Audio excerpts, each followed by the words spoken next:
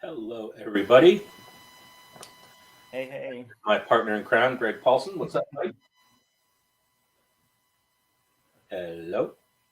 What's going on? Oh, there he is.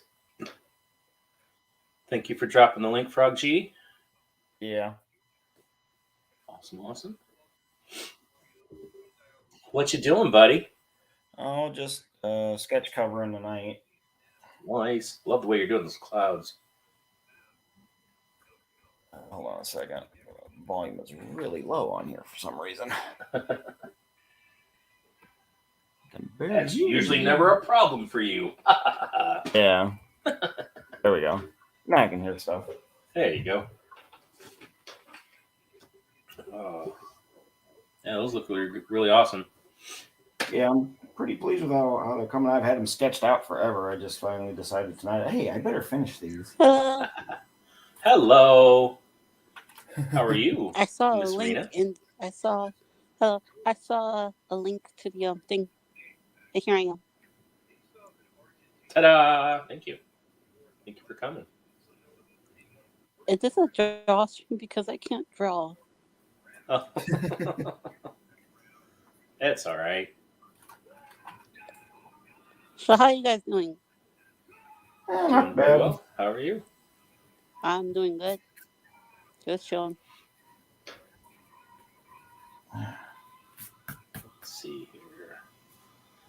I need to figure out. I gotta share out the link here. All right, there's two down. Photo show. Another one. What's Black Owl about? Oh, that's just kind of a standard little superhero thing that me and Mark Polton, who writes Mike's book, U.S. Assassin, have coming up soon. Oh, cool. Very Batman inspired for the most part. He's a public domain character. He's been around since the 40s. Oh, wow. Yes. I see a lot of you guys are using public domain characters. A lot of untapped potential there, I always feel. Yeah, because you're already building on an IP that exists, and you're giving it your own twist. So. Yeah.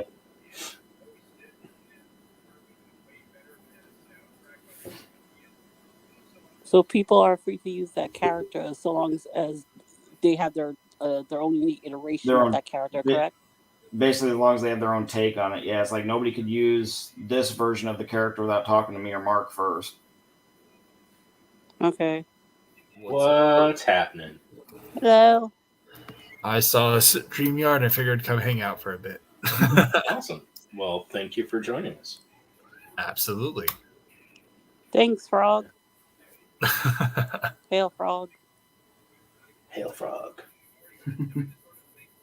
Frog G. Let's see here. Black Rhapsody Part 1 is on Indiegogo. Yeah, that's my my property. My book. Nice. Let's. How do I? We'll just go here. So is it funding right now or? It hasn't launched. It's still in the mailing list phase. It launches April 29th. Pull this up here.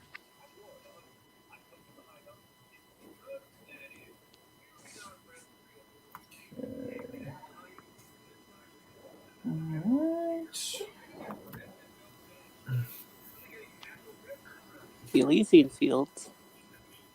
What's up?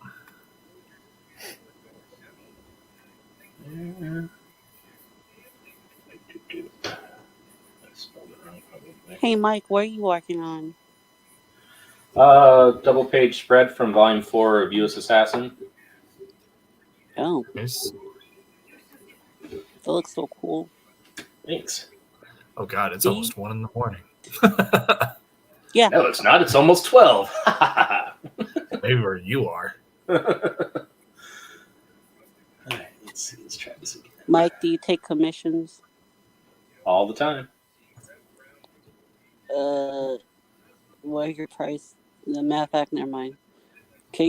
Are you comfortable sharing your prices, your commission prices? Oh, Pencil and ink it's $100. As long as you don't have like a bazillion characters in it. I have a pretty standard Okay. flat rate. So.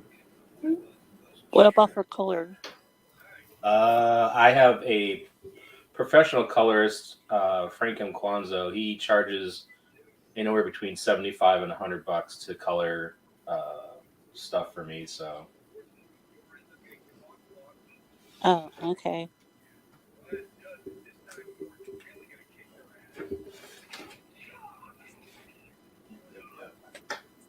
So what's everyone been up to today? Did my usual 8 hours at the day job, then came home and been pretty much tied to this drawing table for the most part ever since. Hmm. There. Yeah. All right, back to this. You're looking really good, guys. Thank you. I wish I had their talents. You say that now. Until you get all the commission work and you're just like, my hands really hurt. Yeah. And then your hands look like this. Oh, God. I hate when it does that. Oh, You're welcome. nightmare fuel. You're definitely not wrong there. Greg would know. He's known me for like 30 years, so never ceases to gross him out. Yeah, it's yeah. But at least you're making an honest living out of it.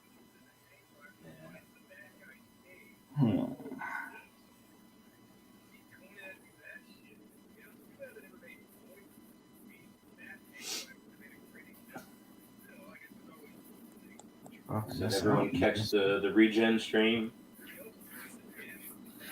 Yep, I was there for a quick second before hopping on to B Rose and then Bancroft. I'm just launched SPQR. We're at 1365. Oh dang! With 27 backers. It's not a bad Nice. way Cool. to be. No, that's not a bad way to be. Good lord. Get it. Speaking of getting, I still need to mail out your commission.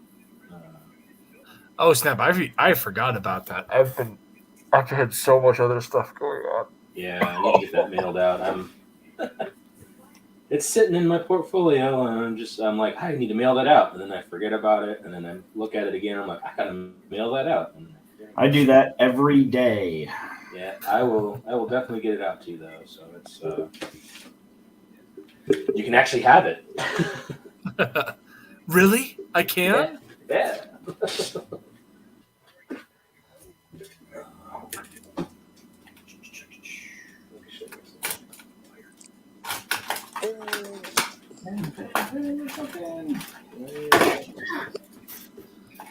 See, now I gotta look for it because I'm like, I know I just had it here.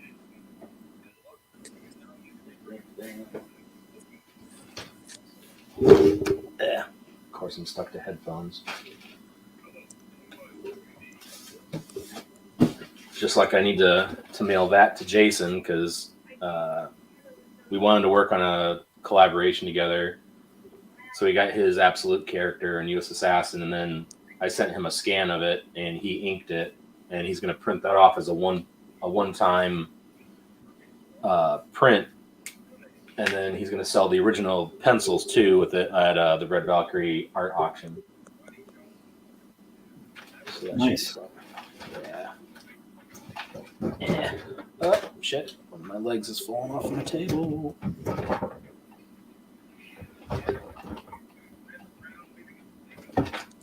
Oh, this is not good.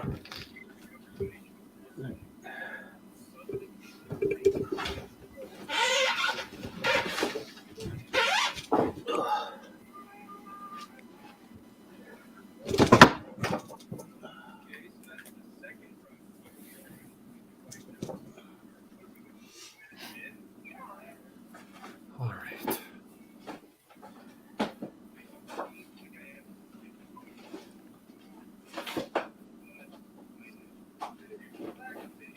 Yay.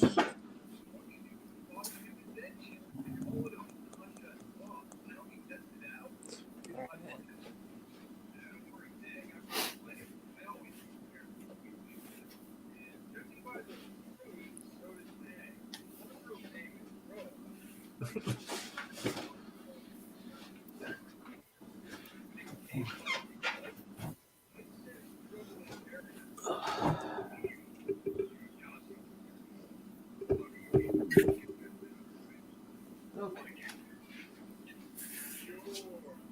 Is it okay if I put it on screen? Put one on screen. Odin? Oh, what? Oh, yeah, go ahead. So that... Oh, wow. I hate how there's a glare on the shadow of the camera. That's wicked nice. Nice. Thanks. And I did one I got to send out to Phil Diaz. They wanted to do like a old school swimsuit issue kind of thing. Ah. And then I don't know who I did that for. Some clown. Some joker. Hoot, hoot, hooty hoot. All right, so it does exist. It just needs to get in a FedEx box and sent off.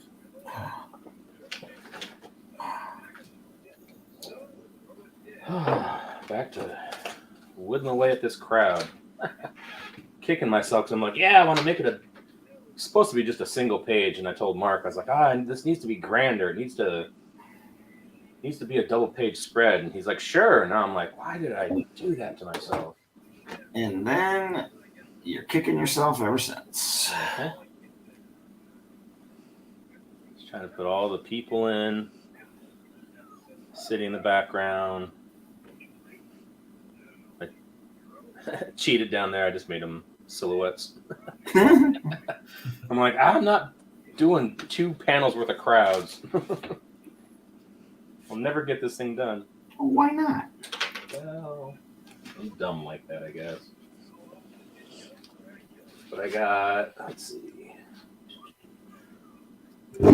Ow! Son of a biscuit. Keep choking myself with my cord. So this will be on the Red Valkyrie auction. It's my Batman Hush homage. It's got introducing Roddy Piper in Volume 4 of our book. And then that's another one I'm going to put up.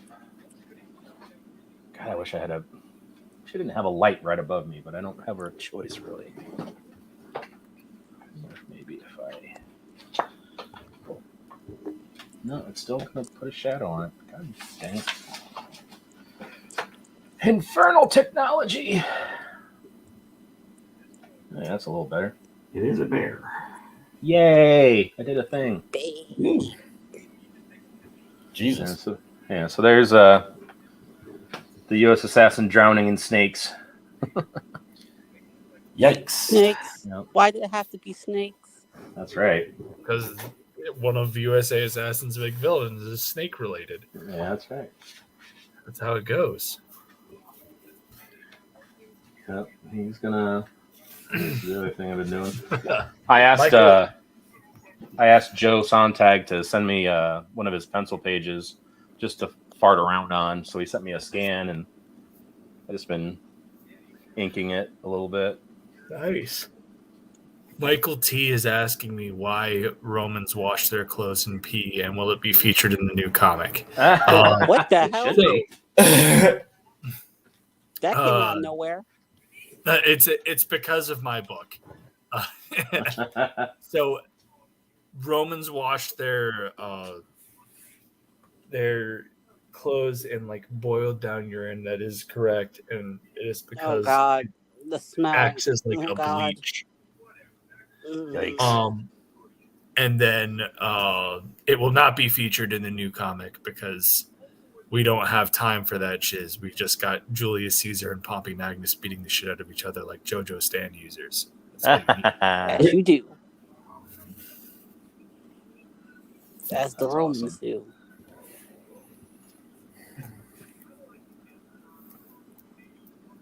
Let's see, where else? Click, click, clickety click. Doubt he's going to be up, but I'll send him the link too. Surprised Shelby hasn't dropped in yet.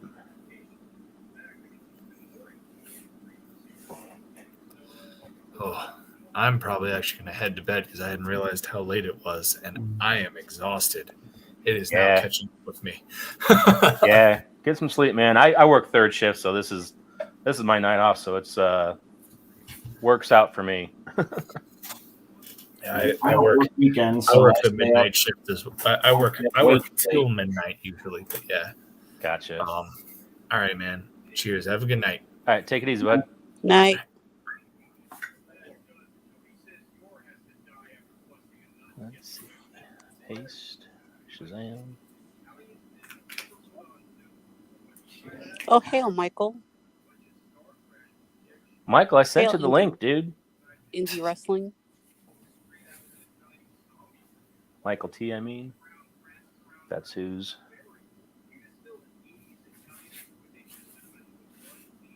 I'm still sending out links here, so just give me a second. Yeah.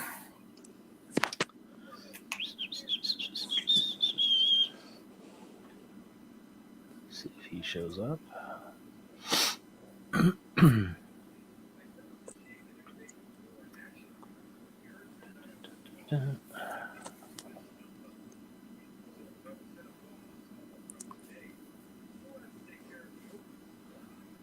See if he shows up, which you probably won't. We'll try that anyway.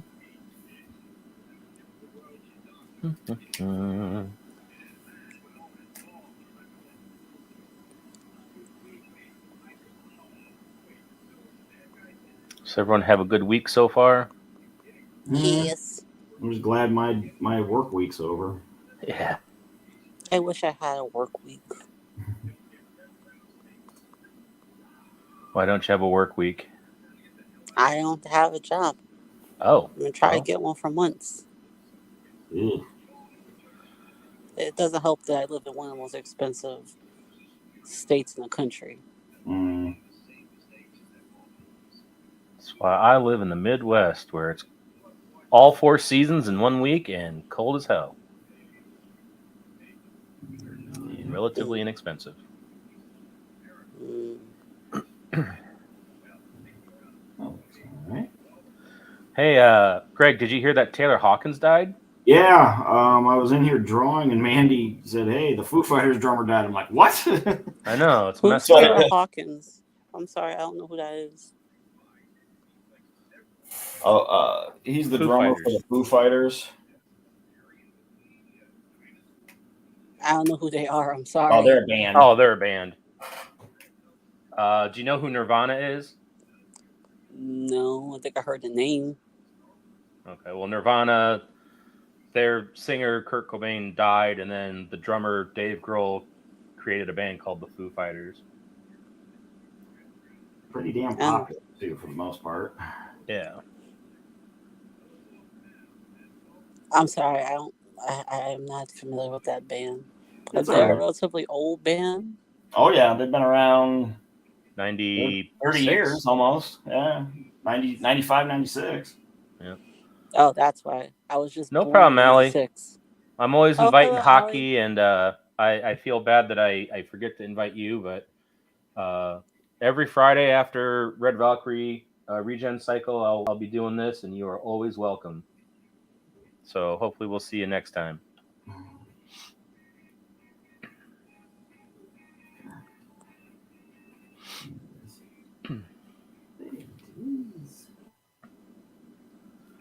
All right, so let's do that and that and that. All right, so here is the Black Rhapsody Part 1 campaign mailing list. Musical Thank magical girls versus a Lovecraftian pop star deity and her evil music empire. That sounds awesome. All right, Yes, go ahead, it's sign up. Puella Badoka Magica meets Berserk with a bit of Gem and the Holograms mixed in. All right. Boom. I'm going to sign up. Cool, thank you.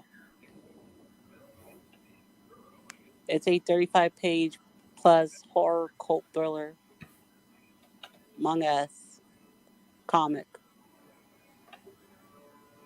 Wow. Who's doing the art? Oh, my artist Jan Apple. She's a manga artist. That's awesome. Okay. I like that. Oh yeah. That's really cool. Yeah, that's very cool. Yes. I heard a boop, so somebody must be here. Pops Van Zant. Pops. What's up? Hi, What's up, Pops. Pops? Congrats on your launch. I got to be real quiet because everybody in the house is falling asleep. Oh, Oh, I'm well, sorry. yeah, that'll do it. But I wanted to come out and say, hi, everybody. ChromCon weekend. You guys know I'm going to be in this chair all freaking weekend. I just did 3.5 hours for the launch party for Enter the Chromniverse. Nice. Cool. I'm drained and I got 2 days to go, man. Well, Get some coffee in ya. yeah. Burn that midnight oil while you can, man. Then take a nice rest. Well, that's just it. I got to get up early in the morning, run into town, put some money on my card so that I can pay for the prototype of the tapestry, the blacklight tapestry for the campaign, so nice. we can get the actual picture of the tapestry up there, not just the art. You know what I mean? Gotcha. Just things I'm trying to do because we launched tonight, and Yeah. there's stuff you got to do to keep the campaign looking good, and we have so many plans for stuff in the future that I don't want to get caught behind or slacking. Yeah, absolutely. So what are you guys all doing? I'm just banging out one of the many sketch covers I got to get done, and Mike is working on a spread for the next U.S. Assassin there. Yep. All right, so let's put this up here. I'm just hanging out. All right. I see you're doing exactly what you're supposed to do. You're getting people's eyes on your project. Yep. That's the goal. Yep. Okay, hold on a second here. And share. There we go. Enter the Chromniverse Anthology Book 1. Little green dude with a bad attitude. Not bad. Not bad for a first night. Yeah, $8,000 fixed goal. Just shy of 1,000. I don't know how many eyeballs we have on us, but hopefully we can. Oh, Bill Mouseart. I love Bill's a good dude. I like Bill. There's so many cool people involved in this, man. That's Hex Allen. That's Specs Thompson. Those shoes made by Nick Chiafalo for Mike Barron, those Punisher shoes. Oh, nice. I saw a video of Mike opening them up today. He got them today in the mail. And he opened them up live, and he put them on and everything. It was like, dude, yeah, some cool stuff going on. We got that dude's making some custom Chrom shoes. And nice. We got a couple of special, stretch goals up ahead. We got some a trading card set with Doc Blaylock, Vic King, and Daphne Lage. And if we get to that stretch goal, then we'll be putting all the original art up for sale as well. Nice. We got oh man, look at that one. I love that cover.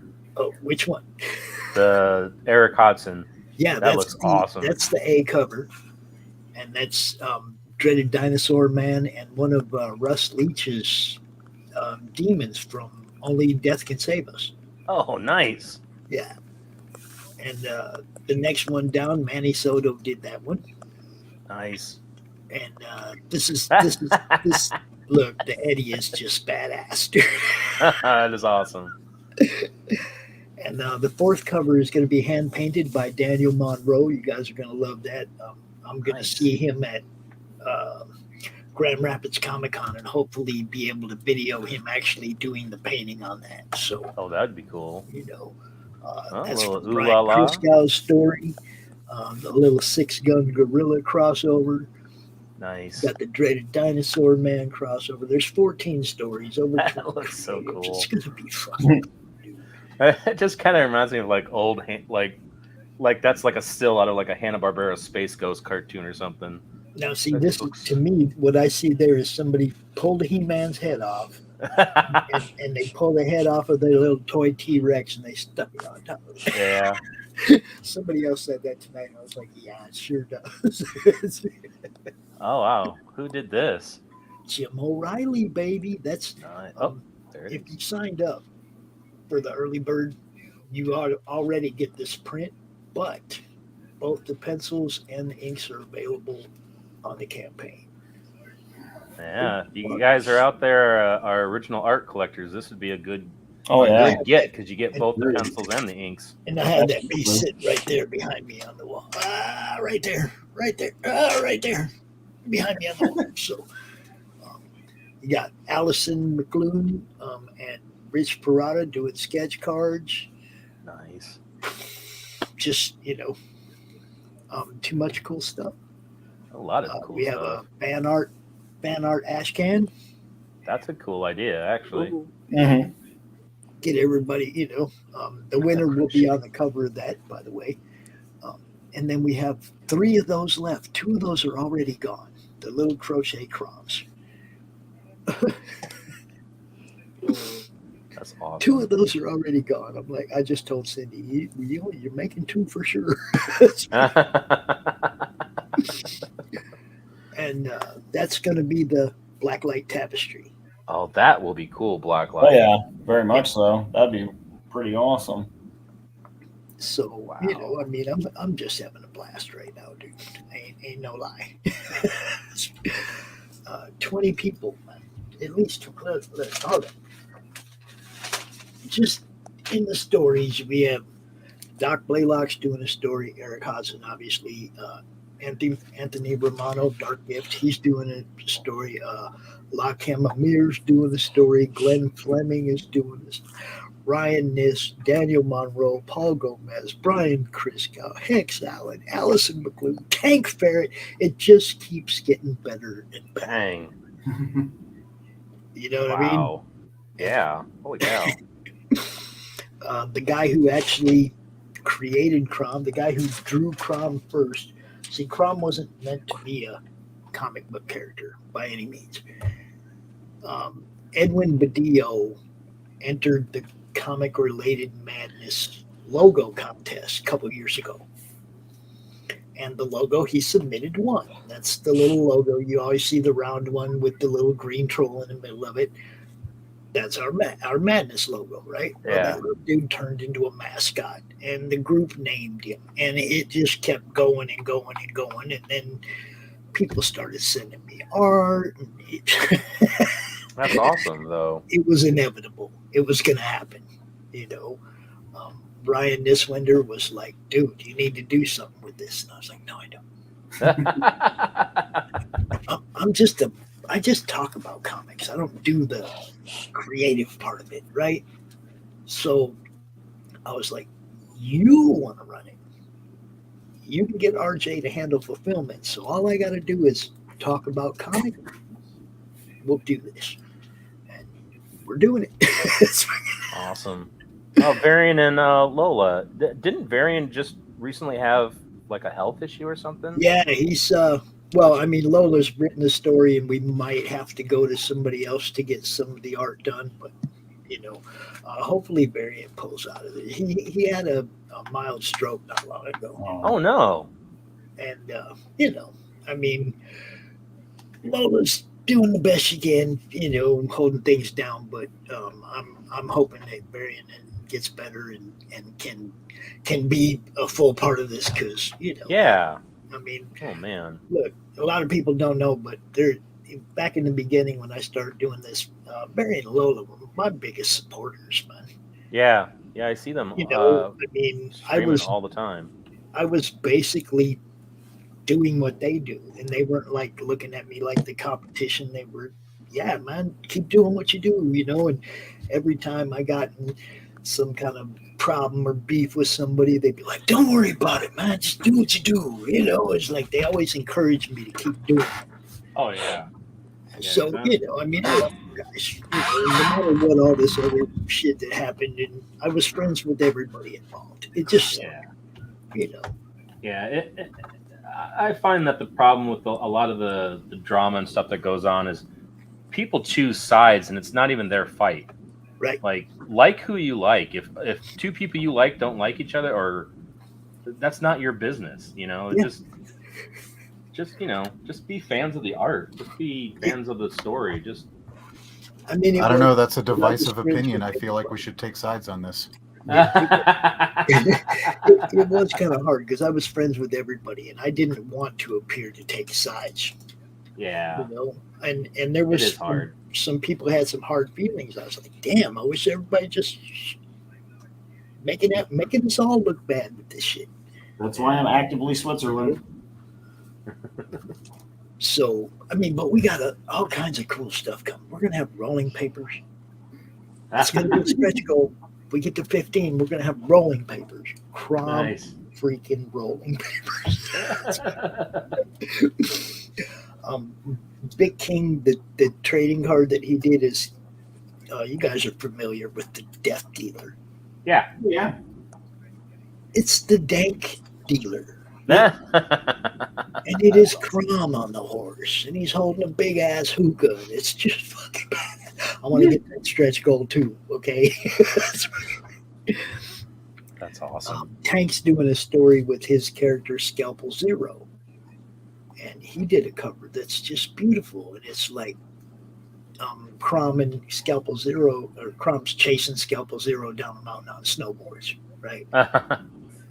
And this one is so good that I was like, no, I'm not going to make a variant out of it. I'm going to do it a little bit offset and put it on the back of every freaking book. It's that good. Nice. It can't just be on some of them. It has to be on every freaking book. So, That's awesome. some of the stuff I seen just blowing me away, man. Oh, we got let's see, American Comics is in the chat. What's up? What's up? Sim Inkslayer is in the chat. What's up, Sim, man? Frog G laying down the links like a madman. These guys have been awesome to me, man. Hey. So, y'all go sign up for Frog G's book too. Hey, Pop, I wanted to ask you something. Did you do the graphics on your campaign? No, Anthony does most of it. Anthony Romano has done most of the campaign setup. Dark Gift came through and helped me out when I really needed it because we were running out of time, and did a really good job. I do all the goofy graphics for ChromCon. Anything you see that's red with a black background, I probably did that. But anything else you see related to anything I do, somebody else probably did. I'm a branding guy, red on black, right? Everything's red on black, Other people get a hold of it, and who knows? But I'm all good. I'm having fun, so That's what counts. That's all that matters. That's all I care about is having fun and putting a smile on people's face, man. So we launched Demon Bitch. We launched Christie's new book Tuesday morning. You guys got to go check that out too. Demon Bitch, you all suck. You got to go check that one out too. But there's a lot of great people in our community that don't blow their own horn enough. Now, Christie's been starting to.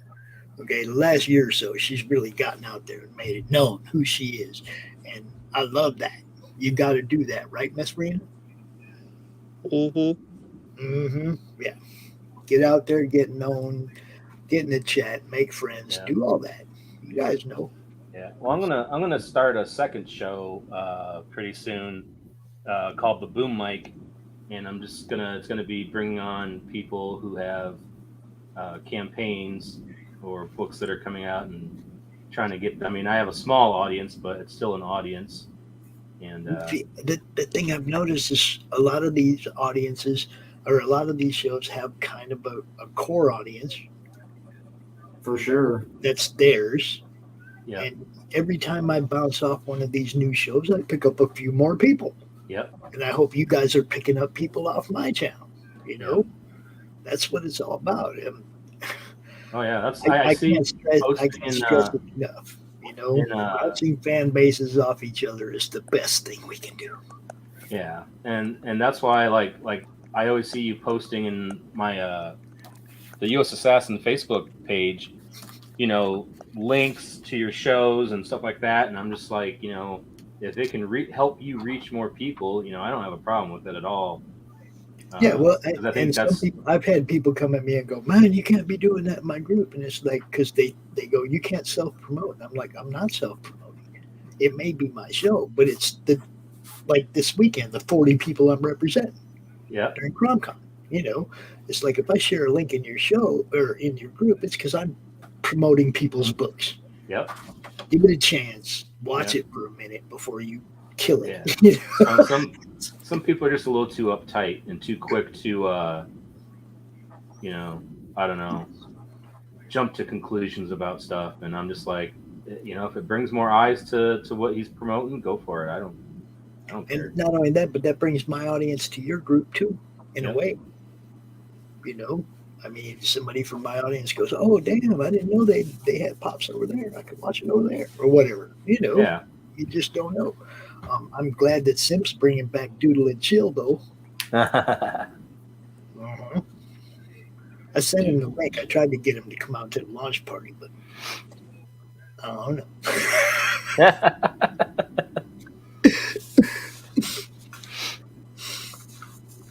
Yeah, like he says, anything you share is self promotion in a way. Well, yeah, but I mean, Absolutely. for me, I'm not so much doing it for me as like I always have. It's for all the people I promote. And when you turn my show off in your group, I'm like, you just turned off the 4 people I was highlighting on the show this week. Yeah. You know, it's like don't turn them people off. Yeah. You don't have to like me, but give the people on the show a chance because they got cool stuff. Yeah. Yep. Y'all like cool stuff, right? That's what I'm talking about. Like I said, Absolutely. it's all about having fun, man. That's all right, Sam. I'm just giving you a hard time. I will see you this weekend. I know. And yeah, Frog G, Voodoo Gods, and Magic. You guys, everybody needs to get on that. Frog has been a pillar of promotion since the first time I saw him. So, Yeah, you know, that book is going to be awesome. The Frog G book. the Jason and Ink Spots. Yeah, I think that's going to be all. Yeah, it's good stuff, man. You guys, What it really means is it needs to be about me. always good stuff. You know,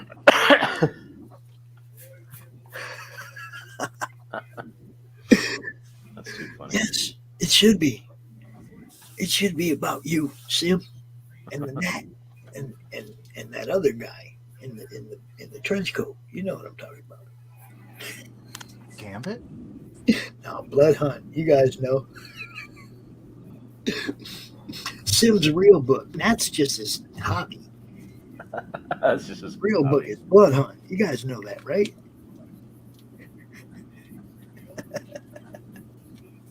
Wait, Sim's an artist? What?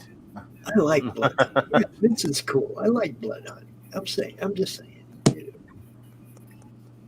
I thought it was hilarious. He was killing people with dildos. What? Jesus. Oh boy. Oh, you never seen it? No. No? Sam, you need to promote that book some more, dude.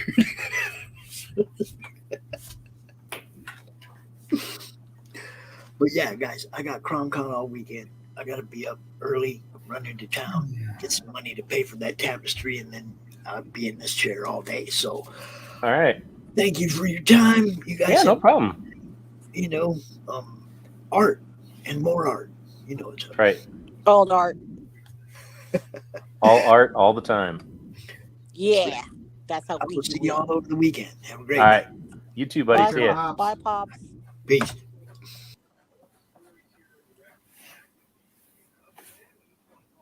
What's going on, Michael T?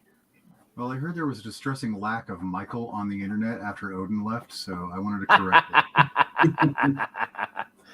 Can't believe he just abandoned you like that. Well, he's had a long day. I guess. That's what he said. Yeah. Who am I to not take him at his word? I've been kind of giving him crap because I guess there was a mailing issue with the Embrace that I finally got to yesterday. Oh yeah, I got my copy and I was like, I don't even remember backing this, but all right. No, I guess But I like checked, somehow like. Sorry. No, I said I mean I just I had checked and yeah, I did back it, but it's just I forget about these campaigns a lot of the times, and I just it's always a surprise when they show up. I'm like, oh yeah, It's always a nice surprise, though. yeah. Like tomorrow, I should be getting my copy of Groken from Kenneth Rocafort. Rocafors. I am looking forward to that a lot.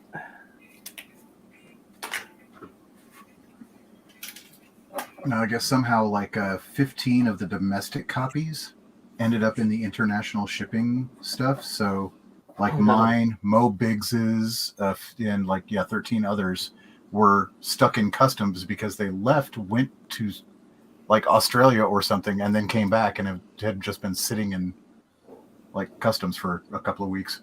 Oh, that sucks. Frog G, when will the Council of Mikes assemble? I told you it needs to happen. Yeah, You we get need Bancroft some and more Odin mics. on That here. could be the third show for the channel. You know? Gotta get the boom mic show started. I gotta find somebody to do an intro.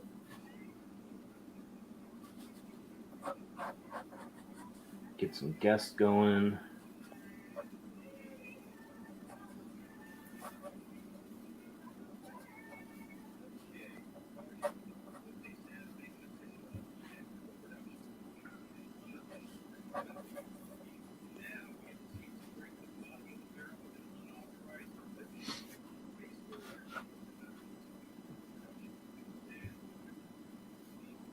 So how's the missus doing, Michael? Mrs. is recovering nicely. She's probably in the chat. She probably hasn't spoken up, but she's probably watching. Hi, Michael's wife. I hope you're feeling better. We actually rescued a kitten yesterday. Oh, Aw. kitty. Can I you mean, show I already her? have 20. I already have 20 cats in the house, but you know. You can What's one never more? hurts to have another one, especially if she's Well, a cute little kitten. Well, at that point, yeah, it couldn't hurt to have another one. Like 20 to 21 is no big deal. Yeah. But Yeah, no, that's I was at small work. compared to what other people have. I've got 3. So.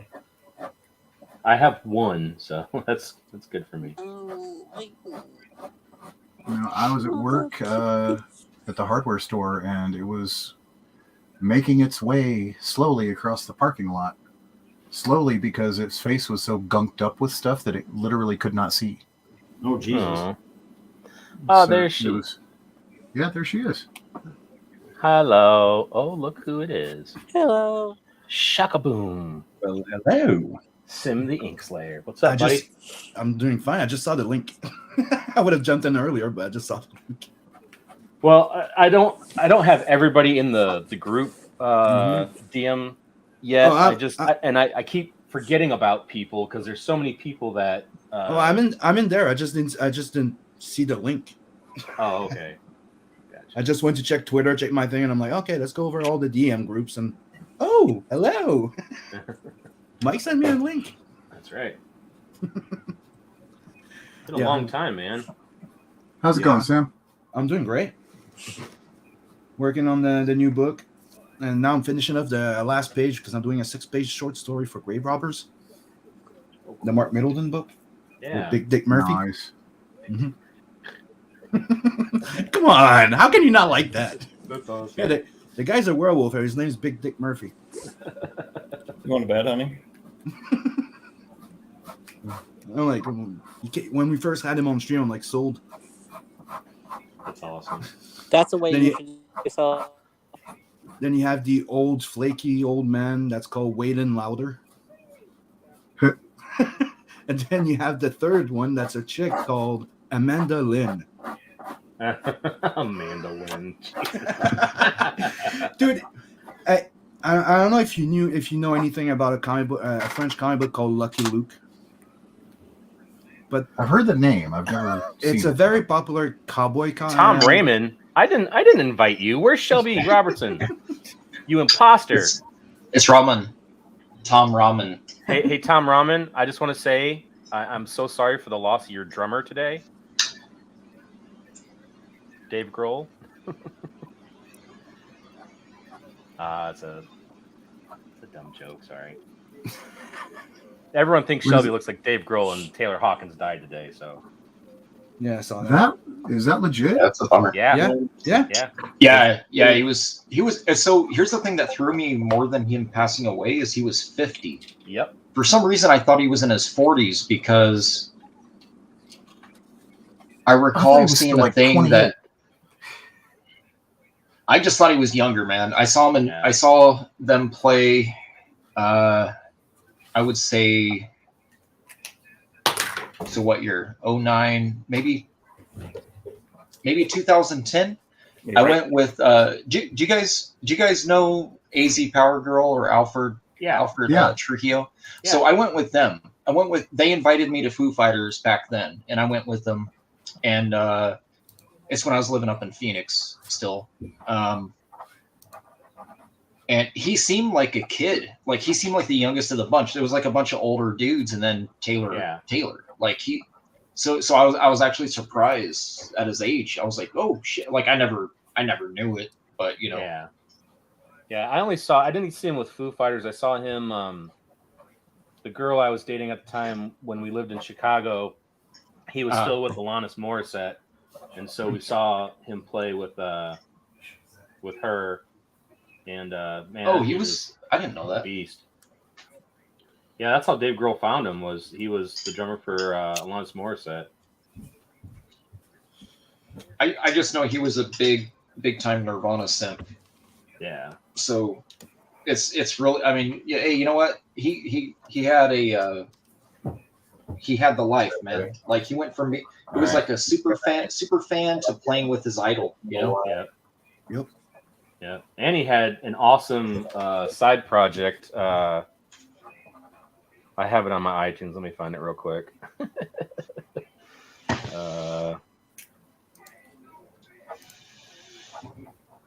Yeah, it's called Coda.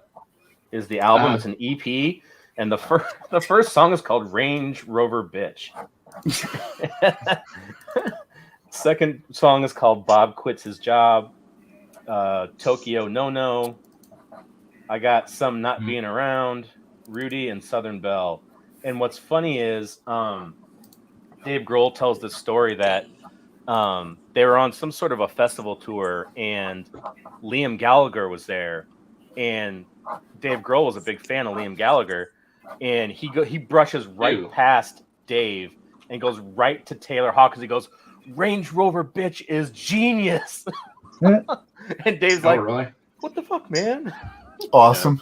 It was so funny because Dave's all like dejected. You're talking about Gallagher from Oasis, right? Yeah. Yeah. There you go. Found the page and I put it in the group for you guys. The one that Boss were talking about. Okay. Let's see. Probably don't want to share that on screen though.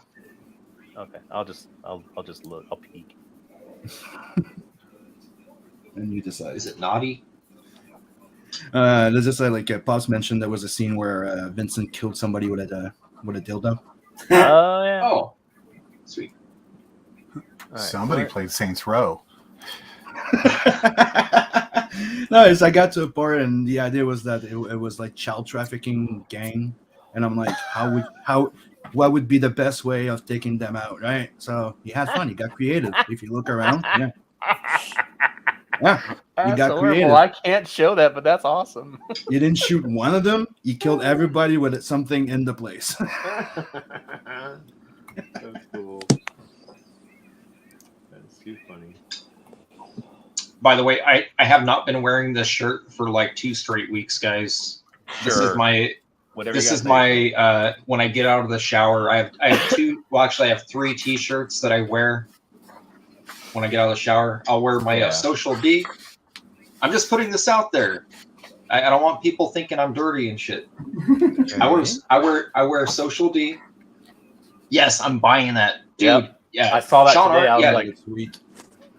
Yeah, Sean Art sent me the post. I was like, what? I thought it was fake. Yep. I was like, no way. I am so buying that. I'm buying the shit out of that. Yeah, September. So, oh man, that's a long wait. Not really. I pre-ordered stuff coming out next March. Yeah, but some of those. Yeah, I back Shinobi Sasquatch. That's true. So did I. That's never coming out. That didn't already come out. I think Cash Grab will come out before fucking Shinobi Sasquatch. Yeah, it closed and it's about to fulfill something. Yeah. The writer's a super nice guy. He added me on Twitter. And what's his name? Cal? Yeah, Cal Jameson, is it? Cal Jameson, yeah. Yeah, I don't know. I see his posts. I don't know him at all, but he seems pretty he's very complimentary.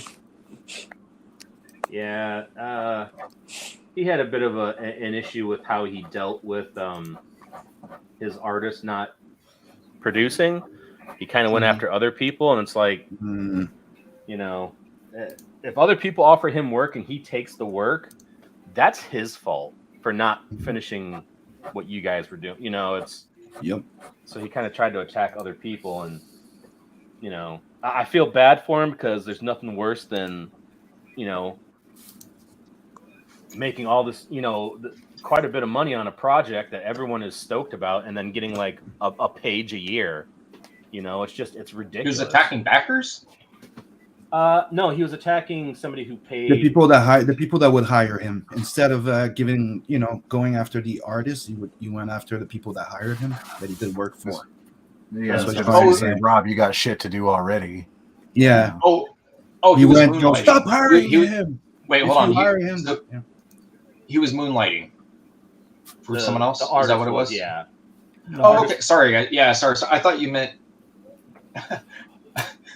I'm eating ramen, man. As you can see in my name. Yeah, no, I thought you were talking about. He's in his happy place. Like, wait, what? No. Cal was going after. I know, second dinner here. His artist Rob. Or it wasn't going after Rob for being late. He was going after people that were paying Rob to do other work when Rob should have been doing Shinobi Sasquatch. And instead, yeah. So it's like, instead of going after the people that were hiring Rob, he should have been like, Rob, you still have a book to, you know, we're way, way behind. They're like, what, 3 years late now? Mm-hmm. Jesus. Yeah, it's kind of ridiculous, but. And I don't ever see. The only updates I ever see is once in a blue moon, Rob will send one, or not Rob, but Cal will send one out, just apologizing to the backers for having no updates because there's no work. And I'm just like, come on, man. You know, if you're gonna commit, I mean, I don't know. If you're gonna bail out, then bail out. So he's a writer, right? What are his options then? Like, yeah, is he contracted to Rob, or can he pick up a new artist, or?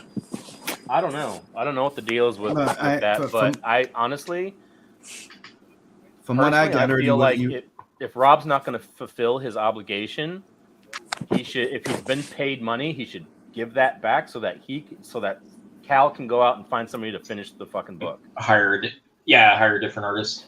Mm-hmm. But I don't think that's going to happen. Wasn't that what happened with Soul Saga 6? Because half of it was like Francis Manipal. Oh, I've never seen. I heard of that. There's like a German edition of it, but I've never seen it.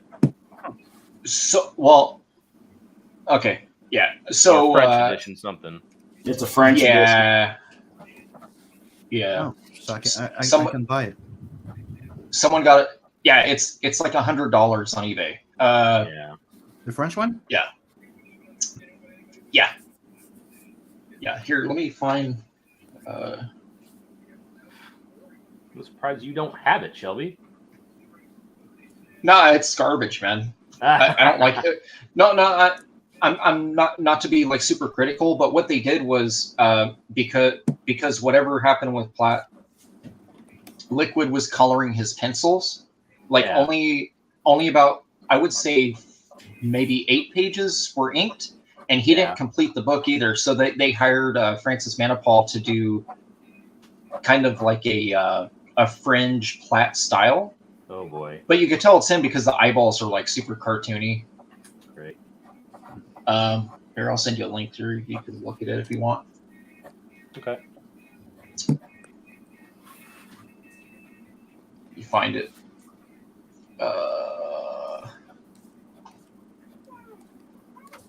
So anyways, this is all you would be, I'll put it in private. This is all you'd be purchasing here. And what's funny is you can actually buy this book on, well, is Comixology still a thing? They had it for sale on Comixology, which was weird. Oh, weird. So yeah, the book was withheld. My understanding was by Platt because he didn't want to give Image the book so they could make a trade for some reason. Like he didn't like his deal. Oh God. And then he disappeared into, like, it just sounds like a bunch of drama, dude. Like I've heard so many stories about it. That's What a he's doing super now? nice Turner cover. Working in video games, or in movies, I think. Splat. Yeah, he was doing God dang it. He did TMNT the reboot with the nostrils. He did the storyboards for that. He did the storyboards for Iron Man 3, I think, 2 or 3. He's at Marvel right now. Also, right now he's doing I think it's a 5 or a 6 connecting cover cover C for Walking Dead Deluxe that's coming out in a few months. Yeah, I heard about that. It looks. I thought it was Dave Finch's work. That's what I thought it was too when I saw it. Yeah, it doesn't look like Platt to me. The female faces look off, so that's how I knew it wasn't Finch. But the males are like straight up Dave. You know. I would say this is. I'm trying to look at this website, but it is full of malware and spam. Yeah, it's dropping ads on me left and right, and it's like, he wants to know your location. I'm like, hell no. God damn it! Stop taking me away. So the cover. Good night, you guys. All right. Good night. Good night. Good night, Miss Rena. Everybody, go check out, Black Rhapsody. Yes. Yep. Get on that mailing list. Launches April 29th. I didn't even touch anything. Lord.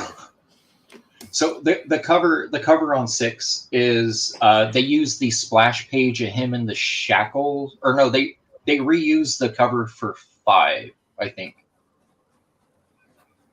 One of the covers they reused a splash cover for it. I guess they didn't have, whoever printed it didn't have the. It originally had the blue guy with like the fairy stuff, which isn't even in the book. It had some like blue guy which was a very cool illustration. I just don't know. It had nothing to do with the book. So I can immediately see where Francis Manipal took over because the coloring. But just proportions. Proportions. Just proportions. The coloring got so. I got to get off this site. It's driving me up a goddamn wall. That's the only place I know of to see it. So. Yeah, it's no mas.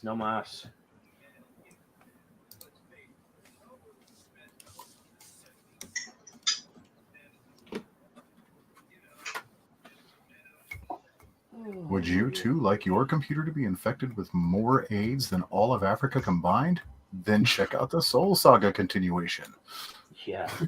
I was like, my computer's already old as hell. I don't need it to die because then I won't have anything.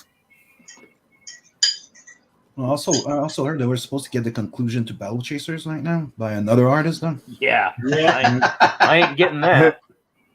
No, I've seen a majority of the interior pages, and the artist they got to do it as a guy I actually like. I usually like his work, but he's taking shortcuts left and right. It looks like a 4-year-old drew it, and I saw it. I was like, yeah, I'm out for sure. And the guy they should have picked, Joe Madureira, didn't want because the guy draws the one guy I thought should do it draws almost exactly like him. And Joe wanted somebody who kind of had his style, but didn't really draw like him either. And that the guy they got, his name's Ludo Lualaby. I think he's but lately he's been more about video games. So yeah, he's probably trying to get his turn it into a children franchise compared to the Darksiders. It's garbage, and it's 20 years too late.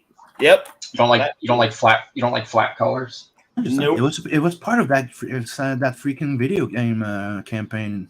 That it was the unlockable. It got unlocked, and people were supposed to have that like a while back too. And I have the video game. Mm-hmm. The video game's actually not that bad. I play it every now and then. Yeah, one of my old coworkers, he was one of the lead concept on it, but he told me the game sucks and not to bother. That was his words to me.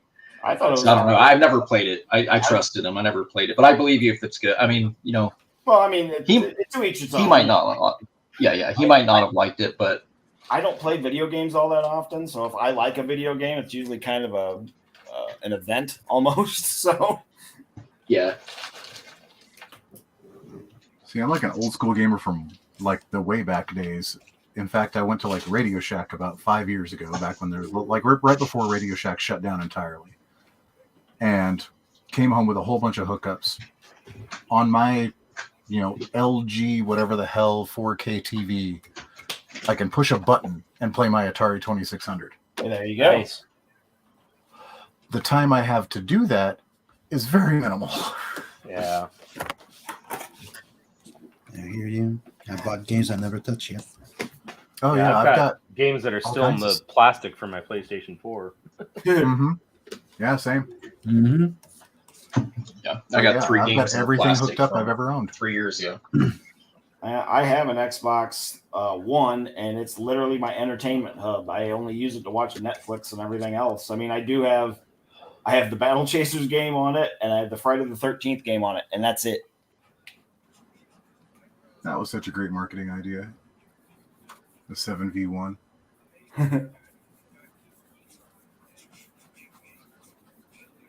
It's like a wholesome story of fans getting to do what they love, Yeah. Because they were like, hey, can we do this thing? And they get invited to Sean Cunningham's place where they meet Tom Savini and fucking Kane Hodder.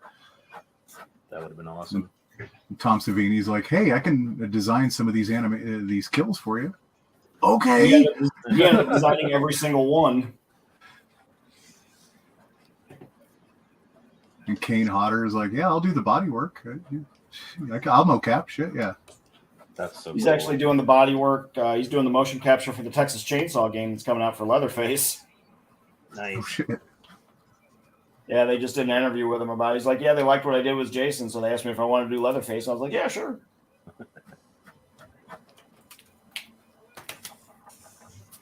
All right.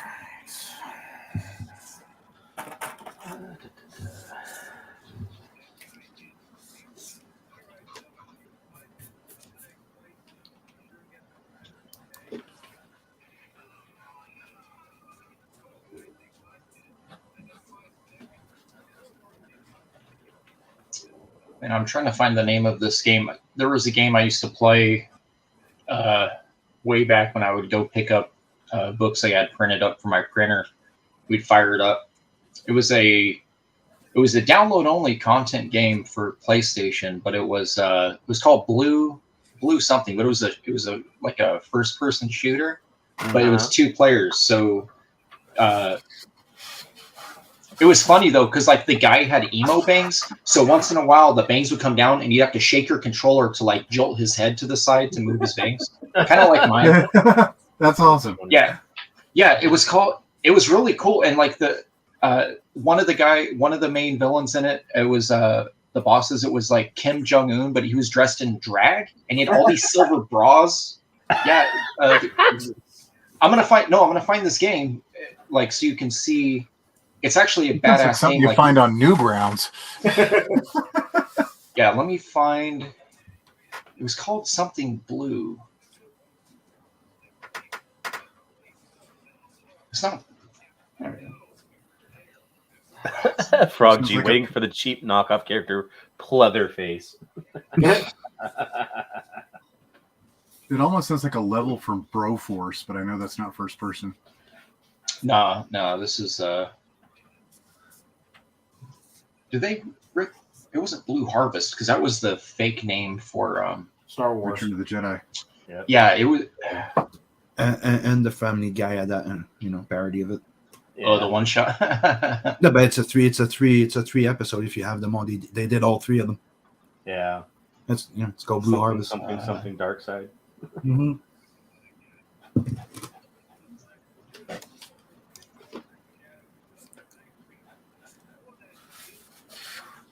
They were running out of characters by the end, so they had to bring back American Dad characters in it. Like you have Roger and the fish. That's nice. That's awesome.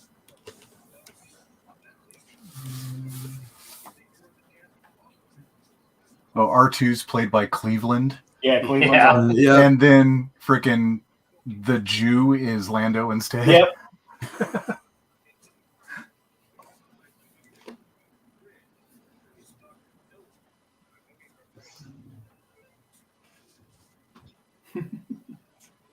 R2 hanging out the side of the Millennium Falcon with a 9mm sideways, shooting at TIE fighters.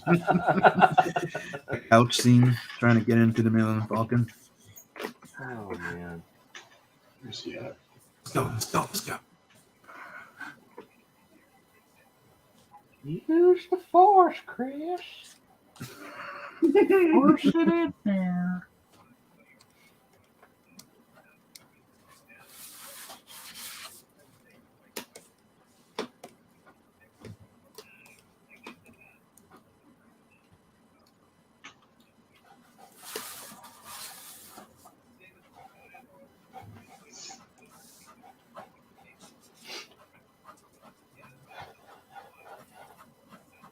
I just hit him. I'm gonna see what he tells me. I can't find this thing. It's gonna drive me nuts now. Drive me nuts. It's almost as bad as there was a game I used to play with my friend when we were both bartending at the same place, and after shift we'd go over to his place, get high as hell, and play some freaking RPG game. I cannot remember what it was called, but it was really fun because like most of the games done in first, top-down view, like old school JRPGs. Yeah. But when it got into a battle scenario, the top third of the screen would come down, and it was side-scrolling combat. Oh, wow. And a second person could pick up another controller and control one of the other party members. Oh wow. And you had to do inputs like Street Fighter to make them do their magic and spells and combat shit. Interesting. It was neat as hell. And we played the hell of it. I cannot remember the name because, well, I was high for 2 years.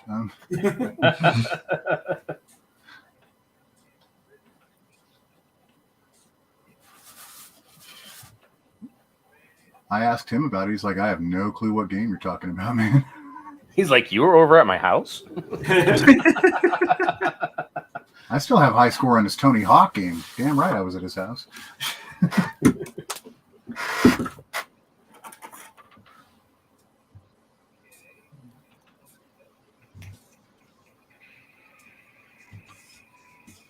I feel like I always tended to play games or like games that were like not really popular. Like when I'd go over there, we'd play that. And I used to play games like The Warriors and Bully and stuff like that way back in the day. Yeah. Destroy All Humans, that franchise. Oh, I love that. And that my boys were really into both my sons were really into Ratchet and Clank. Like they would complete it and then go through it and unlock everything. They were both really good at those. I never finished any of the Ratchet Clank games, but I would sit there and watch them because they were hella good at it. I think the only in my 30s, I think the only game I really liked was Parasite Eve. Ooh. I thought that was a good game. I mean, my favorite arcade game that I remember spending a lot of money was Metal Slug. Oh shit, yeah. I love that one. I remember playing the X-Men game too a lot. Oh yeah. Wait, which one? The giant the one. Double screen. Hell yeah. Yeah. And that game, the TMNT one that was like that. Mm-hmm. The Turtles one in Time. that I spent a ton of money on was Afterburner, the jet game. yeah. The F-14 Tomcat where you sat in it and it moved. Yep. That one. Dude, what was I it? will tell you Virtual one Crisis? Virtual Crisis, I think. The Time one Crisis and Virtua Crisis, yeah. Yeah. I think it's the first, gun. Namco has a hard time keeping the same name on a franchise. Yeah. Soul Calibur, Soul Edge, Edge Calibur, whatever the hell. Yeah, that one. And then there was Time Crisis and freaking I think they just ended up calling it the Crisis series. How many arcades still exist besides Phil's? I think Phil's the only one. Not many, but when I was out in Jersey visiting Mark when I was signing books, we went to an arcade out there in the mall, and it had like a whole row of like pinball machines. It had like the old school Star Wars game. The vector graphics one? Yep. The one I had? Yeah, the one. Yeah, but it was like one from way back when. Like these are all ancient games. Oh, gotcha. But just like man, it was like Dig Dug and all the different. They had 2 different Street Fighter games, a Mortal Kombat, a bunch of shooting games. I mean, just everything from like when I was a teenager, man. It was just like, holy cow, this is awesome. Well, who remembers the Craptacular Side Scroller bar in downtown Davenport? Oh, they do? Yeah, Analog. Oh, I did not know that. So we almost got married there. Oh, awesome.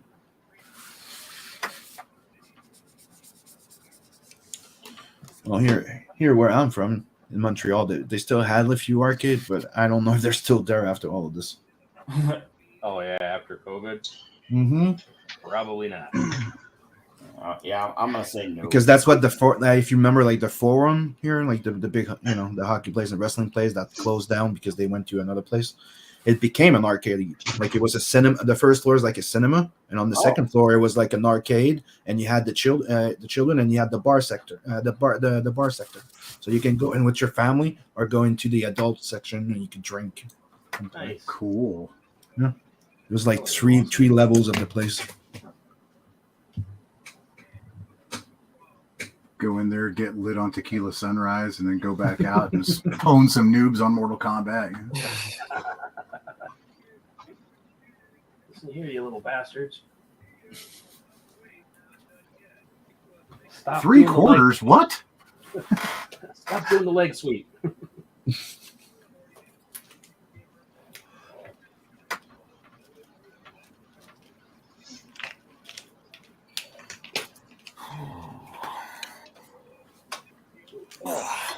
No, you're talking about that Afterburner game. I think they only made them.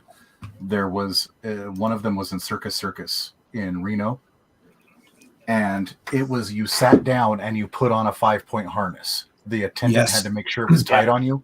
I had it. I tried that one. It didn't just rock back and forth. When you barrel rolled, the whole thing flipped over. Yes, dude. I've been talking about it. Everybody's like, never seen it. You probably do. No, it's actually it exists and it's fucking badass. It was. It was like $1.50 to play it though. Yep. Back when minimum wage was like $2.75. And like I was trying to tell them that you could pull off the Top Gun, like go over a freaking plane upside down, and they're like, no, you couldn't. Yes, you could. We're old school grognards. We know what's up. It was really awesome. I remember going in there for the first time, going, "Why?" Like, just sit down and tie it up. You'll see. Like, okay. Yeah, you're expecting it to rock from left to right, right? Because I tried the first one before, but then you see the one with the big thing, and like, what the hell's wrong? What's going this on gimbal here? for? Yeah. I'm like, what's this? Why do I have to sign a waiver? I need an adult. And it was multiple screen. Like I think you had 3 screens, like 1 in front, 2 on the side. It was Like that was the first time I ever was at a video game. They had to belt me into it like a fucking fair ride, you know. Did you try the first 3D one where it was like stairs where you would just like go up down the stairs of like a 3D world upside down type of thing with a gun and you could look at your hand and you had a track to walk? I never saw that one. That. The one cool one. It looked like the Lawnmower Man scene a bit. Sorry. Oh no, you're okay.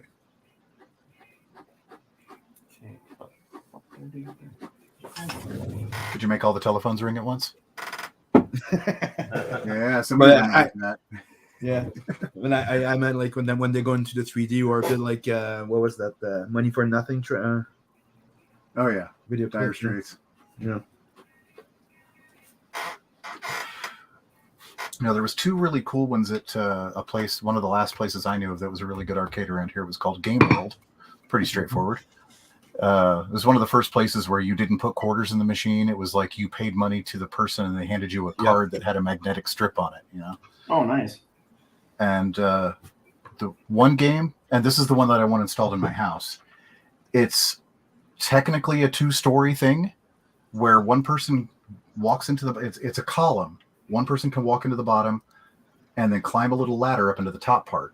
Mm-hmm. And there's like a rail they can lean on and screens all the way around you. And then the bottom person steps in, the door closes, and there's screens all around them. And it's Mech Warrior. Oh, wow. One person controls the legs and the movement and stuff like that, and the top person controls the top part of the body and the main guns. That would be awesome. I bet Neff already has it. And there was another one that was kind of like that. And mind you, this place was huge. It like occupied a warehouse. Wow. The entire back wall of it was dominated by these chairs that were on hydraulic lifts. And there was something like 36 screens, but only 6 chairs. So it was a all for one kind of situation where these 6 people, and it's high-end vector graphics. It was really cool. Like looking at like the difference between Atari Battlezone and the arcade Battlezone, you know? Oh, okay, gotcha. Oh, wow. Yeah.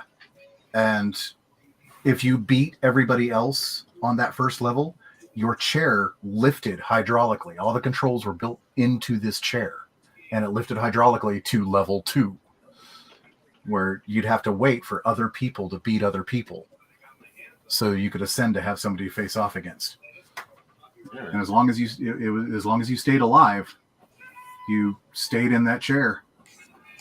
Wow. Nice. It's kind of sad we grew up in like the best time to grow up, and like everything has sucked ever since. Right.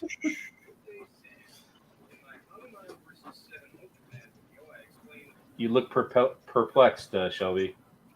Oh, he hasn't responded yet, so I'm just searching. I'm trying to figure this out. It's annoying because it's so good, and I just want you guys to know it. No, like you will choke on your drink and food when you're playing this because they talk shit through the whole thing too. That's one of the best parts.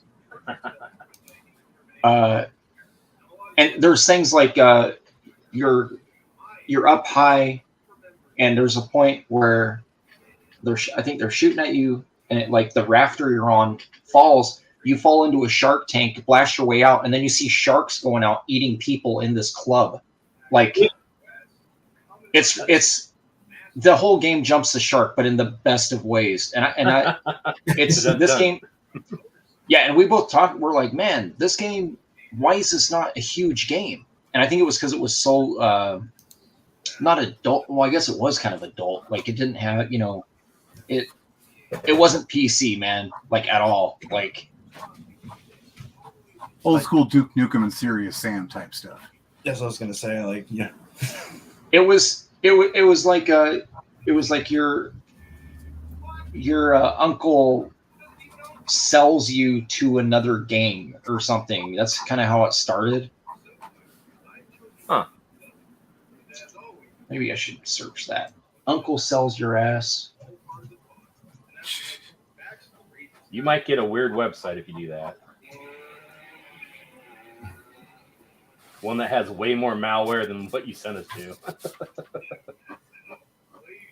gentlemen, Paul's common riders are here. But make sure you don't tell Zoe. We don't want to sue. We say it's from the theme song. It's like it seems like it's hard to find now. It's been a bit, but games like Call of Duty basically own that first person thing, so it keeps trying to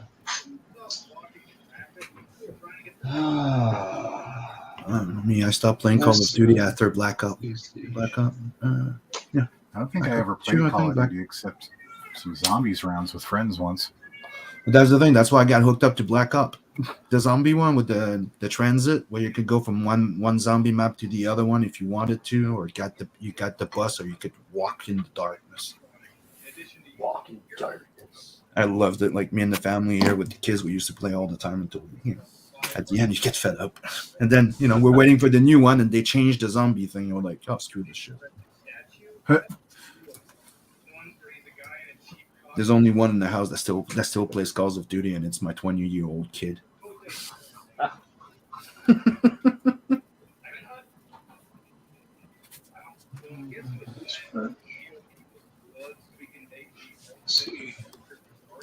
Yeah, I'm that old. My youngest is 17, so. Yeah, my youngest is 17 too. Well, I'm stupid because my oldest is if you just don't count turned girls. 16, and my youngest is 4. So. Oh, geez, put it away.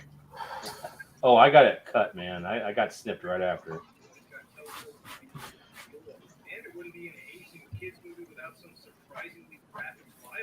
She didn't like that, but I was like, no. I'm going to enjoy what little life I have left when they're all out of the house. Shit, you did the girls here are 12 and 15. Yeah. No, 13 and 15. Yeah. But my boys are 16 and 20. No, yeah. 17 and 20. Dude, it's hard to keep their age all the time. Much less their names. Yeah. How many times do you call it out? Yeah. Well, I have called my kids the wrong name dozens of times. Yeah, especially when you get upset. You, the one I'm looking at. Get the hell over here. That's how you do it. No, Mike did the same thing I did. The math.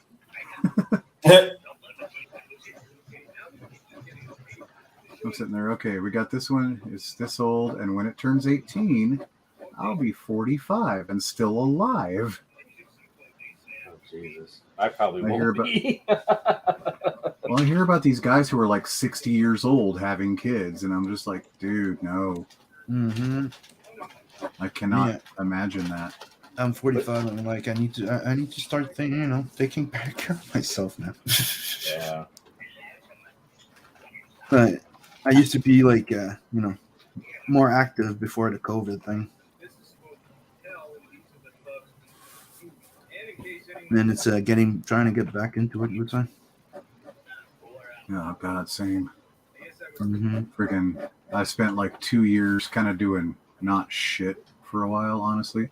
Mm-hmm. I was kind of putting this campaign, well, it's not even a campaign yet, but getting all my writing and editing done on the script and story for this, but it's all sitting in front of a desk BS. Didn't realize that I'd gained like 30 pounds. Went to the doctor. What does that number say? Here, let me take off my shoes. Hold on. Let me empty my pockets too. Take out the wallet. Right? Oh, my belt buckle's huge. Let me get that off. Okay, I think I found it. At the UFC. Yes, guys, Found it? it's called Blue Estate. Blue Estate? Yeah, look up Blue Estate. Yeah, it just yeah. Why do I have to PS4. look it up? You found it. Put it in the private chat. Jesus. Hold on. We're drawing, Shelby. What are you doing? For fuck's sake. I'm looking. You know what? Comics can. Hey, everything's late. All right. Everything's late. Yes, Frog. Ragetality will arrive this year. By the way. Let me see. This is the launch trailer. This calendar year or this Aztec year? You know that the Aztec year was messed up, right? Yeah, it's on the back of an Oreo. Is this it? Is what it state? Is that the action game? adventure shooter? That here, I'm gonna give you the trailer. Hold on, I'm gonna give you the trailer and the. I don't even know what's in the trailer, but I'll put it in private so you can check it out. There you go. Telling you, man, like we played this game for like months. It was so fun. There's entire walkthroughs on YouTube, and there's like someone made a compilation of all bosses plus the ending, so you could just watch that if you want. So you'll get to see Kim Jong and drag and all that. All right, I'm gonna share it. Here, I'll put it there because I know a lot. I'm not monetized, so it doesn't matter. That's okay. This next one I put up, this is all bosses plus ending, which is longer. This is all right, here we go. 20 minutes. This one, I think it's just a trailer though. All right. We need cherry pops, or this desert eagle's gonna say it louder.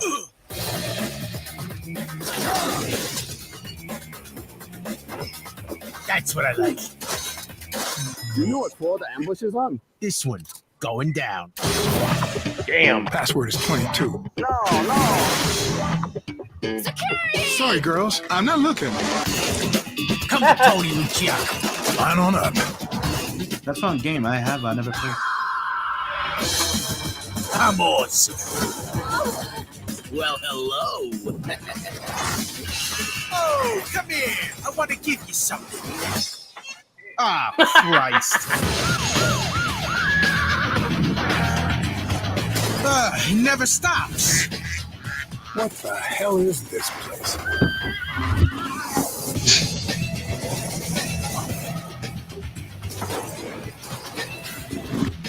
I hope you're ready, because it's time.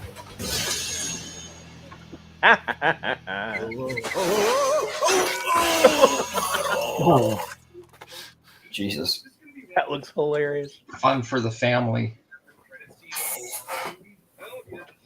That's too awesome. But yeah, that other one's got all the bosses stuff. Yeah, dude, no, it's great, man. It's great. I have it in my library on Steam. I just never played.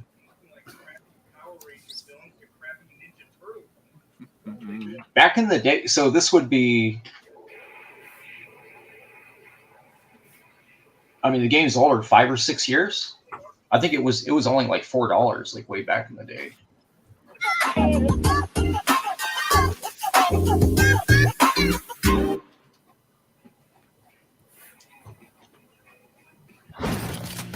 Stay close to me, sweet pea. I don't want to lose you.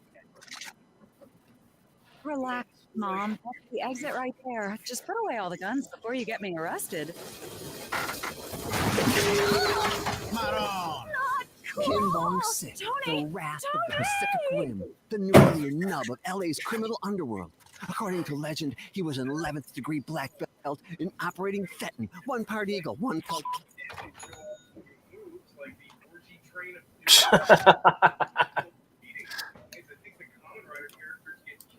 Whoever's in here, just shoot yourself and save us all some agit already. It's Kim Seek. He's really fast. Tony, look out. He's got a toy or something. There are no savings here for you. Oh, I'm so jumping on your face right now.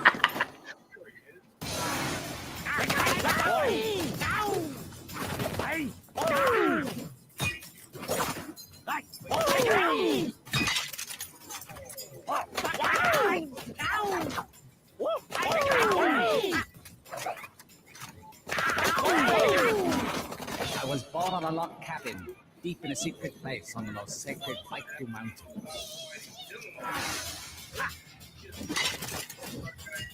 Let's just kill him. It might be nice to have bullets in this gun.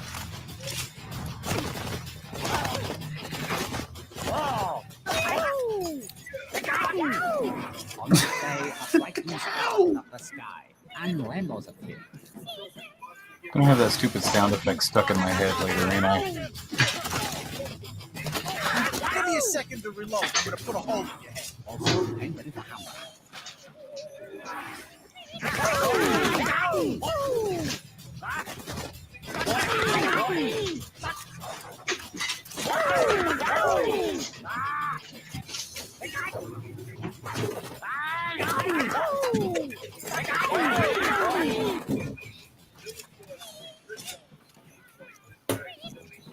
You know what's crazy? This game is not listed on the wiki page for the PS3 or the 4, and it was on both. Really? Huh. Are the servers still active for the 3?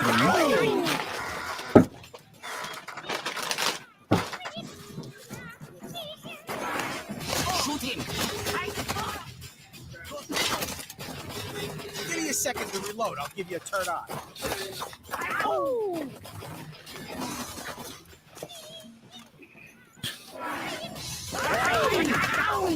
I think it's funny that doing his Michael Jackson.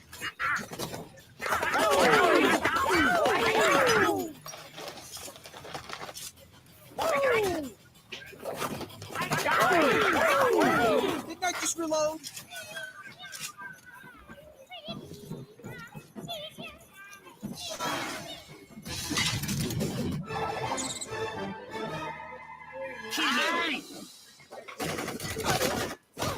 Good lord, this goes on for 20 minutes. Good lord. I told you that.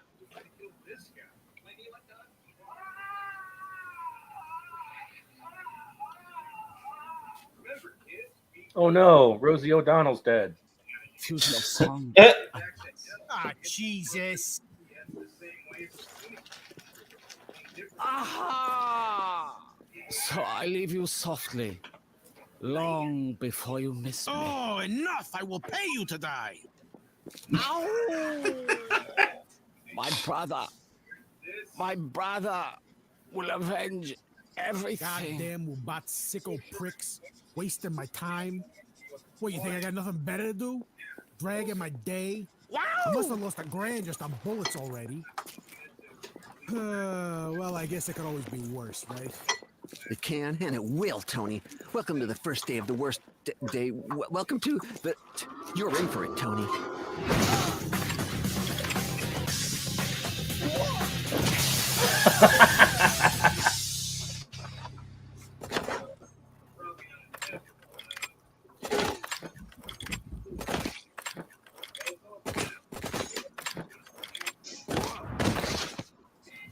Yeah, man, the game's a lot of fun.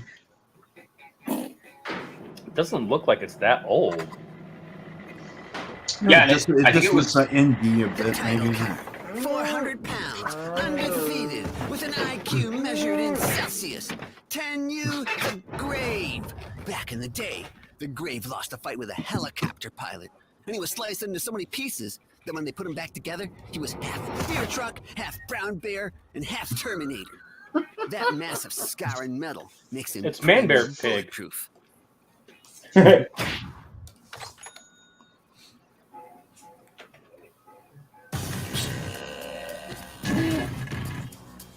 I didn't sign up for gladiator fights.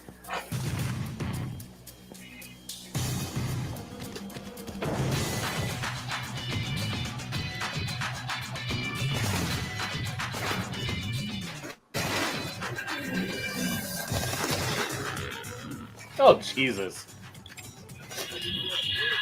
What are you made of, man?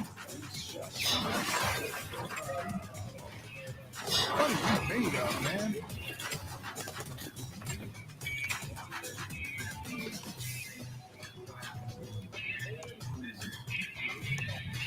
I think we got off on the wrong foot.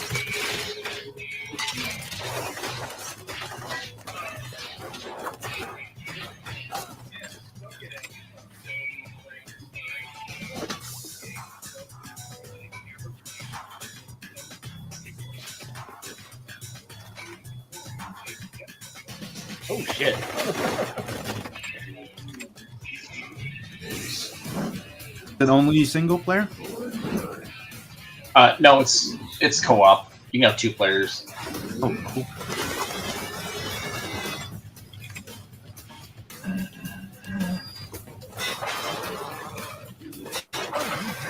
Definitely gonna have to try it.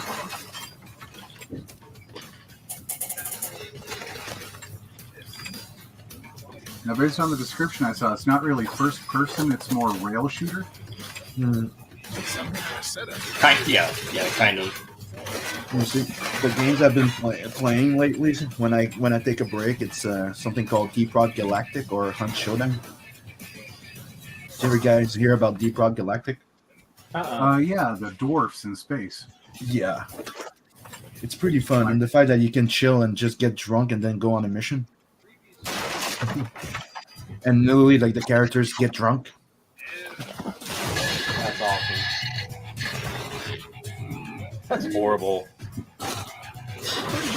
If I remember right, there's a level in this where it's beer goggle mode, where like your shots are like all over the place. Like you have to aim for the middle, so you'll see like triplicates of stuff coming at you and all that. Hey, Noah.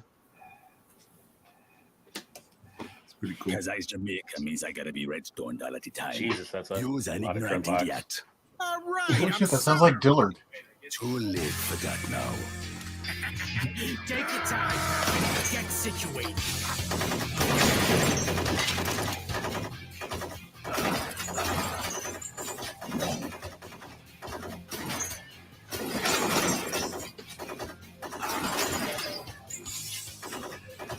It's an 88 Magnum. It shoots through schools.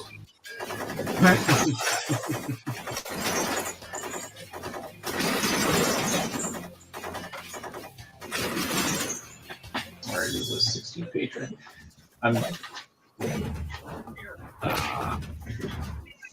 Yeah, that dude's got machetes. You're trying to pistol whip him. That seems fair. Yeah. That's a fair fight, right?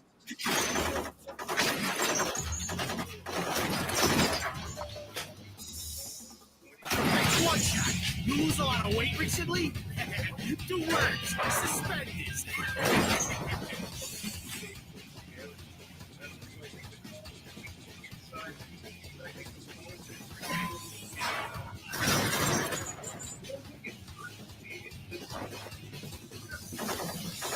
Come on, bloodshot. Wiggle out here so we can get done with this.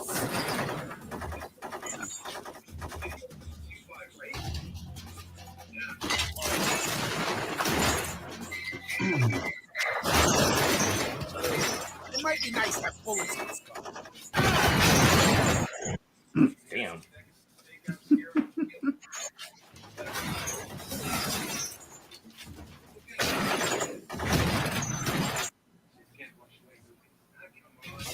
Good lord.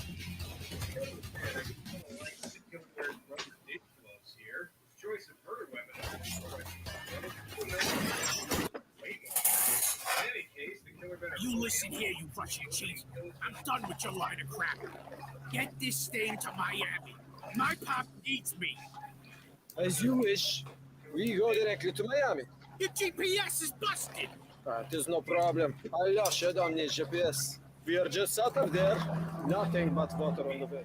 They were heading north, but there was a whole lot of trouble in their way. Sounds like ink spots. It does. Right? Back in the City of Angels, I was close to finally cracking my case. I'd used all my deductive skills to finally track down Vincent. Oh my God. Something in her sultry tone said my client was planning a special kind of bonus. I told you never to call me again. I have a restraining Yeah, they use a lot of really cool like comic art too, like in a lot of the cut scenes and that. Another case closed. And it sounded like a new case. Here's where we find out that Shelby popped this game out over a weekend. I'm just here trying to find copies.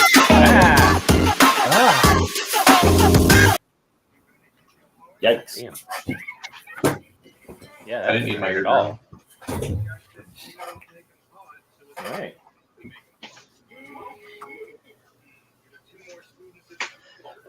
I see Noah in chat. He must need something. He's got the link. He's in the group. He's probably waiting for his parents to go to bed. I tend to keep him up, until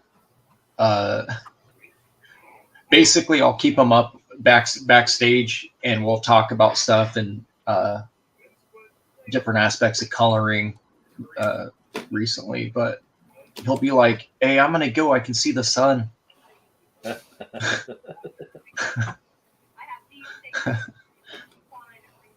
Oh, Noah. Yeah, you can go when I say you can go, Noah. And then you have my permission to die. I was born in the darkness. I see you do not appreciate my dietary expertise. Oh man, there needs to be like a fitness app with that voice. That'd be so hilarious. What? I almost got you in trouble this Monday.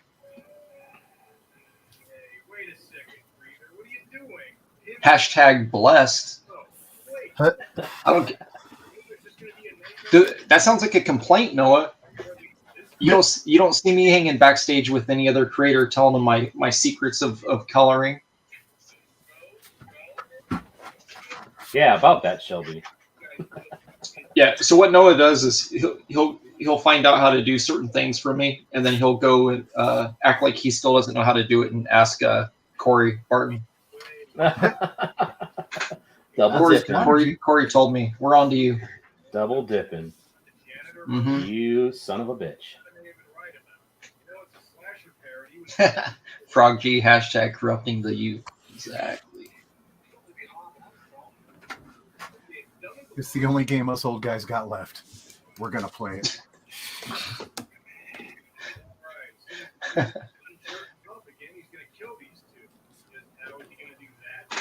Okay. Cardstock cover. So I'm ordering books before that the Red Valkyrie auction, right? Yeah. I've already had two. I've already had two print shops tell me that all their interior stock is on order, and I'm like, oh well, like, is it coming in like tomorrow? I don't know. Like, when's it coming in? And both of them are like, oh, like, well, yeah, before May. I'm like, oh Jesus. Yeah, no, I need some shit right now, guy. So, yeah, we'll see. Yeah, you got all the Jim Lee in publishers. chat. All the publishers in Europe said that for them the paper shortage was out, so they've been like double printing everything. So I'm guessing it's probably going to catch up with us soon too. Mm. I feel bad for Irene on that note too. Mm-hmm. Oh yeah, she got hosed. There is no real paper shortage, by the way. The shortage is that we still have shipping containers in the Atlantic that have been there for 2 years. That's the problem. Yeah, it is the problem, but for us, they tell us it's paper shortage. Yeah. No, it exists. It's sitting on a boat. Where's all these freaking on multiple boats somewhere, and there's some in trucks that can't move, that can be moved for the moment. Yeah, there's all these environmentalists who are supposed to be planting these trees for us. Yeah, they're too busy right now. Aren't they supposed to be planting dead bodies that turn into trees? Isn't that what's supposed to happen right now? I saw an article about that. They put you in a bag and you become a tree. All right. I legit thought about that. Knowing my luck, I grew into poison ivy. Well, I just figure it's like I don't want to be planted someplace where eventually I'm going to be cut down. You know. In the prime of my youth. No, I've got it figured out. Go buy one of those lordly titles on that one website where you get a square foot of Scotland and get your body planted in that. There you go. I'm gonna be the very first top ramen tree. I'm gonna grow ramen noodles. Ramens are great. Aren't you a little late? Chad Kroger does that out of the top of his head already. Oh, snap. Thanks, Canada. Again. You're welcome. I mean, Thank you for giving us Not everyone's Rush. out of paper. Not everyone's out of paper. Just my guys are out of paper, so I'm looking at someone else right now.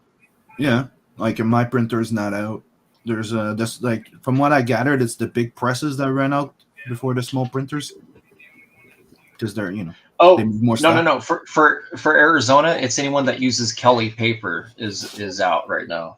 Okay. Unless you stockpile. See, here's the thing. A lot of people are like, "Oh, we're not out." Well, yeah, it's because you like have a very, very nice supply of overstock. Mm-hmm. The same way that I'm not hurting for bags and boards because the month before COVID, I bought 3,000 of everything.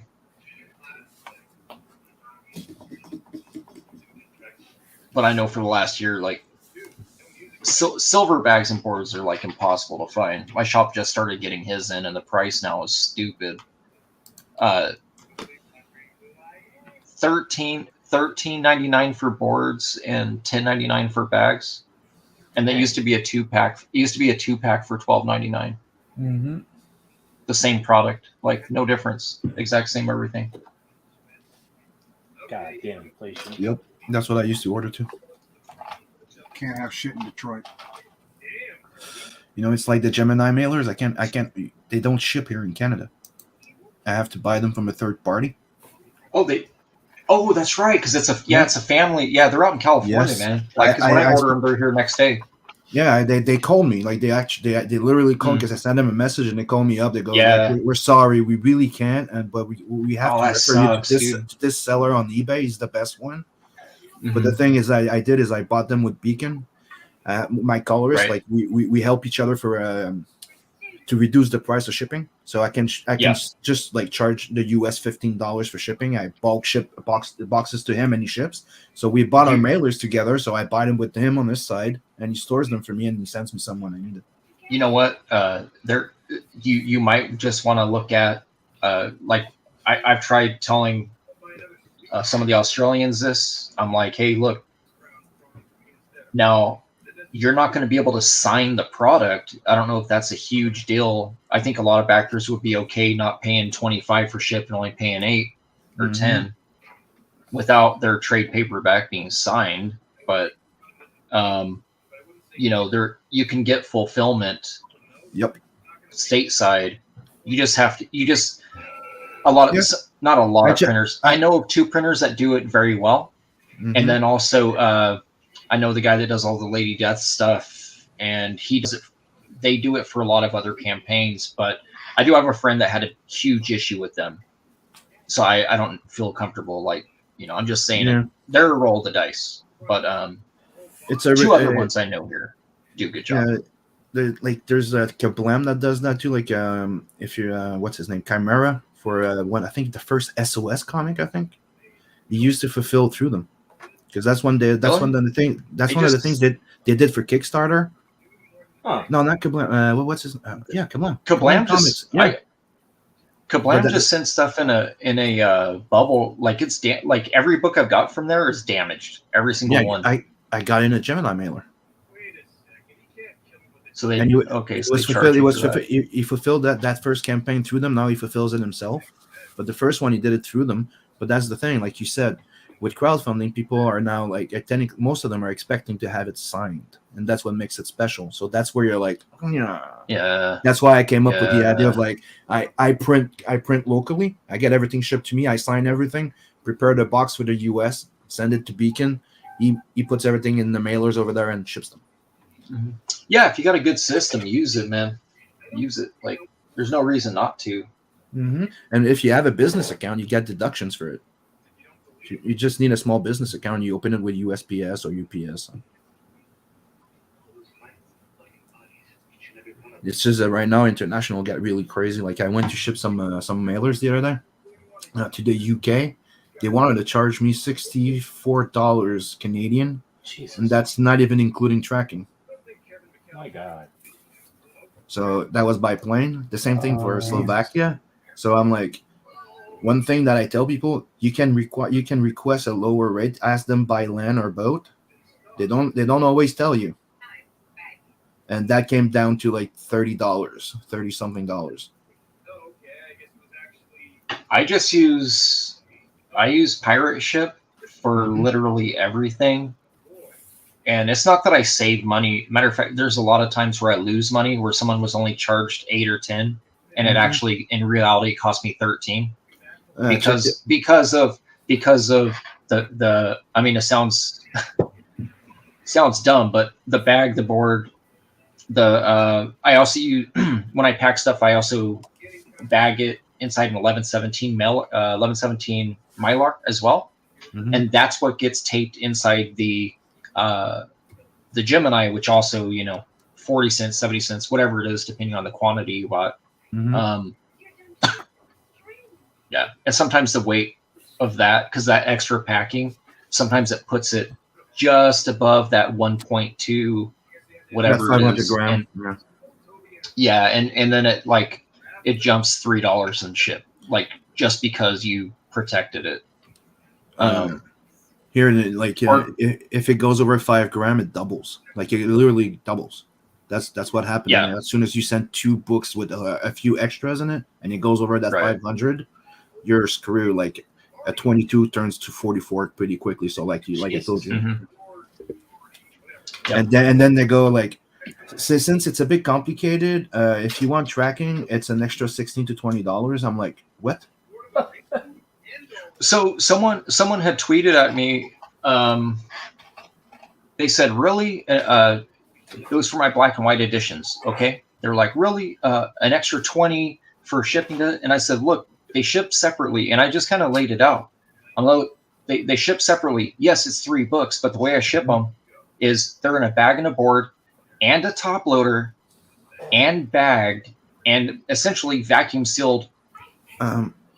Put in the Gemini, it's 3/4 of 1 inch. If I were to add this to your backer perks, it's going to cost me an additional like $20 to $30 in shipping on my back. I'm not doing that because of the weight. It's just the way that I ship these books. I'm like, if you're dropping $50, $60 on me on some floppies, these things are going to be able to, you're going to be able to do a field goal with this package and they're still mint condition. You know what I'm saying? Like, right.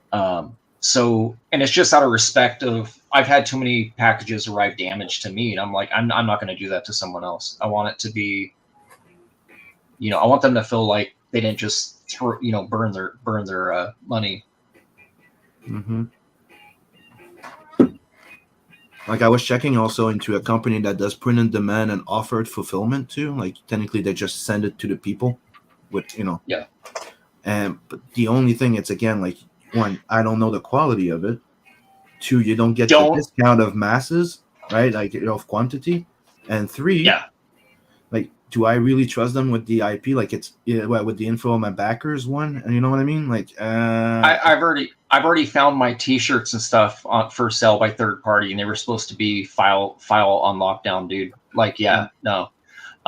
So don't ever use Amazon fulfillment. I ordered. I don't have it right here. I ordered a Saya, the artist Saya She has a sketchbook on there that's print on demand. Yeah, that you can buy from Amazon. Did you ever hear about Lulu Express?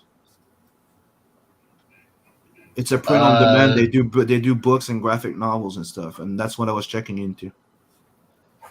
No, I don't know. I got a buddy in Hawaii And who might use them. And they have an app that go with Shopify, so you can create print on demand books. So that's what I'm like. That's the thing. I'm like, okay, yeah, but you don't control the quality, and it's and then all of a sudden all your then you pages don't have a get the white discount. border added to them, and double pagers aren't lining up. And dude, like I wanted to test the Amazon thing, like the print on demand thing. I tested it, and there's the margin thing, and I'm like, oh. So the sketchbook I got of Saya's, all the artwork is shifted to one side of the book towards the spine, so it has this additional border added to it. You can see the border added where it's not trimmed, and every page literally has vertical banding on the same spot of every interior page. It literally has a dark banding line, and I'm like, wow, that sucks, because it was like 20. I mean, it was Amazon free ship here still. It was like $28, I think, and I was like, you got to be kidding me, dude! Like,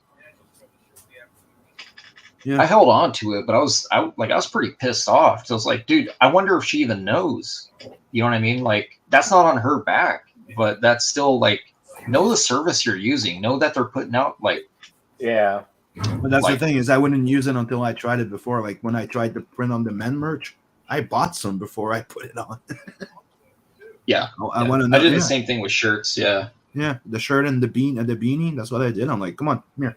I want to test it out first. Same thing. I sent the baseball cap to one of my backers. I sent him a gift. Yeah, dude. Nice. Oh, yeah, the guy's been supporting me since the get go, and he comes in big tears, and I'm like, here a cap. Let me know how it is. That's nice. That's awesome. 16. Like one of the things I like to do, like I just send them out, is I pick at least 4 of my backers every campaign, and I send them either like original art stuff that you can't get anywhere else. Like some people got some pages from the 2013 story of Nat. That's cool. I see it as the random investor benefit that somebody would get from a movie or something. Yeah. Here's a little something. Jim Lee in chat says, I don't like Lulu. Yeah, okay. Fair enough. Thanks for the heads up. Because I was doing a lot of research on the Shopify aspect, on all the apps, and I'm trying to find what could help us all in a way, right? Like if we could find like a place that we know that's quality for print on demand thing, and then we can also get a good discount when we do fulfillment, that could be sweet.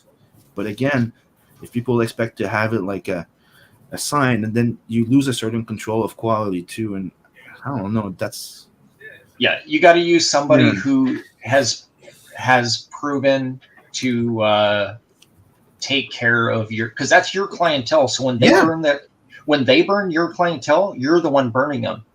Yeah. And so that's and it's like, well, they're obviously going to charge a service fee. Like you got to weigh it out. Like if you had thousands of backers, then hell yeah, use it. You know what I mean? Yep. But if you had like 100 backers, I don't really know that it's even worth it. It's also to protect your backers, right? And I'm like, when I fulfilled Blood Hunt, the borders were closed. Like closed. We couldn't sell any mail at all, like personal mail. Like everything was closed.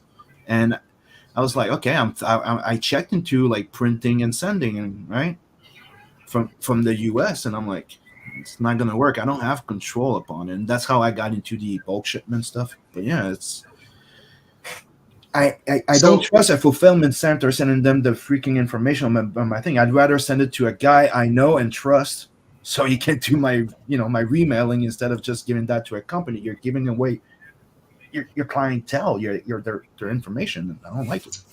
And I'm going to tell you right now, every printer that I know is also a publisher. Okay, which means that your mailing list is now their mailing list, and that's just business, man. Like that's just what happens. Mm-hmm. and there's nothing you can do. There's no confidentiality with it. I got a theory about that because some campaigns see exponential growth, and I know that, you know, through affiliation with certain printers and stuff, I'm like, oh, okay, so they got the word out on their book to like thousands of more individuals like overnight. That's not a mistake, you know what I mean? Like that's not something that just happened over, you know, on organically. Yeah. So I'm just saying, you know, it's business. It's part of it. It happens. Yep. Data sharing. You can't stop it. You know, the minute you give your mailing list out to someone else, it's getting used. Yeah, it's not even about getting sold or nothing. It's going to get used. It's the same thing that we addressed when people were talking about the digital copies on book and the dilemma of it, and we're like, dude, right now people have a little toy that it takes 5 seconds to digitalize anything perfectly, so might as well you be paid for it. Right. And it makes sense because I personally don't like digital, but you know, it's gonna end up there anyhow. Looking good, Greg. Yeah. Thanks, bud. How many more of those you have to go, Greg? Oh Christ! I got all the full body ones done. I think I've got maybe 2 more headshot ones to do. I think. Oh, cool. Could be worse. Could be Shane Davis with your 300 headshots. Jesus. I did like 260 cards sketches, and that sucked. What? Yeah. I remember that. I did 220. Yeah. The most sketches I ever did was I did for a shop up in Utah. They asked me, they said, hey, can we get a bunch of headshots from you for VIPs? And I'm like, how many? And they're like, how many can you do? And I was like, well, how many do you need? And they're like, I don't know, 100, maybe 200. I was like, how about, you know, and I said, is it my pick? And they said, yeah, we're going to send you sketch covers. And I was like, that's fine. And then they sent me a bunch of covers, and a lot of them were like nice covers that I didn't have. So I traded out a bunch of stuff. I was like, you're going to get some Avengers here. You're not getting all these really cool, nice stock X-Men covers that I needed for 10 years. Yeah. So I did a little bit of switcherooing with them. I got these printed through Comics Wellspring, and I'm just thankful that they're actually good stock. I mean, they hold ink real well. They hope it's real well. So Comics Wellspring is the company that my buddy in Hawaii I mentioned earlier uses. So I was going to say they might be somebody who does fulfillment, because I know he does not fulfill his own campaigns in Hawaii. Yeah, I'm not sure what they do as far as fulfillment, but I know their quality is top notch. Yeah. His books are nice. He gets trade paperbacks and floppies, and I got a couple. So in Hawaii, Comics Wellspring is like the company most of them use. Oh yeah.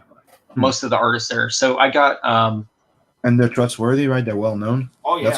That's my aspect when I'm talking about your backers, right? You need to know that they're trustworthy. I know a lot of people use Comics Wellspring. I found them through I can't remember who. Another publisher I kind of knew was using them, and he recommended them because I wanted somebody who did stuff of quality, but it was inexpensive. And they were. I got 100 copies of this. These previews that I made, I did 50 regular covers, 50 sketch covers for I think it was like $225. Yeah. No, they do. Yeah, they do good work. I got a couple blanks of other people's books in Hawaii when I was out there, and they take all the markers really well. I think they just used 300 series Bristol is what they're using. It's what it feels like for sure. Because I got bored one night and I was like, I'm going to take my brush and my ink to this just to see what it does. And that's what they took from mine. It didn't bend very much. It doesn't have. Yeah, it doesn't have any. It doesn't have any semi-gloss finish. Which just is horrible. No one wants to draw on that. Like those early shitty Marvel sketch covers. I got plenty of those. I need to sell. I got a few I need to sell, actually, of those. I got the original Ghost Rider and the original Punisher blanks, which for some reason they sell for bank. Yeah. But I have a bunch of them because they were, and I just held on to them. So I'm like, I'll draw on them someday. I think I drew on one, and I had to use I used like Prismacolor markers to color it, and it looked like watercolor, man. Yeah, I was like just about to say, I did a Ghost Rider cover about 8 years ago on one of those, and like the Copics handled like watercolors on them. I was like, yeah. For what I'm doing, it kind of worked, but I was like, I can never draw on these again. Well, I think what it is, some of these Marvel #1s with the blanks are also, they double down because it's a sketch cover and it's a first appearance book, right? So I think that's what occurs is, you know, you get, what's James printed 20,000 copies of books combined. I know Mikey was telling me when he draws on those, has to do one of those shitty slick sketch covers. He found the Doc Martens watercolors actually seem to work good on them with him, but he has to layer them on. But he says it works. I was like, I couldn't do that, dude. I'm not stick on the shitty slick covers. I'm not doing it. Yeah. No, I'm when I'm at a show, if someone brings me a blank, and if I don't like the way it feels, I'm like, sorry, man, I like your money, but I don't like this cover. I ain't doing it. And I've done that too. I had a guy at a show about maybe a year or two ago. I can't remember. Maybe even 3 years ago. Handed me like this shitty X-Men cover. He wanted me to do a Cyclops on, but it was slick. I was like, sorry, dude, I can't draw on these. So, worst cover I've ever drawn on is years ago. Walking Dead #75 had a blank sketch cover for WonderCon. I had a guy bring me 2 of those. Okay, you want to talk about drawing on a windshield? Let me tell you this. Let me tell you this. I drew on it, and I'm not exaggerating about this. I drew on it. The only ink I could get to stick to it was Sharpie Fine and chisel point markers. That was it. The needle Sharpie and the chisel point. Those are the only 2 markers I could. So I had to freehand, hover hand some zombie faces, right? And he asked me, he goes, hey, can you do a little remark on the backside too? Because there's this little itty bitty sliver of white on the back as well with a bunch of zombie heads, and like they leave you a spot on purpose to draw a head. And I said, you know what, man, no, I'm not doing it. And I said, here's why. I let both of those books, I put them up on a shelf in my old office, like on a shelf. I put them up there. It must have been easily 3 weeks. 3 weeks, easy, dude. Like they're collecting dust. And I live in Arizona, right? Collecting dust. I shit you not. I pull them down. They're still wet. Oh, good God. I can't even make this up, dude. So what I did was I put them in Silver Age bags and boards, and I pulled it out like away from the art, and then I lightly closed it. I closed the flap, taped it, and I mailed them to CGC for him with my artist release with his account info, right? I mail it to them. He gets it back, and he sends me photos. There's a ghost image of both of my sketches inside of the slab. Where it touched the slab. So I'm like, dude, I told you these books are trash. Like, you know, but at the time, that book Raw at the time is when Walking Dead was hot. I saw that book. There was a Arthur Soydum sketch I saw of that book going for like $3,500 that sold raw. It wasn't even graded. It was just a raw copy and it sold. Can't believe anybody bought that Tool's artwork, but that's just me. A damaged copy of that blank, $250. Easy $250, dude. Nice. Even if it was deemed up, because nobody had it, because it was still when Walking Dead's, it wasn't doing 6 figures quite yet. I don't believe. Like it was kind of, you know, and it was a limited cover for WonderCon LA. I think it had like 100 copies made or something like that. Yeah, it's interesting, man. Like some of these blanks, and then one of my favorites was that book, The Tick. There was a San Diego exclusive Tick that a buddy of mine got for me, and he goes, "Oh, I just thought you might like it." He said the creator of Tick was sitting there, no one was up next to him, and he walked up and handed him $20, and he goes, "How much are they?" He goes, "Oh, they're 10 a piece." He goes, "Well, give me a couple," and he handed him a short stack of them, like 10, and I'm like, stack. He goes, "These were comps from the publisher." So just take these. He's like, okay. So he brought him back to Arizona, and he gave me a few of them and gave a few of them to some of our other artist buddies. And I don't know what paper that was. I want to find out, because the inks and the coats was it was better than Eon board. I don't know what they used, but it was perfect. I've never had a sketch cover that good, and it was the Tick, whatever paper the Tick used. So, yeah, man, it was fantastic. I was like, holy crap, this is really nice. And my wife came in and looked. I was like, yeah, check this out. And she's like, wow, that, because even on really nice sketch cover blanks, sometimes it doesn't blend that well with the Copics and that.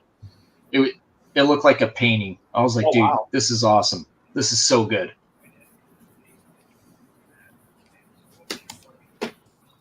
I think the worst sketch cover I ever drew on was the Image United. Oh yeah, those are bad too. Those are garbage. Just like the Infinite sketch covers, those were dog shit. Didn't it have like a plastic? It was like plastic paper, dude. It wasn't paper. It was like terrible. It was terrible. It was like that Tyvek stuff that Continuity Comics was touting in the early 90s, that indestructible covers they made with some of their books. Is like, this is dog shit, dude. Right. Every book's a 9.8. You can throw it. So yep. Those.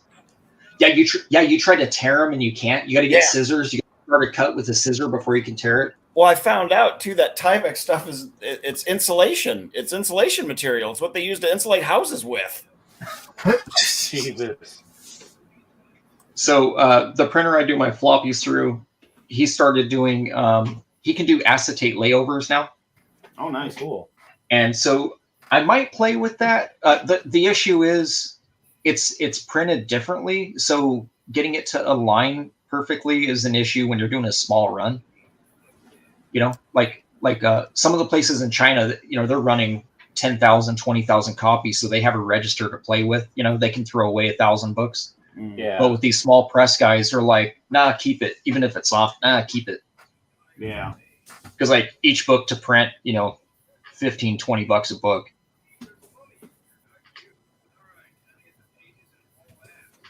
Drive safe, Jim. Jim Lee. Jim Lee, or is it Godby? He says favorite sketch covers are the ones from Alterna. I've never seen an Alterna one. I mean, I've seen them, but I've never actually had one. I mean, they might be Comics Wellspring. Something I was told. Okay, so Jay Photos is local. He does the 68 zombie for Image and that. Yeah. He tag teams with Robert Kirkman on their blanks. So he said that all of the Walking Dead blanks and the 68 zombie blanks are printed in New Jersey somewhere. Oh, wow. Yeah. And he says that's the only book that they print in New Jersey is their blank editions of both of their books. So he goes, anytime they have a blank coming up, they hit up the other one. And he said if you notice, he'll have a 68 zombie special reprint, or even the new issue, even if it's like issue 3, he'll have that one as the blank that coincides with the same month as the Walking Dead blank. Oh, wow. And they do that to cut their costs. He's like, hey, we can combine it with one plate change, and it's however many dollars. But yeah, he gave me like a short box of those 68 zombie. It was an annual or something like that. And they're really nice, but the problem is there's not a lot of readers of 68 zombies, so I'm sitting on a bunch of books. I'm like, oh, draw zombies on it. I don't know. I'll scan them and use them as content for a sketchbook, I guess. I don't really know what to do with these.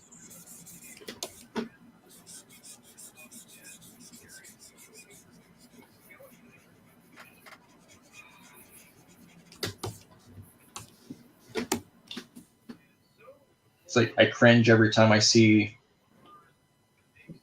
a graded copy of Spawn #9 with the yellow label signed by Stan Lee. I'm like, why?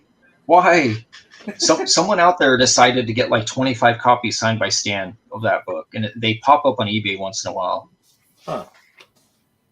I'm like, Stan Lee did not create Todd McFarlane, nor did he have anything to do with Angela. Like, why does this signature series book exist? Those people are stupid. That's the long and short of it. It makes no sense at all.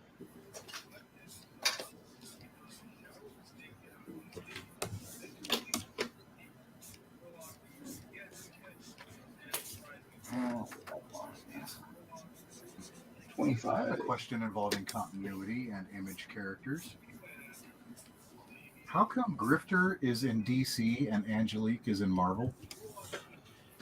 Well, I would think mainly because when Jim sold Wildstorm to DC, Wildstorm now owns Grifter, and Todd lost the lawsuit against Neil Gaiman for Angela because Neil Gaiman created Angela, and I'm pretty sure he kind of gave Angela to Marvel just out of spite for Todd because Todd has such a hate on Marvel. He sold. Yeah, Mark. Yeah, he or sold not Mark. Marvel, but I'm pretty sure he did that just to kind of give a middle finger to Todd. Yeah, but they gave him. He got good money though. Yeah, Joe Quesada gave him a fat ass check for Angela. Oh, That's why she came out. That's why she came out like real big. They were pushing her like crazy the month they got her. Yep. Thor's lost sister. I'm like, bullshit. She hunts Hellspawn. They wanted her to be their Wonder Woman. Yeah, that really didn't pan out. Nope. Gasp. Neither did the Return of the Wildcats. Like the only one that was good is I'm sure you remember that one. They came out with one issue of Wildcats. Yep. By Jim Lee. One issue, and you're like, okay, that looks promising. Nothing. Yeah. And that's the only time that it looked like something very promising and cool coming out, even though if it was a type of like revamp or type of thing, it looked interesting. And then I'm in the minority. I've said it repeatedly, and Mike even knows this. I am kind of done with Jim Lee. I'm bored with his work. He's been at DC too long. He needs to either go back to Marvel or do something that's his. His DC work literally does nothing for me anymore. He'll do a new Batman cover or whatever lately, and I see it's like, oh, okay, yawn, another Batman cover. I've seen it a million times, Jim. Yep. I'm bored with it. it's like the other series that he was doing amazing art on. It was that Frank Miller thing that they never concluded. They stopped like one issue or two before, I think. Oh, Batman All-Star? They stopped at issue 10 when it was supposed to be a 12 issue thing. Like we never got the conclusion. Yeah.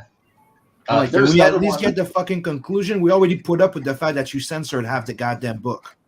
No, there's two other books that Marvel did the same thing on two books. One of them was the Wolverine Hulk book by Leinil Yu. Yeah. They canceled it, but they brought it back though after they brought it back like years later, and then so I had to buy the trade. I had to buy the trade to figure out what the hell was happening. You know who else did that? Was you got to get the hardcover to get the finale of it, but it's the Terry Dodson Spider-Man Black Cat miniseries written by Kevin Smith. Yeah. So the hardcover has the entire story. Yep. And it's weird because you can see the style change because of the amount of time that has transgressed between the final issue or the issue 5 and then 6 or wherever it was. Yep. You could see that Terry Dodson's style is like very different. Like, yeah, you can see it. It's like, oh, okay, this is where the book stopped. Started coloring himself and shit. Mm-hmm. Well, there's that other book that Kevin did for them, the Daredevil, the Bullseye. Yeah. Issue 1 came out, and then issue 2, from what I understood, was drawn or half drawn by. Didn't they do the same thing with Sin of the Father too? I don't know so much about that one. I know the Daredevil Bullseye one. Like, Kevin had sent Adam Kubert the first, I think, 7 or 8 pages. Those were drawn, and then he never got any more script ever again. See, I think that's one of the main things that started like making me stop buying mainstream at a certain point. It's like they would start a whole bunch of things and never finish. I don't even buy mainstream books at all anymore, really, unless I like the art of them. Mm-hmm. So at least finish the first arc, like at least, you know, like plan it to be like it used to always be the same. They used to at least plan it for a 3 to 4 to 6 issue maximum, like minimum of like a one arc that would be an intro, and then they would decide. But then after they just didn't care anymore. Yeah.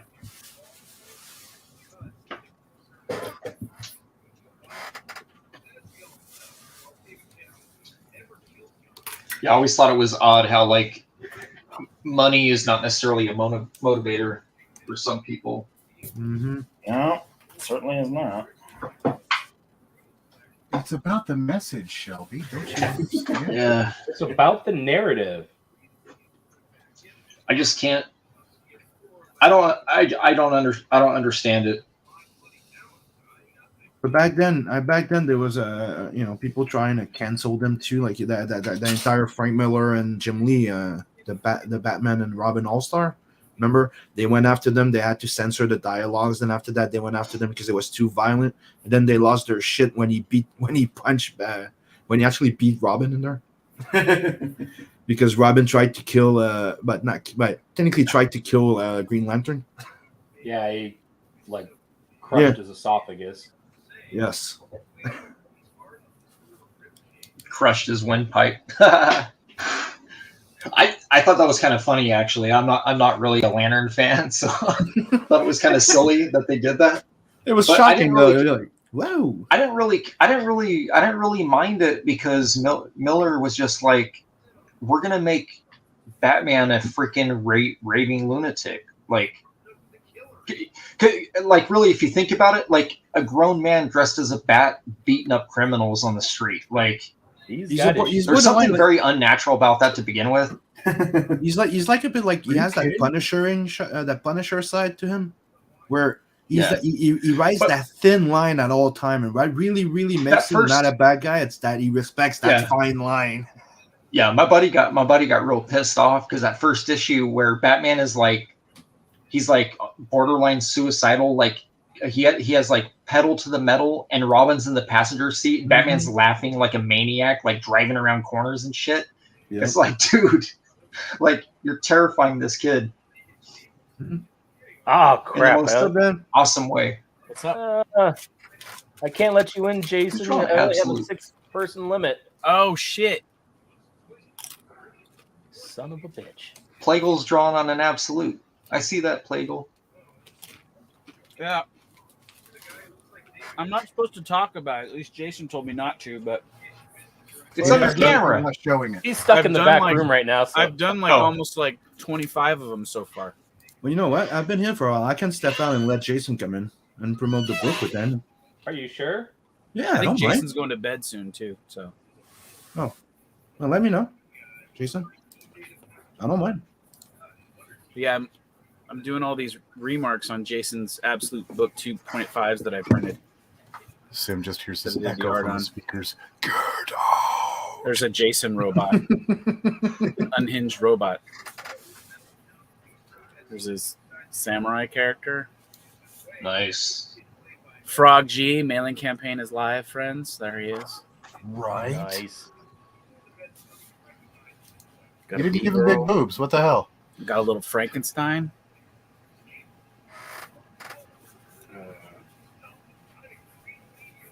And when's the launching date? You know what? I don't know. For Frog G? Or I think it says on the campaign, though, doesn't it? I got a little Sully Cucaracha in there. I think he said something about April, late April. And Bride of Frankenstein.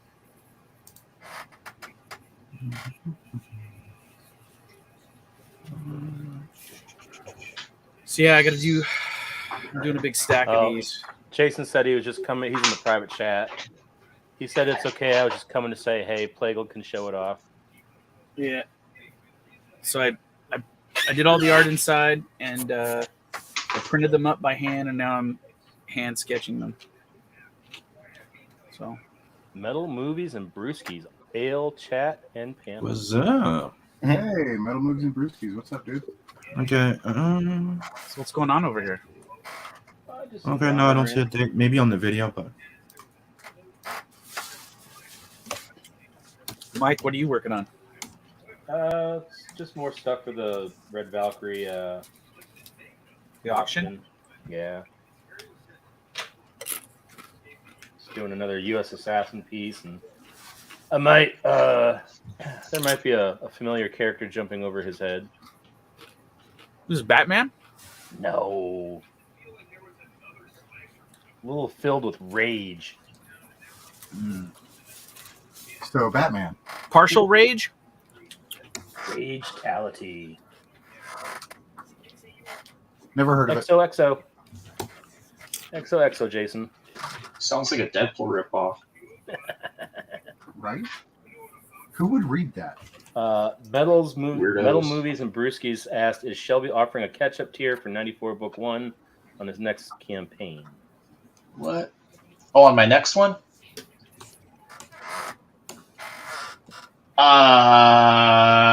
Probably not. What Probably about not. the one after that? Probably not. So the way that Ragetality is set up is there's a prologue in it that loosely explains Volume 1. And I did that so that I don't have to continue to keep printing Volume 1 as a collection. But I do have Metal Movies. If you send me a DM, I got a couple of options if you want the first volume. I have some. I'll show you. I got a couple. I'm gonna start printing slightly fuzzy versions of your first edition with some of my fingers like in the corners of the pages and stuff. Yeah. Be like, indie. here's the bootleg catch-up tier of 94. Yeah. I got some. I got some like on the pages. I got some foil editions of like the entire run as a 3-issue set, and then I got I got sets. I got a couple different sets of these left. If you just hit me up, work it out with you. I always pull a few sets aside on any of my runs, just because there's always people that come in late.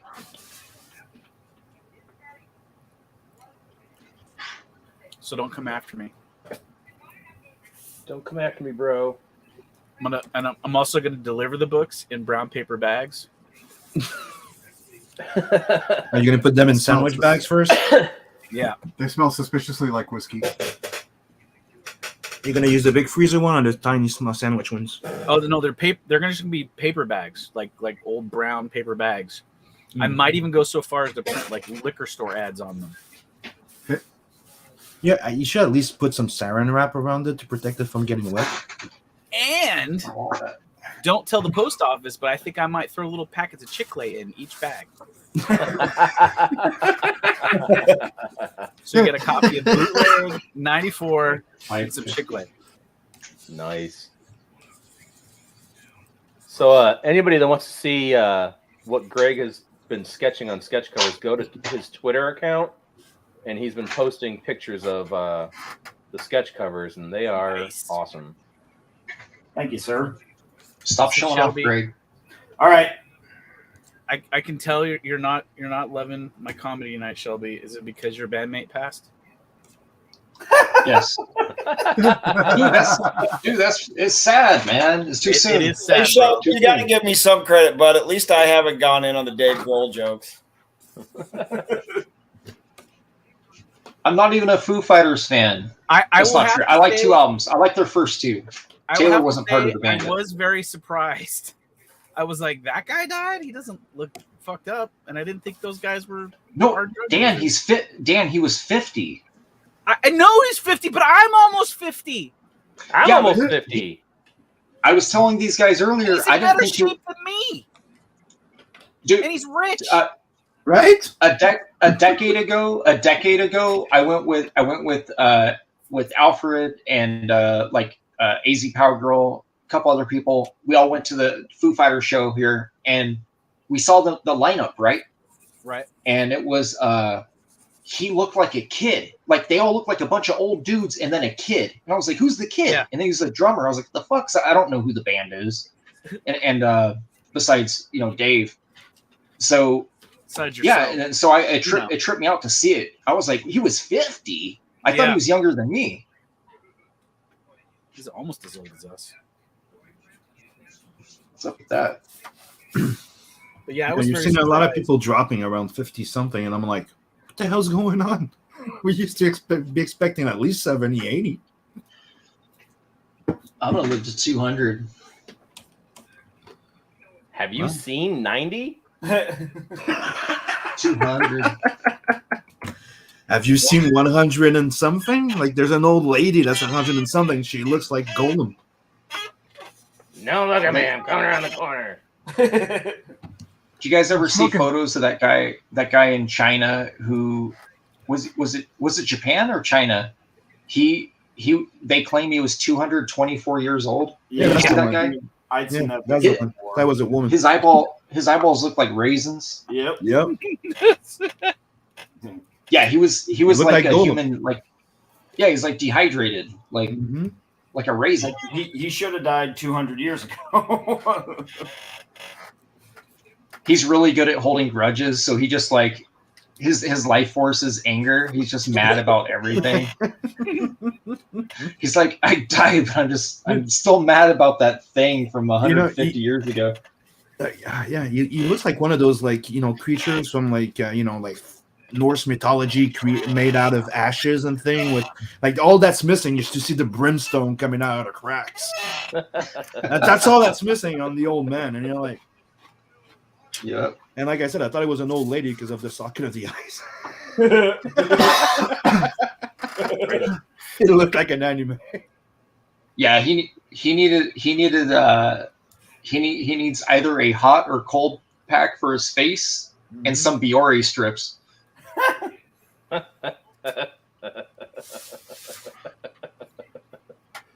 And one of the what do they call them? They sit there with the wire and they cut your eyebrows like this. Oh, you just sit there. Goddamn eyebrow threading. Is that what it's called? Threading. Yeah. He needs a threader.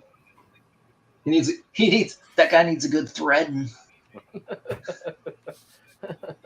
If by threading you mean garroting, then yes.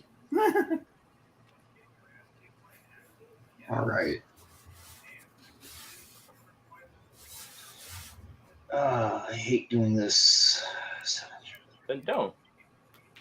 I gotta print books, man. Oh yeah. I hate it because I like seeing money in my account, and then I hit this button, and then I look over here, and it's all zero. And I'm like, I don't like this. So annoying. Very annoying. I hate that. It gives me a stomach ache. I need to go make some ramen. All open for commission. Need to make more money to make books. I wonder if anybody's Right? gonna be upset that they get the Shelby And Roberts back books. sketch version. Shelby, you just need to call your next campaign 94 cash grab. And then you just keep all There's the so many money. campaigns I want to back 94 right now. cash grab. Just collect on it for like 5 years. Yeah. Just keep telling people to back my book. That's right. It'll eventually come out. His book. Shall we make That's it a very because nice- the ramen don't buy itself. That's the angle that only the ladies see, Dan. What are you getting? You're welcome.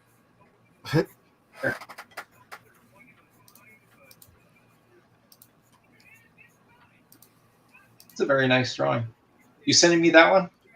Do you want this I'll one? use that. I'll use that for my. I'll use that for my my little interview page.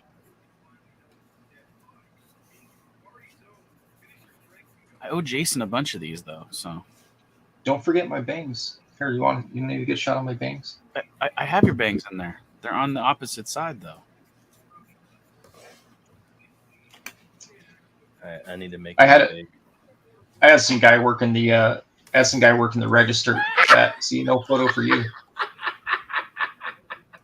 I had some dude working the register at a Starbucks. He asked me if my hair comes off with the beanie. Oh shit! He thought he was funny. That's Yeah. fucked up. He goes, "It looks like your hair would come off with your hat." I'm like, "What?" You're like, what are you trying to say, bro? So you go, I will murder you. You're trying to say I'm bald? You know, those Right. are dying words, motherfucker. I can't see Shelby now. You got to put him back To be on. fair, Shelby does look like the oldest 14-year-old I've ever met. That is.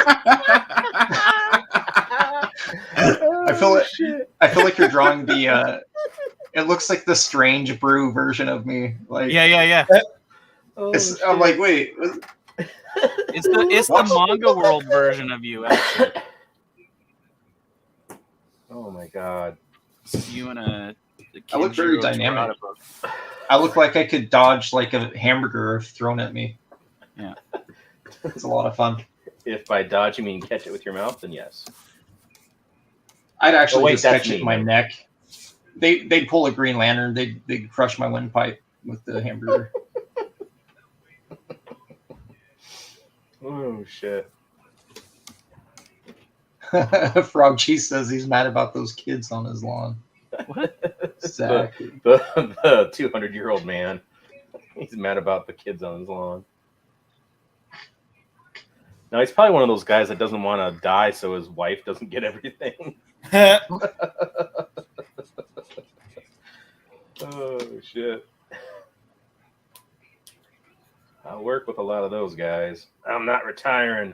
I ain't giving that bitch nothing. Wow, sounds like you really love your wife. Jesus. The trick is to get with someone that makes more than you.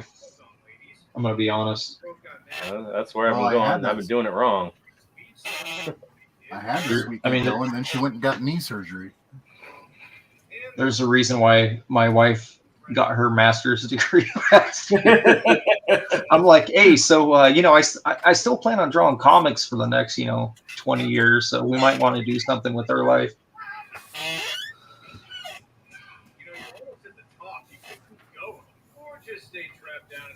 Tonight she told me, I said, hey, I'm gonna go. I don't know what I told her, but she basically yelled at me. She said, I fucking hate comic books. Really? Yeah. Jesus. Wow. What's funny is, no joke. She used to probably have a $200 a month pull box at a comic shop. Wow. Yeah. And then she, as soon as it was, who was it? Who's the one that killed Damian Wayne? Whenever that happened, she quit comics. Wow. She said she was so mad because he was her favorite character, like Batcow and all that. She says as soon as they killed Damian Wayne, she said, fuck comics. Like she was done with it. She goes, they can't even bring him back at this point. She was like, I'm done. I'm never reading a comic again. Didn't they bring him back though?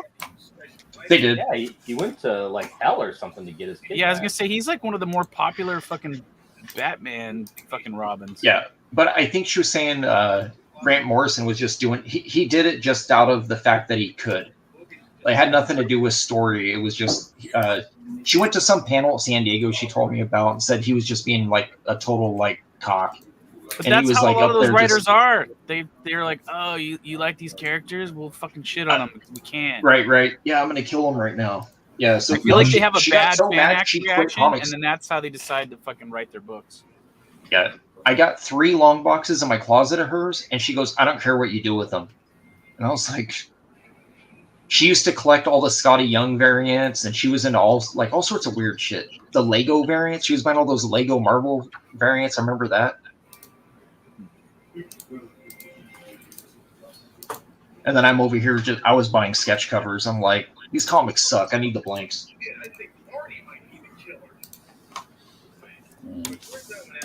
Where do you get all those links? There used to be a shop I used to go to up north that used to carry a bunch, but I started getting them on Midtown. My buddy Andy that streams with me once in a while, we usually wait until Midtown makes it active for their Black Friday, and then we dump like $1,000 on the website. Because what they do is,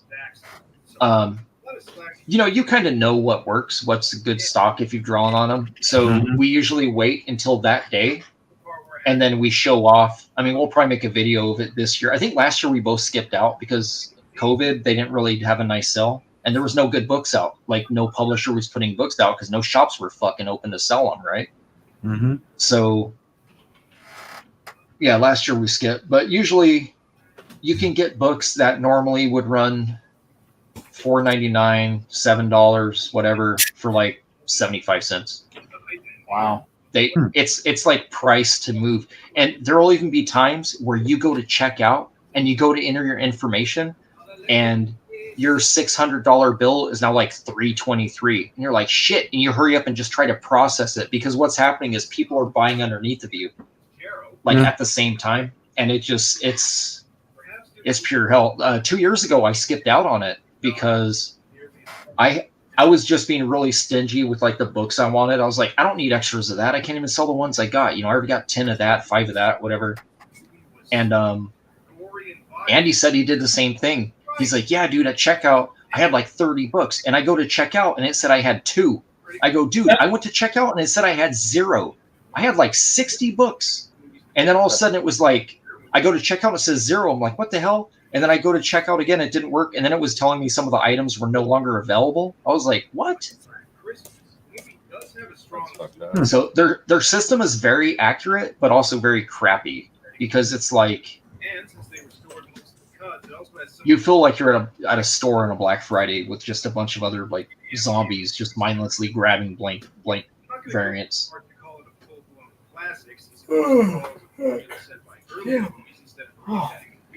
I mean, the one I got, the last one I got was the heavy metal one. They did some for the anniversary issue, number 300. And I tried to order them here. They would not deliver to Canada, so I got somebody in the US to order them for me and send it to. Dude, I tell people that all the time. I finished coloring a piece I got from Hey Greg, you're Greg's watching Brandon Tenold. Yeah, it's really loud. Oh, I'm sorry. No, it's all right. That is fucking amazing. I colored that the other night. Oh wow, that's beautiful. Nice. Oh shit! Why am I doing this? I think I was there when he was working. Brothers. Yeah, I was showing it on my stream today, and I think, someone was saying it was too dark. I'm like, no, it'll print just fine. It's because he goes, like, look at these lines, man. He goes very, very heavy on all the black. Yeah. So I was like, no, it'll print fine. I've been around. I know what I'm doing with this. So, but yeah, no, it'll look very nice. It'll look nice. But yeah, that's pretty. So I'm happy with it. I was eyeballing the purple, and so I think I'm gonna actually color pick this one for now on. I really like the purple tint that I have here. It doesn't look like super gray, like it, Yeah. Usually it's like very, like it's either too much on the red side or it's not enough, I feel like.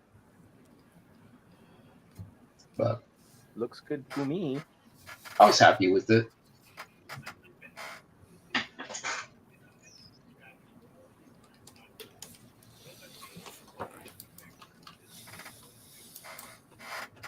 Drawing a brain getting blown out. Awesome. It's fun, but a lot of detailing. I haven't drawn a damn thing. Yeah, I was meaning to talk to you about that. How can you live with yourself? I drew this. I finished this earlier. That matters. Is this it? No, that's not it. But what have you done for us lately? What have you done for me lately? I know, that's what I tell people. Liefeld told me when I left the studio, I still remember this. I was barely 17, or no, I was 18. And he said, "Just remember, Shelby, out of sight, out of mind." Did you tell him to go suck a cock? Yeah. I was like, all right, man.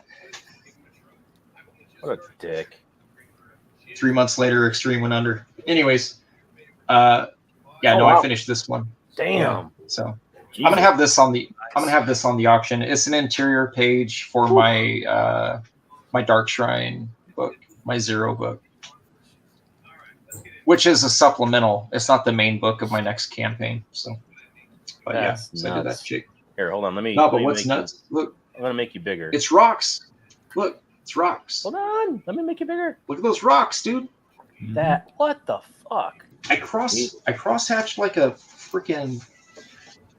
Like an insane. I'm not gonna person. lie. I am biting. I'm biting a little bit off Art Adams, because he does that a lot right now, and I really like the way it looks with that hatching. Like the really That is so crazy cool. hatching on texture stuff. So.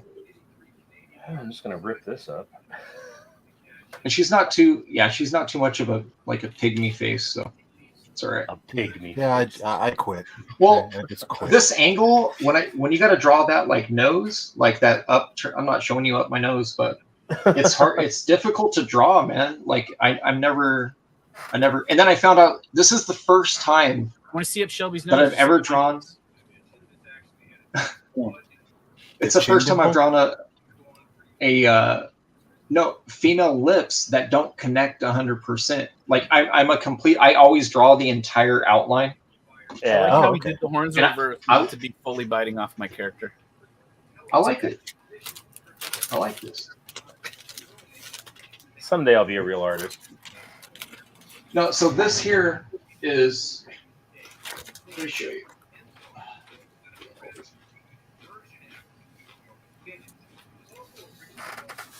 Starlight Cats.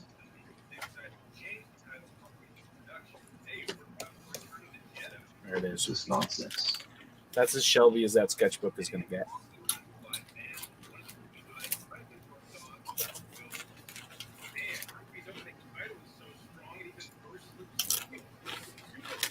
All I know is that I'm going on after Shelby does. I'm on the next stream.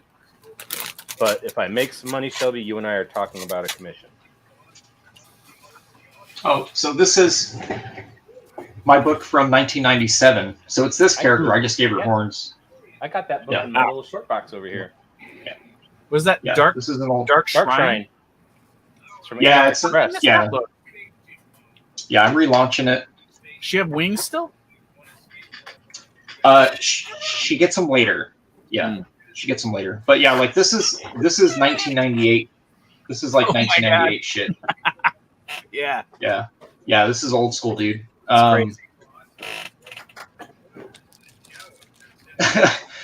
This book was supposed to be in color, so it like I left all this stuff open for like really badass color renders and shit, and then like they printed it black and white.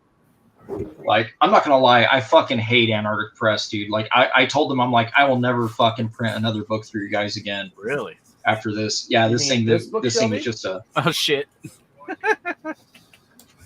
They were almost published as a Black Owl. Yeah, no. What's funny is I remember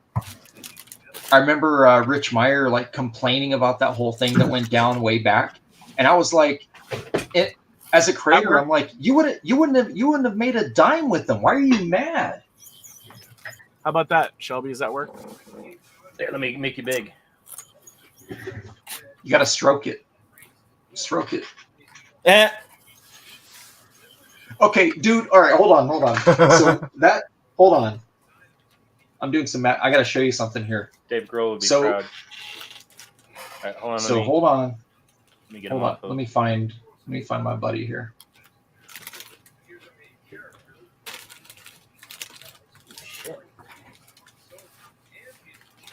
I think the fan on my computer died because my computer is fucking nuclear hot.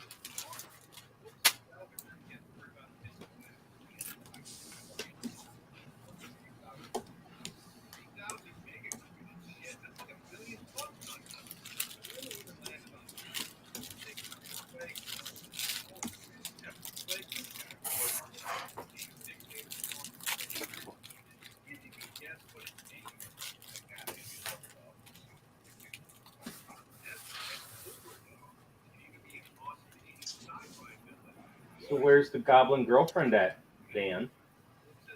She's at home.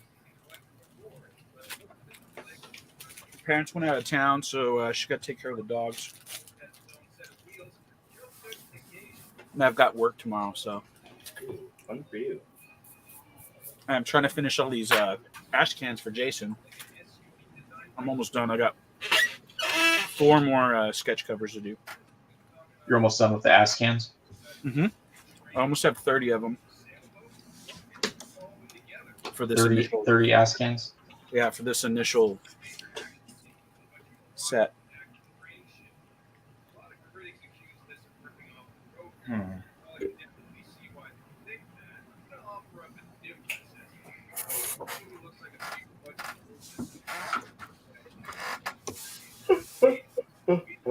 Come on, man. Here. Okay, so so you look like, all right, that drawing looks like my buddy Fred when he cosplayed me at an event. So my buddy really? Fred he cosplayed me. He cosplayed me at an event. That's Fred. So that's Fred, and that's him. This is him cosplaying me. That's hilarious. Does look like him. And he showed up. He dyed his beard. And he showed up in my booth, and he told me, he goes, dude, I walked out of the bathroom, and my mother screamed bloody murder. He goes, he walked out, and his mom like shrieked, like she thought there's some weirdo in her house. Holy shit! It's so good.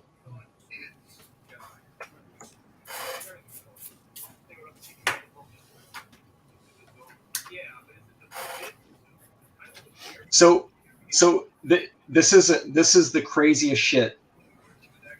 So we were at an event in Cottonwood, Arizona, right? And he used to, my buddy Fred here. He was, I think he's still there. He's back there again. He was a teacher at an elementary school, and he went to work at a dispensary. And now he's a grower. Like he's like legal. Like he has his license and all that. He's a grower now. So, anyways, he's out there at Cottonwood. So what's funny about this whole thing right here is that this is like this is why he posted this thing of me like Charlie, like this craziness, right? That's awesome. I'm going to explain this. Cottonwood, Arizona, he cosplays me, okay? I do a show in El Paso, Texas, and you know my flatterer, Carl? Yeah. Okay, Carl's in my chat, Cyrenaron. Carl, inside of the booklet showing their guest artists from Arizona, uses his photo cosplaying me as Carl Dutchin. I can't make this shit up. Look at this. That's the photo. Oh, shit. No. That's funny. And so, and what's even funnier, they forgot to add me to the book. So I told Carl, I said, by inception, I actually made the book. That's hilarious. Isn't that the craziest shit? That is nuts. That's hilarious. I think it's funny.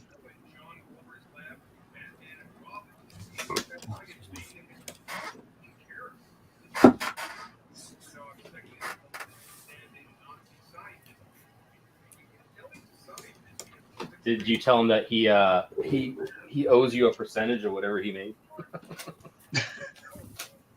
Dude, likeness rights, man, likeness rights. Dude, and what's even funnier? Carl looks like the chocolate version of Jeff Goldblum, dude. Like Carl looks nothing. I mean, I'm back there in the background, but Carl looks nothing like me, dude. Anytime people see him, even his demeanor, he has that Jeff Goldblum like womanizer thing going. Yeah, that's funny. Oh man, so classic.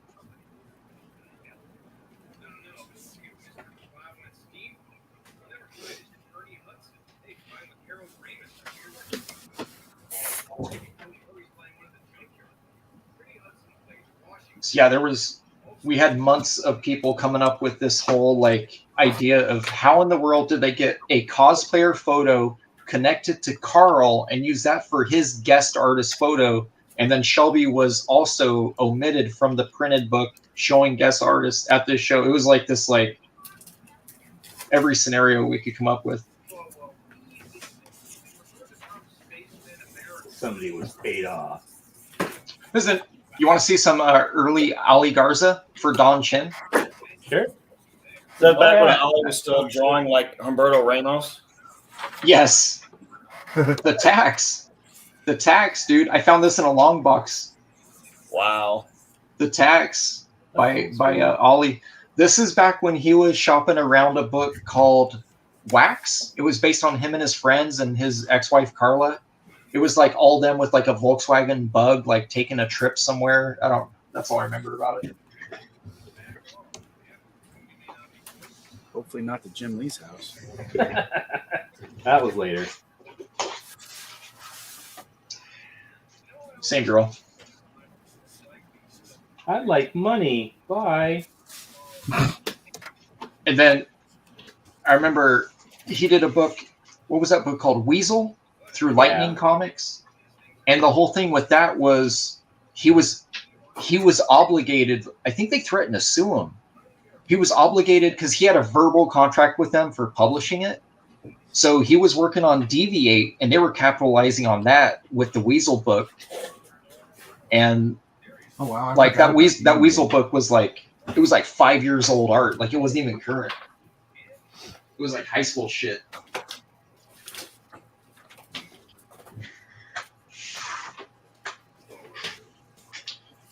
Go comics.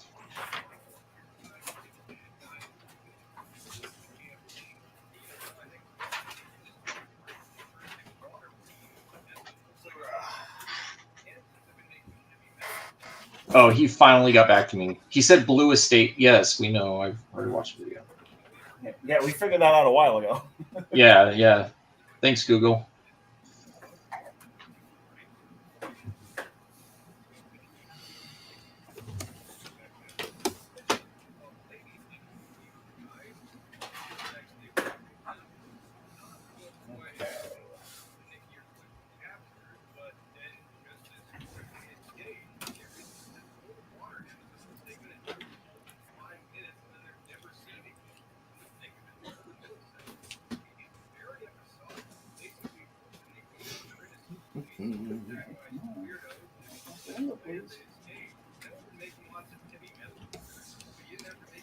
Oh,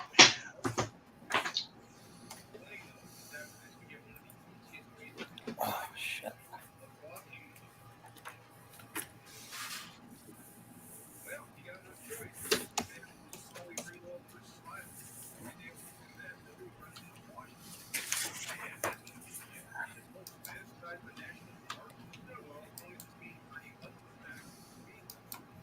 Oh, yeah, but earlier I submitted. Okay, so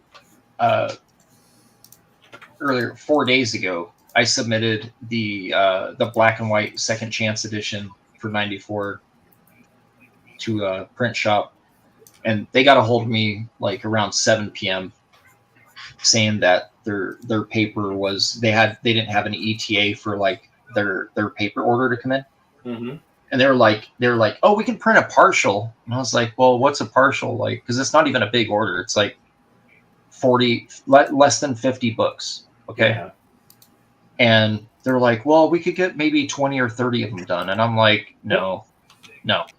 Because then I'm also looking at another $30 and ship. And I'm not doing, no, I'll do it all at once. I'll figure it out. So I just had them cancel it. I was like, all right, I'm going to go through this other place. Couldn't just squeeze out an extra 10 books, huh? No, I'm sure Jessica Negri needs prints. Jesus. They do all her stuff. Really? Yeah, there was a point where we were all getting blocked from prints because it was like 15,000 11 by 14s, 11 by 17s a week being printed. And I was like, hold on a second. She's selling these things. It was when that whole fake fiasco went down at E3, where they said she was kicked out for being too sexy or too She had her cleavage showing and stuff for that game. It was the one with the guy with the floating head. Lollipop Chainsaw? Yes. So the actual story to that is she never left her hotel room. They posted the story as a just a piece, and then it went viral. And then that's where she blew, because she's local. I was neighbors with her parents for like 5 years, and it went viral. And basically all her money she was just giving to her dad. Her dad, I don't know if he still does it, but he was working for like Fidelity. So yeah, she had buckets of money coming in for like a couple of years on rents. But I was like, these things ship. Okay, here's the thing. They ship signed, right? And I'm like, okay, so 60,000 prints being shipped a month for like a solid 2 years. I don't know a human being that could sign these. Yeah. So I'm kind of wondering, well, who? Probably a stamp. I mean, or just a bunch of, people who just know. Just put a giant J in a squiggle. I don't know. I have no idea. I haven't seen one. But at Extreme, we had a room. We had this guy, what's his name, Ferdinand. He used to do, when like Wizard magazine would have like 150 people, you win an autograph book by Will Spartaccio, Jim Lee, and so and so. He would forge signatures for Wildstorm. He came over to work for Extreme, and he used to do all the signatures for Liefeld and Platt and some other people.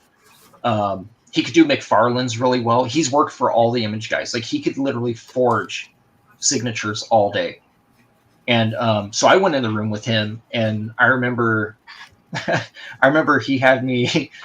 If you ever see those Extreme Super Tour books that they say across Caddy Corner, Rob Liefeld is my autograph, and then Matt Hawkins and some of the splats is his. Because they didn't want to take the time to sign them. So we went in there and we literally were just sitting there with Sharpies and gold markers, like literally signing.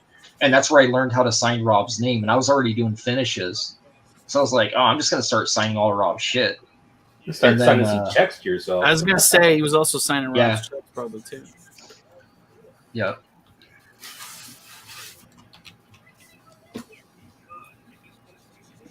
I have weird memories of back then, man. Like, weird memories. I remember going into Rob's office once, and he had duffel bags full of, like, drugs, $100 bills, stacks. Like,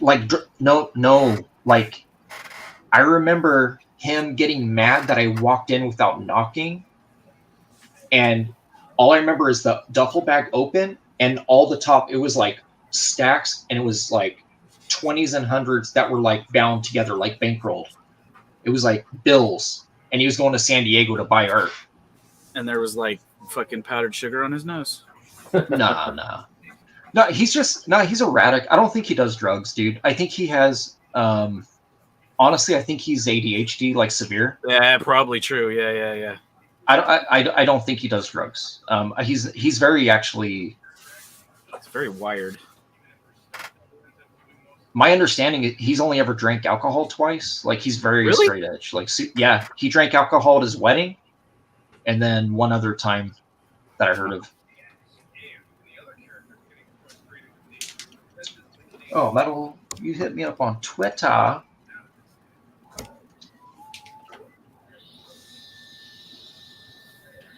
I like Froggy. He had a duffel bags full of hookers. Neat. No, he's like suspiciously clean. You know what I mean? Like, don't ruin our headcanon, Shelby. I'm just saying, man. Like, I was there for several years. So let me put it this way: all of us doing bad shit hid it from him. Like, all of us. If we were going to the strip club, we were telling him that we were going home to work on pages. You know what I'm saying? Like, it just was never. We're going to Bible study, Rob. Yeah. Well, wasn't his dad like a minister or something? Yeah. Yeah. Yeah, his dad had just come out of it. He was in a his dad was in a coma for like 15 years. Oh, wow. Something like that. Yeah, so when I started working there, he was pretty much just barely, if I remember right, he was like coming around the studio a bit, like with Rob's sister used to work there in an office next to Frega's, Sherry.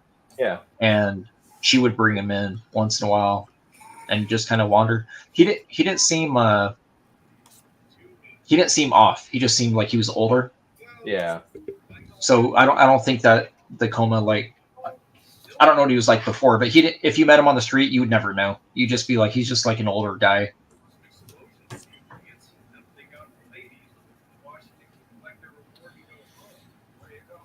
It's totally not fucking actual Ghost Rider, but there's one Frank spots.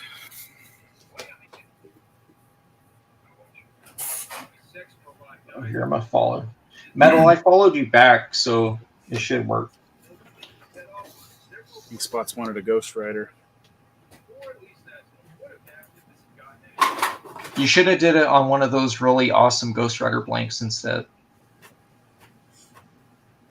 Well, he bought one of these books off Jason. I think he came out pretty good, though. Greg's favorite blank sketch cover was the Ghost Rider one. I think he said. Comments, concerns, Shelby? Well, bigger. Picture from really the thumbnail, it looks like a Chris Bachalo drawing from the thumbnail. Okay, now it doesn't. No, that's cool, man. I like it. That's awesome. Oh, hell yeah. Oh, yeah. That's hot. I gotta finish the hook at the top. Can you please finish that before you show it us next time? Sorry. Thanks. Dude, I'm drawing really good ones now that I'm on here with you guys. You always doing good shit, dude. I drew some horse shit earlier. Really? Yeah, I did. It was bad. Oh, I I thought was you like, meant oh, literal somebody's gonna get this one and be like, Stuff why to did I be get the stuff to sexy be those B-girl? backers. Who's getting that Shelby, dude? Who's getting the Shelby? That's what I want to know. Oh, by the way, Dan, do you still have that that rose piece that you did a while back? I was looking for the it. one of your character? Yeah. Yeah. Can you send it to me, please? I think it's either in my room or it could be. Is that a muscle shirt? Yeah, it's Muscle Man. That's How the awesome. fuck did you get that? Fucking online. Send me a fucking link. That looks awesome, dude. I like that. It's I have it in two I colors. like that shirt. I have it in two colors. This Nice fucking shirt. It's pretty You know who fucking else cool liked shirt it? you got there, motherfucking Dan Playboy. You know who else liked it and then messaged me about it and then like fucking almost seemed like they unfriended me after I commented on where I got it? Who? Irene? Was Jim Rugg. I was expecting Irene too. Like, okay, you got it from China. Oh, Jim Rugg's just using you for your attire. Yes, he was like, "Hey, where'd you get that shirt?" And I was like, "Fucking online." And then like, that was it. Then he stopped communicating with me. Yeah, she gave me shit when I told her I have a U1. You need to send him a message. Say, "Yo, Jim, do you ever get that fucking shirt?" Jesus. So harsh. If I was you, I'd be like, "You got it from your mom." Oh my god. Shelby's more CG than I ever thought it was.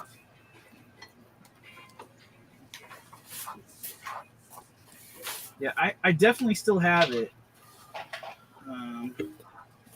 But I think it might be in because it's like I do like a big stack of pieces and then like I put them away. And that one I did like a while ago. So I'm not sure. I think it's in that. Well, no, it might be in here. I got the fucking sexy Batman piece in here. Which I did it around that time.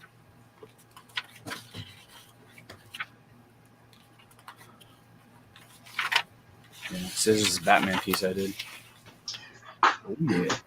Damn. Reminds me of the Bat Metal. I'm so fucking tough. I'm so fucking tough. This was a good one I did too. Might get Mike's channel struck. But. It reminds me of the Tim Vigil Batman Underground bootleg comic, man. Yeah. Did you guys ever see that? Ooh, I could put this in pencil I sketch. have it. Who got it? I have it. I can put that in the pencil sketchbook. Whose voice is that? That'd Greg. be mine, Shelby Greg. Is that Jim Rugg? This Is is Jim Rugg here? I got this one too. We could put. Oh, they're too detailed. Sorry, Mike. Sorry. It's all right. Wait, the line weights are too much on that one. It's not in color. It's not It's not real, in 3D. YouTube. It's not real. It'll be this City of Rot piece. That's awesome. Does YouTube care if it's art? Like, do they care? Well, It shouldn't, but it does. They struck either Mark or Malin's channel because of the Kenneth Rocafort butt For the cheek butt cover. So what's weird? The reason I'm bringing up that bootleg Batman comic is I saw that on the kayfabe. They do like a full on like show you every page, and it has They everything, did, dude. yeah, Like which was even crazy. the dick sucking. Like it shows you every panel, every page. Oh yeah, yep. And I was like, wait, what? Because I've never seen them show stuff like that. I was like, what? I'm sure their fucking, what is it? Their poll is so high that they don't even fucking care. They go, these Yeah, I'm guys just are giving curious. us views, so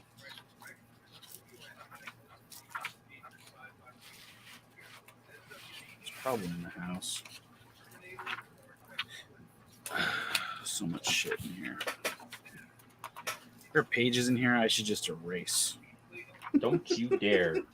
You shut your whole Seriously, mouth. there's fucking stupid shit that's not even very well drawn. Well, there's an address I live at, Dan, that you could send all that stuff that you don't like to. Or do like I do and send random little sketches like that to your backers. That's true. I do that. I don't even think backers would want this shit.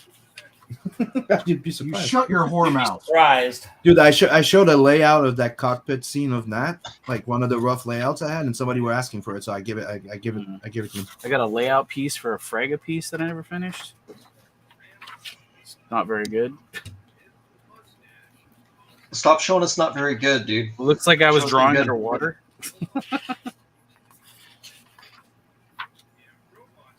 This piece is good though. That layout looks just fine to me. Nice. What was that? What was that for? That piece. What was what for? Your Viking chick. Isn't that real? Valkyrie? Nothing. I was just drawing it for shit. And actually, I think this piece was the piece Sim saw, or not Sim. Edwin the Ace saw, and he wanted me to do some Viking stuff for him. So I did a couple of Viking pieces for him.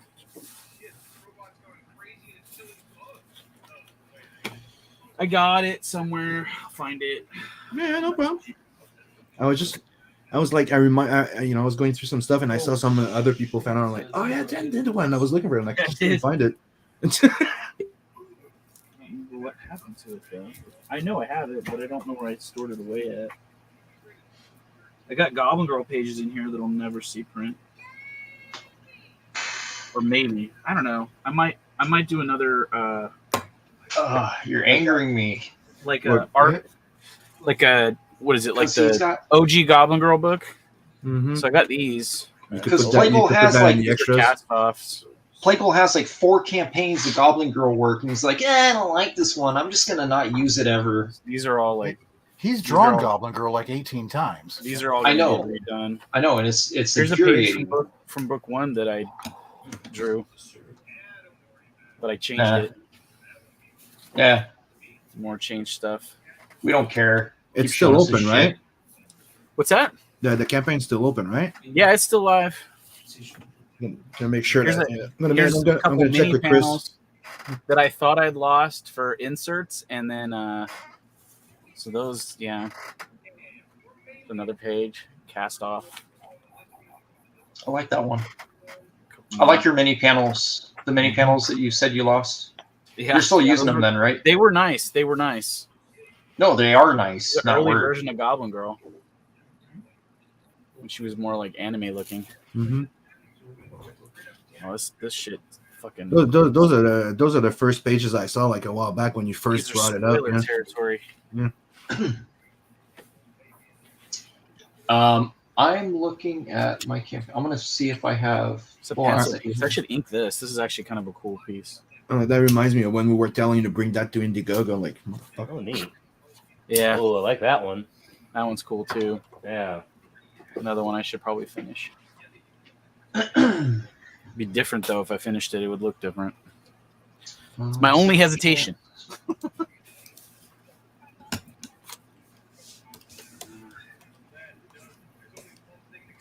Everything else in here I'm looking at.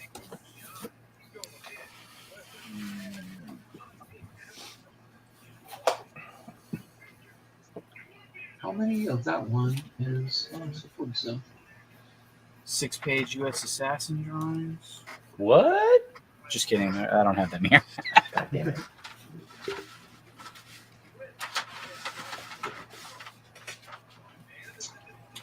That would have been crazy though. I got a 6-page Ragetality pieces that I did. Little short story.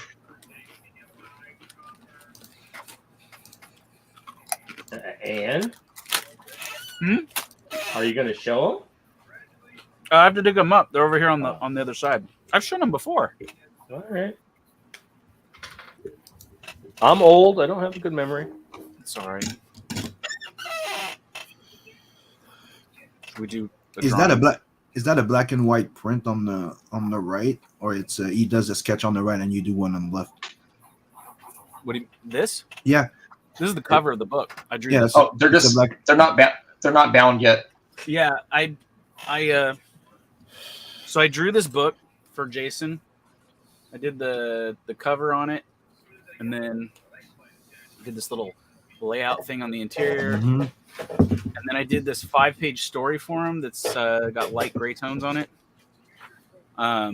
It's I guess it's like a chapter out of his book he decided to excise from the book.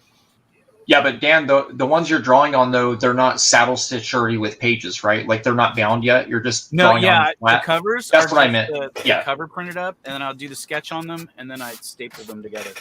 Yeah, so, yeah. So there's that, and then in the back in here, there's the thumbnails that I did, which are the roughs, and then alternate versions of the sketch cards and stuff. Me getting shot by Frog G with a bucket of KF Frog,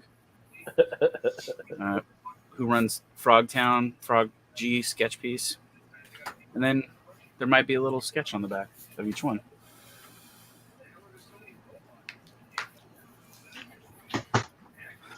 So, yeah.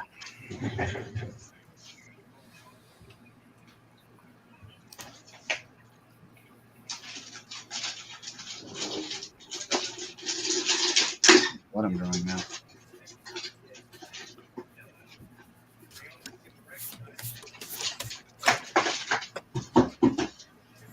Shoot, I need to check this and see.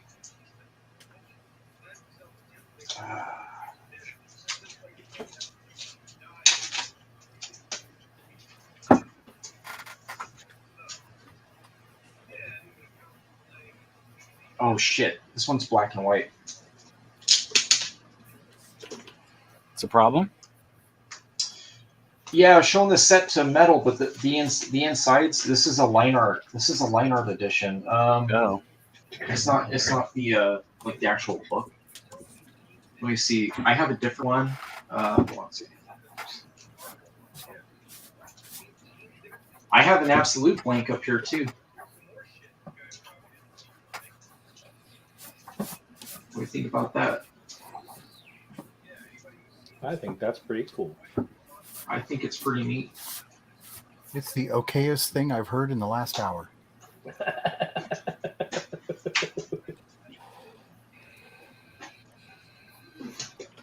Hold on, let me see what I got here.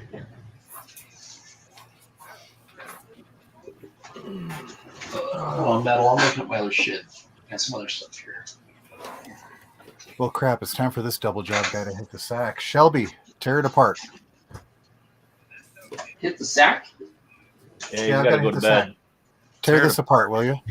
Hold on, let me. What am I tearing apart? It looks good. What am I tearing apart? I don't know. don't know. Critiques, comments, questions? Anybody? She needs a haircut.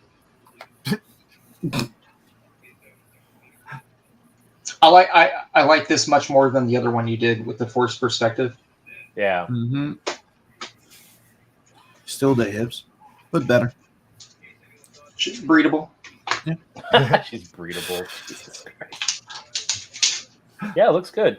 I think the only thing I would say is once again you have like the one arm up. Shit. And the same leg is all right. like the left arm is up and the left leg is up. It's on like I would flip it. So like if you have one arm coming forward, like your left arm coming forward, your right leg should come forward. Yep. It's losing a little bit of power. That's about the only thing I can think of because of what Mike's saying. You have the same arm up as you have the same leg, and it loses a little bit of motion.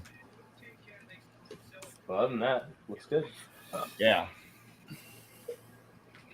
Just Photoshop and flip it.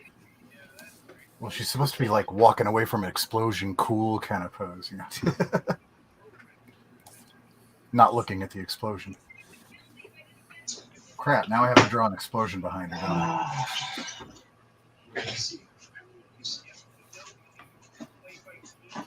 And you can let the colors do that.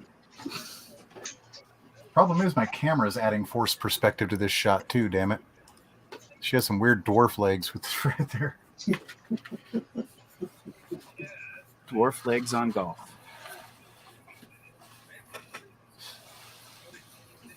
You say that like it's a problem.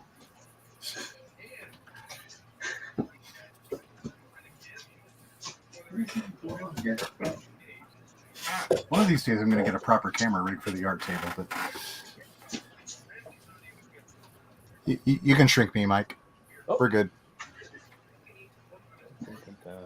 Shazam. All right. Thanks, guys, for letting me hang out with you all and get this done. See ya. Yeah, see you, buddy. Have a good night. Later. Yeah, you too. Here we go. Let me see here. I got this one. Okay, let me make sure to see if this set is full color. Metal, are you still in chat? Let me check this one here. Let's see. Okay, this one is correct. This one is the full story. Okay. All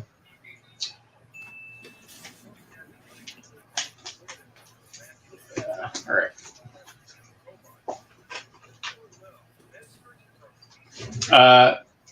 Mike, can you make me bigger real quick? I'm over here slinging books on your channel. Thanks, Mike. Hey, thanks. So I was going to say, okay, Mike, are you going to get a cut? So that set, it's a black and white line art edition set. So apology about that. There's no words. It's this literally just line art. This one here is full color, and it's all three. It's just different covers, and yeah, they're all metal too. What am I doing here? Anyways, yeah, they're all Spidey one swipes. So issue, I think it was. Let's see here. Issue 1. Yeah, that's 2. So it's like this. So this is book 1, and then issue 2 is the baseball dude. And that's my sideways issue, right? Yeah. It's like it's basically the baseball Furies from Warriors. That's what it is. Oh, and then nice. issue 3. Yeah, I mean that's really what I based it on. So yeah. So I got this set. It's like I just showed you. It's full color, has all the everything. That other one is just line art. I would send it. You'd be like, what the F, man? Yeah. So yeah. Anyways, I just want to show it. Well, he did say he'll take it. Yep. Makes it easier. He's getting a steal. A lot of these I'm down to my last set or my last copies, so I'm sort of just kind of letting them go. Then I can start telling people, nah, man, you missed out. That's right. And then you create a eBay account that doesn't look like it's you, and then you sell them for lots and lots of money. Right. Not Dave Grohl in Tucson, Arizona. Right. Tucson, Arizona, funky touch. Got a condom made of stoner. I can't tell you how many times I've had I've had people send me that GIF of Peter Griffin when he's like, he like lands at Tucson Airport and then like immediately it's just a bunch of dudes like punching each other in the nuts. Oh yeah, you seen that one? Yeah. Where he's like, I'm gonna go where some like basically saying I'm gonna go where all the stupidest people in the world go, and then it literally says welcome to Tucson. Like Seth MacFarlane hates Arizona, dude. Like every other joke he has is like about Phoenix, Mesa, or Tucson. It's funny. I mean, I can't really argue with them. I know two winners out here.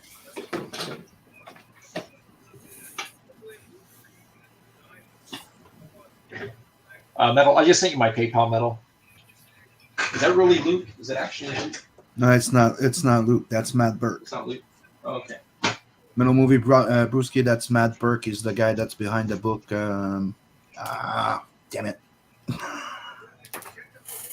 All right, gents. Evening. I can barely hold my eyes open. Butch Cleaver. There you go. Sorry. All right. I'll see you tomorrow, buddy. Okay. All right, Bob. Have a good night, guys. Later. All right. See ya. Who's leaving? Greg. Oh, why'd Greg leave?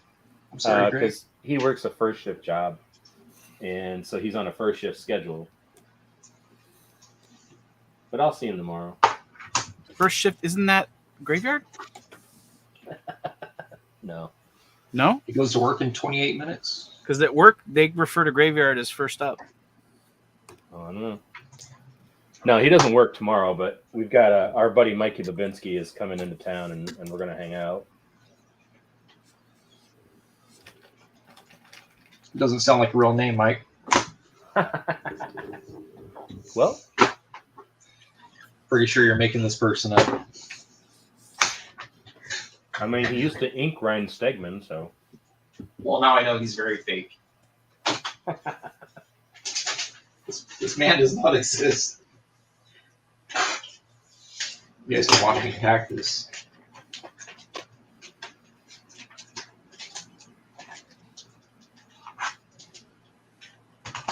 Oh, shoot.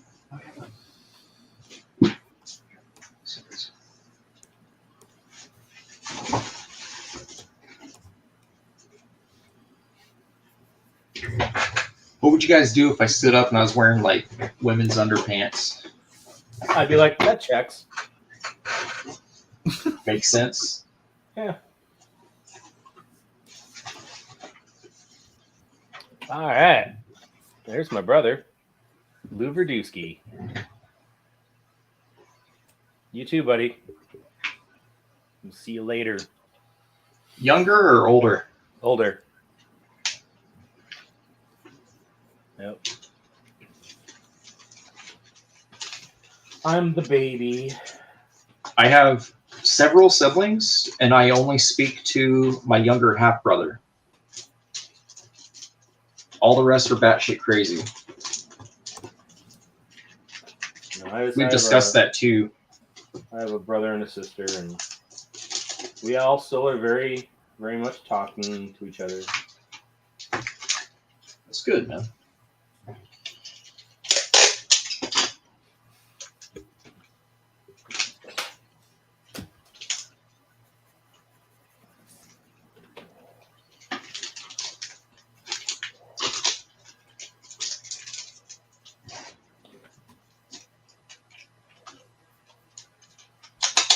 Terror at the gym.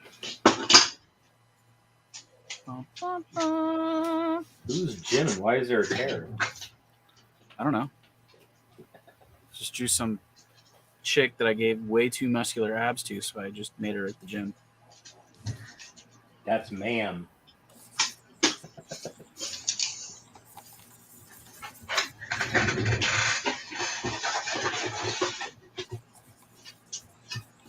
Oh, so see what I do? See what I do with these? I know I got a video, but y'all don't give a shit about my videos.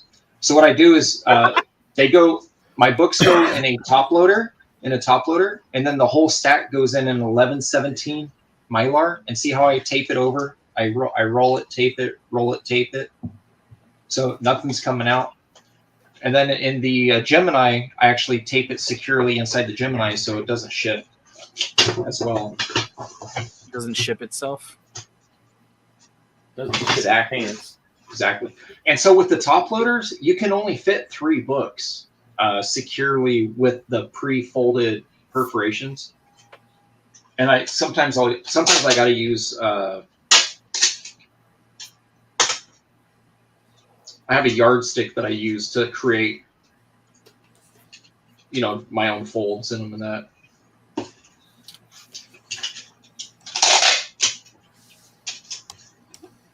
That's what I do. I make folds. And then he makes stacks. Job description: make folds.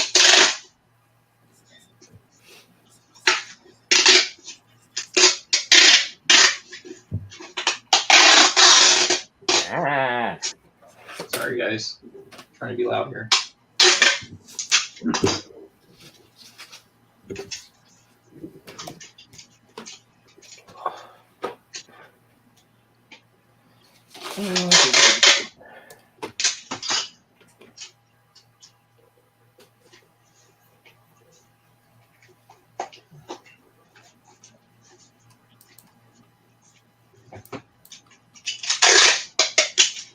What do you guys got going this weekend?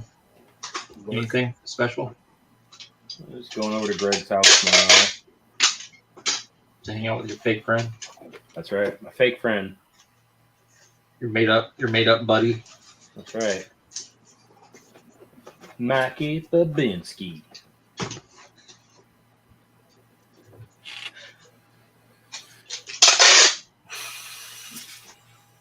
Your friend's a Batman villain. I mean, he might be.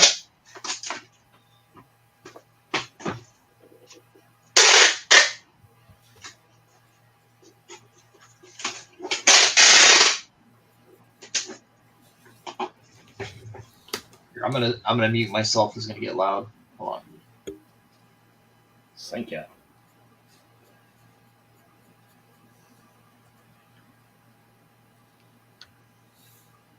So are you working on anything, Sam? Yep, I'm working on the final page of that Grave Roberts story. I just can't show anything.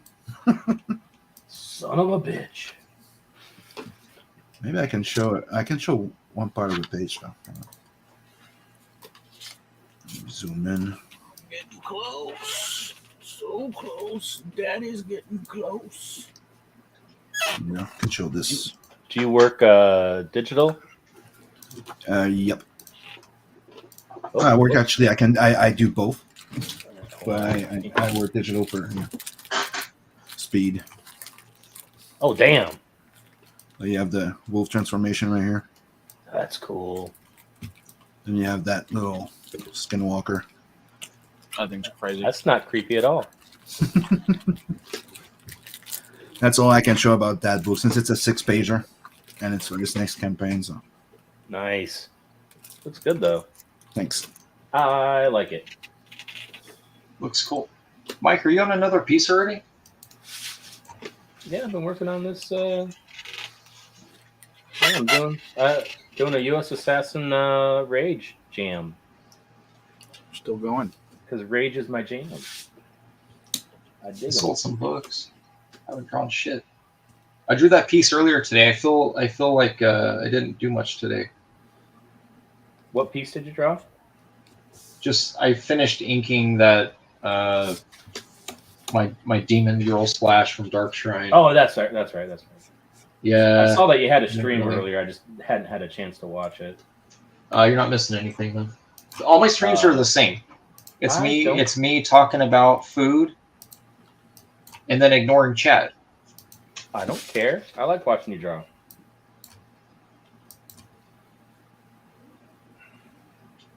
I'm a good multitasker if I have, like, when I worked at the pharmacy, I was actually very good. But when I'm drawing, I actually care about like what I'm doing. So it's like I dial in, and then and then I go into that mode where everything's like and they could be like talking shit, and you're like, oh really? That's cool. You go into that like autopilot. Shit, he's onto us. Yeah. Mm-hmm. Mm-hmm. Exactly. Exactly. Yeah, man, it's crazy.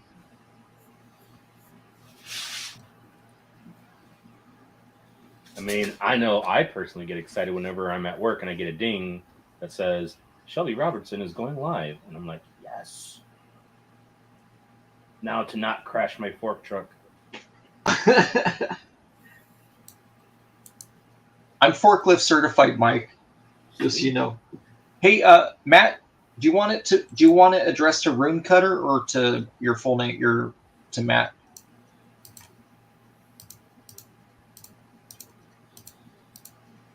I could do either one. It doesn't matter. Don't dox the poor man. Well, no, I'm just saying it's. Shit, I gotta weigh this damn thing. It's not suspicious that I got a scale next to my desk, right? I got my dusty scale, slightly used. I mean, if it was Rob's office, yeah. Then we'd be like, we knew it. Yeah. Okay. So, all right. Cool. All right.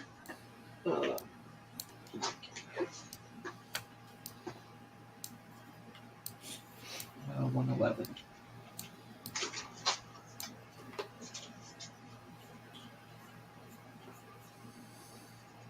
There you go, Ted. I pulled out a little something. Work in progress from Telephone Adverse 2. There you go. I can't show the full page, but I can show you this.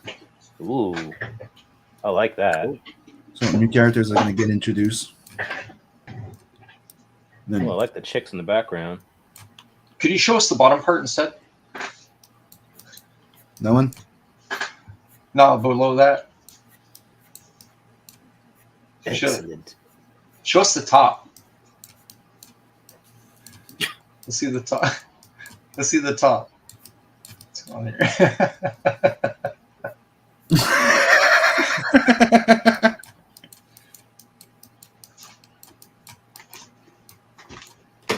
That was great, man. I like it. That's from the Blood Brothers Part 2 and Tales from an Adverse 2. I only have like 3 pages to finish on that one.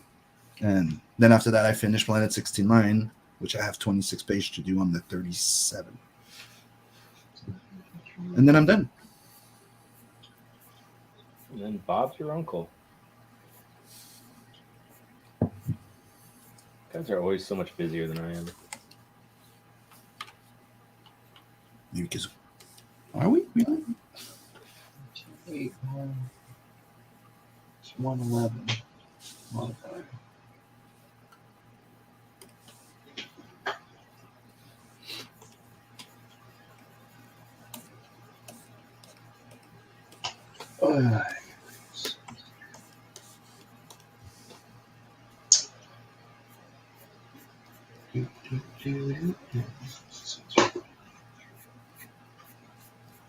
So you were coloring the other day, Shelby. Did you get a new Cintiq?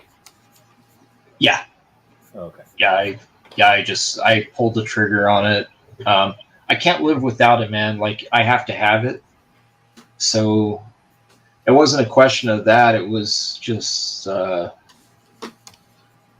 do I need to do to make sure this stuff is getting done? Because as soon as it died, I don't know.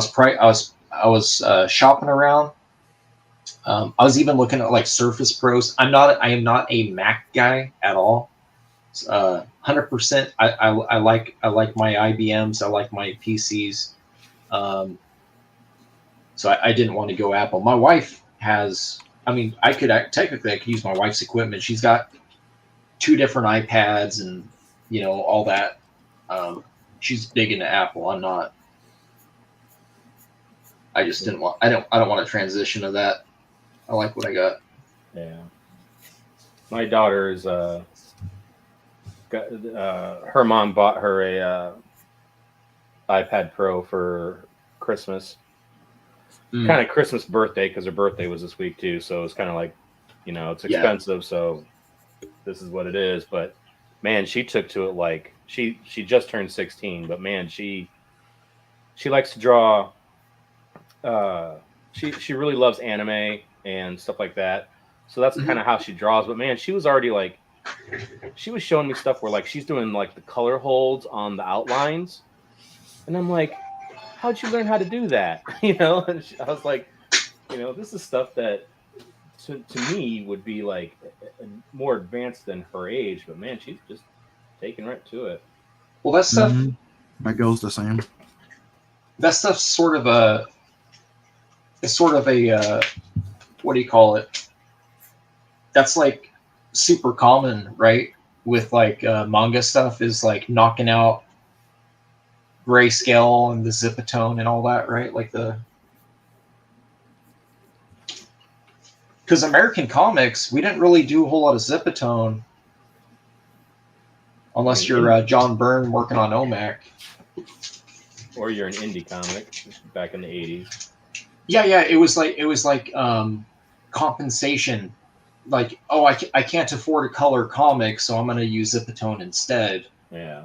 But I like the way zipatone looks. I like the way zipatone looks in like Photoshop. If you were to use like a hard light over it, like a hard light layer, like After Effects sort of stuff, I think it looks super rad, man. Like the way it affects the dots, you know. I don't know. I like weird shit.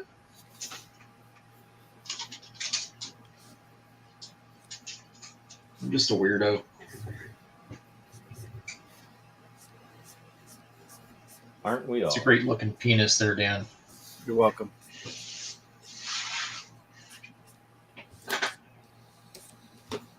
Just keeping it erect for the fan. I added, you got your tracking already there, Metal, so it'll go out in the morning. Yeah. My wife's she has 4 packages going out in the morning, so. Oh, do you have like a stamps.com account or something? Pirate Ship. Oh, and so I just print it on, I got the Dymo, the Label Maker 450 right here. This little guy. See it? Oh, cool. Yeah. Little blue light. Yeah. So I use that guy. And then, yeah, I just follow Pirate Ship. We have our account. I always have to make sure that I pre-save the specs for those, and then for the original art size boxes, I pre-save those. And I checked into it, but can't open an account in Canada. The hell, man. Oh, it's because it's a reduced or group rate for USPS is why. I need to find an equivalent here. Yeah, they just hate you because you have universal health care. It ain't that good. The post office is like mad. The post office is all angry. Well, it's good if you got insurance from work. But on that, at least you get the basic things. So you're not gonna go in the street because you're sick. No, that's the good part of it. How does that? Okay, so how does that work up there with? You can get health insurance on top of your universal health care? Yep. The universal health care is like the basic, right? So when you go to work, you get an extra insurance, so you get like a higher grade of like instead of having like sharing a room with 2 or 3, you're gonna have your own room. Instead of a pig's heart, you get a human one. Yeah, pretty much. All right, cool. Yeah, good to know. Not that, but you get the idea. A buddy of mine. Like, there's also a two speed service in a way. So if you're willing to pay a little, you can get a better treatment or faster. Yeah, that's what my friend was saying. He was like, that's the stupid shit that got like that, though. Yeah. That's what ruined the entire system. Yeah, a buddy of mine up there. He's in Toronto. He told me he plays keyboard in a goth band. They're called Birthday Massacre. Oh my god! Do you know somebody in that band? Yeah, Owen. He's the keyboardist. Holy shit. Yeah. So I love that band. I love that band. His cat needed surgery, and I guess that his cat. He was telling me, he goes, yeah, like the surgery was free because of our healthcare, and I was like, wait, what? He goes, well, we pay like twice as much for a pack of gum, but it covers your family, and I was like. So I guess he was saying that his cat is covered under family. I was like, what? That's crazy. So yeah, his cat got its. I guess it had a hernia or something, and he's like, yeah, dude, like my cat was covered, and I was like, oh, that's Like and known here that Dave Grohl here was they're a like, music industry. And before get my before 22. before they started changing, like trying to implement the double speed for for the thing that ruined the system. Yeah.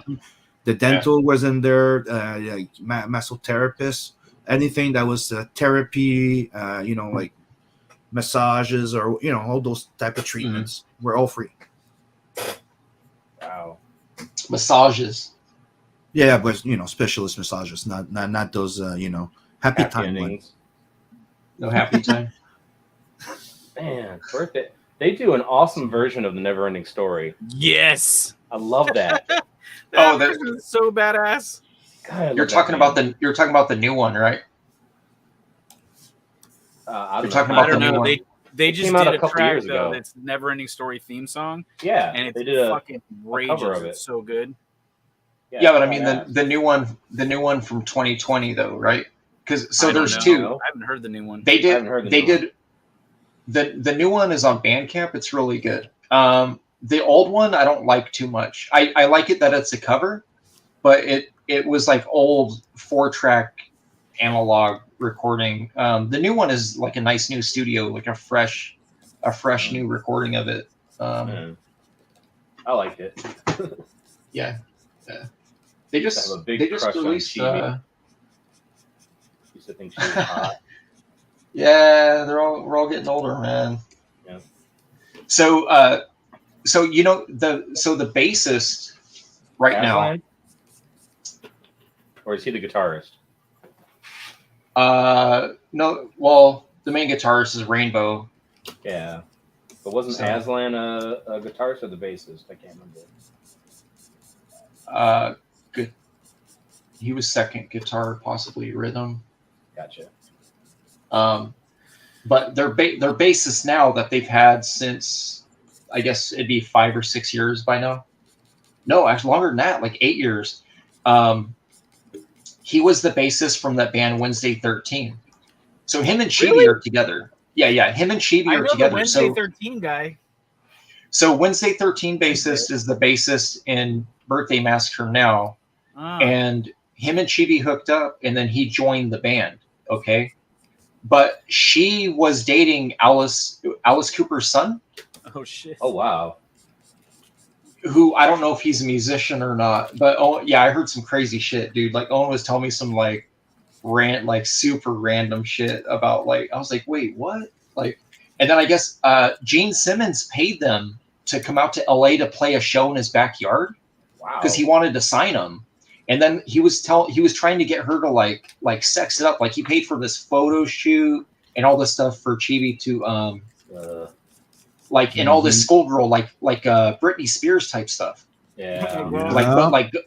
But gothic-y, And I was like, what? And he goes, yeah, dude. It was really cool, but that's not really At the same time. Well, the thing is, she's like very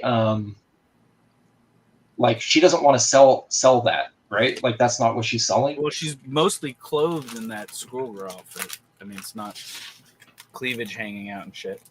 Right. Oh no, these photos, they were selling some of them in Vegas, and that's the newer version of the song there. I put it in the private. I don't know. Owen has comics. He writes and prints comics, dude. The band was formed in the big Canadian art school up there, right?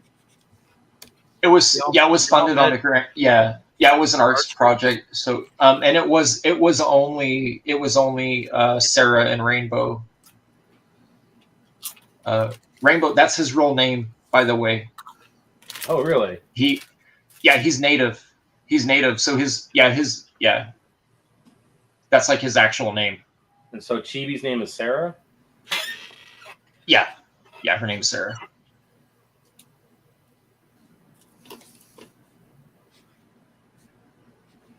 I mean, it's pretty well known.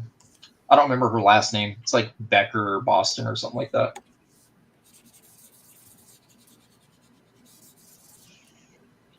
So crazy. But yeah, Rainbow's he's yeah, he's would you still call it native up there, Sim? Like he's Canadian, but he's not French Canadian. You know what I'm saying? Like he's indigenous. What do you call it? But they call them indigenous, where you can also call them natives. They use both. Yeah. Okay.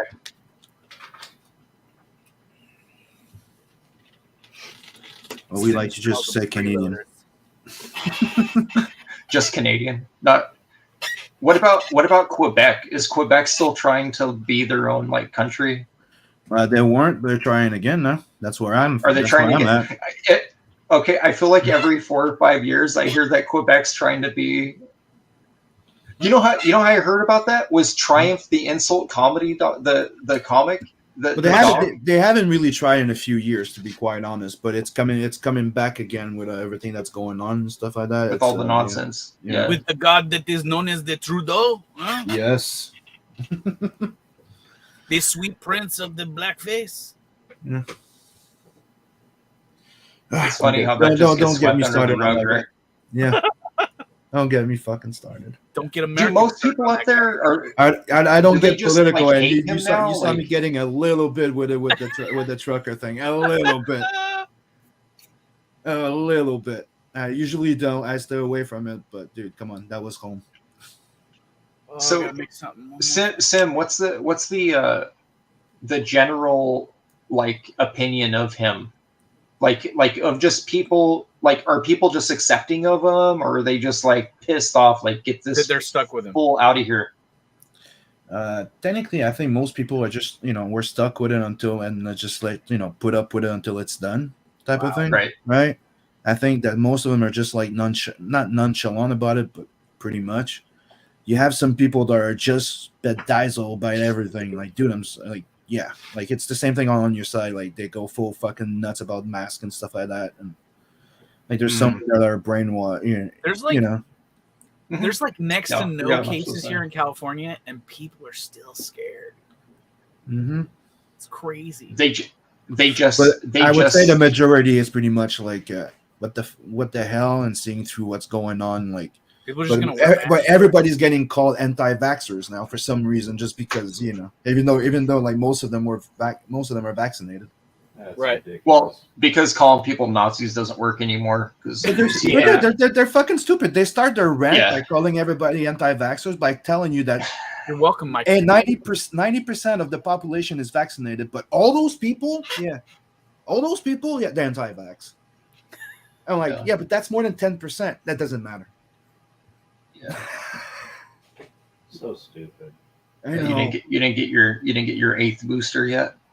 So yeah, it's not. So at my daughter's school, they just got rid of recently got rid of the mask. Like they kept it in place, and finally they just got rid of it. Like it's gone. Like the masks are gone now. Really? And dude, People here so with my daughter masked up like with my daughter, most of her friends, I'd say 75% of them were still, even the week that they got rid of it, we're still just sort of, we're already on 2 years of this, so they were still wearing them going in, right? Mm-hmm. And the last time I dropped my daughter off, I'm like, so I was like, yeah, we're going to talk about it. We'll go home and talk about it. And see what are you comfortable with? Like, we're trying to fill out the class. Like, okay, what's kind of going on in here? But I'm noticing, like, I told my wife, I'm like, dude, like every kid getting out of the car, like no mask, dude. Like all these kids are like done with it. And we were still sending her in with one. So the last time she got out, she looks at me and she like dead eye staring at me, and she takes her mask and puts it in her car seat and like shuts her door, and the whole time keeps eye contact with me. And I was like, I guess we're done with it. I was like, I guess we're done with it. Yeah, I was like, I got home. I was like, that is the funniest shit I've seen in my life, dude. Like, because she doesn't really. The way she was looking through me, she was like this, like mask. You know what it remind me of? You know the dude with the steaks and he drops the salt. It was like that, like the mask. And then she like the door, and she kept the eye contact with me. Damn. And the funniest part about this whole thing is I couldn't pull out yet because you got to get in the single file line. Then you have to like jerk all the way over into traffic, like, because it's like a crazy line drop off. So I'm looking, and I look back, and she's walking into school, and she's looking over with her backpack, still staring at me, like staring at the car. I think she anticipated me to say something, maybe, and I was just like, "Listen here, Missy, bye. You come back here and put Bye. that bag on your face." No. Oh, dude, I mean, we've been done with it for months.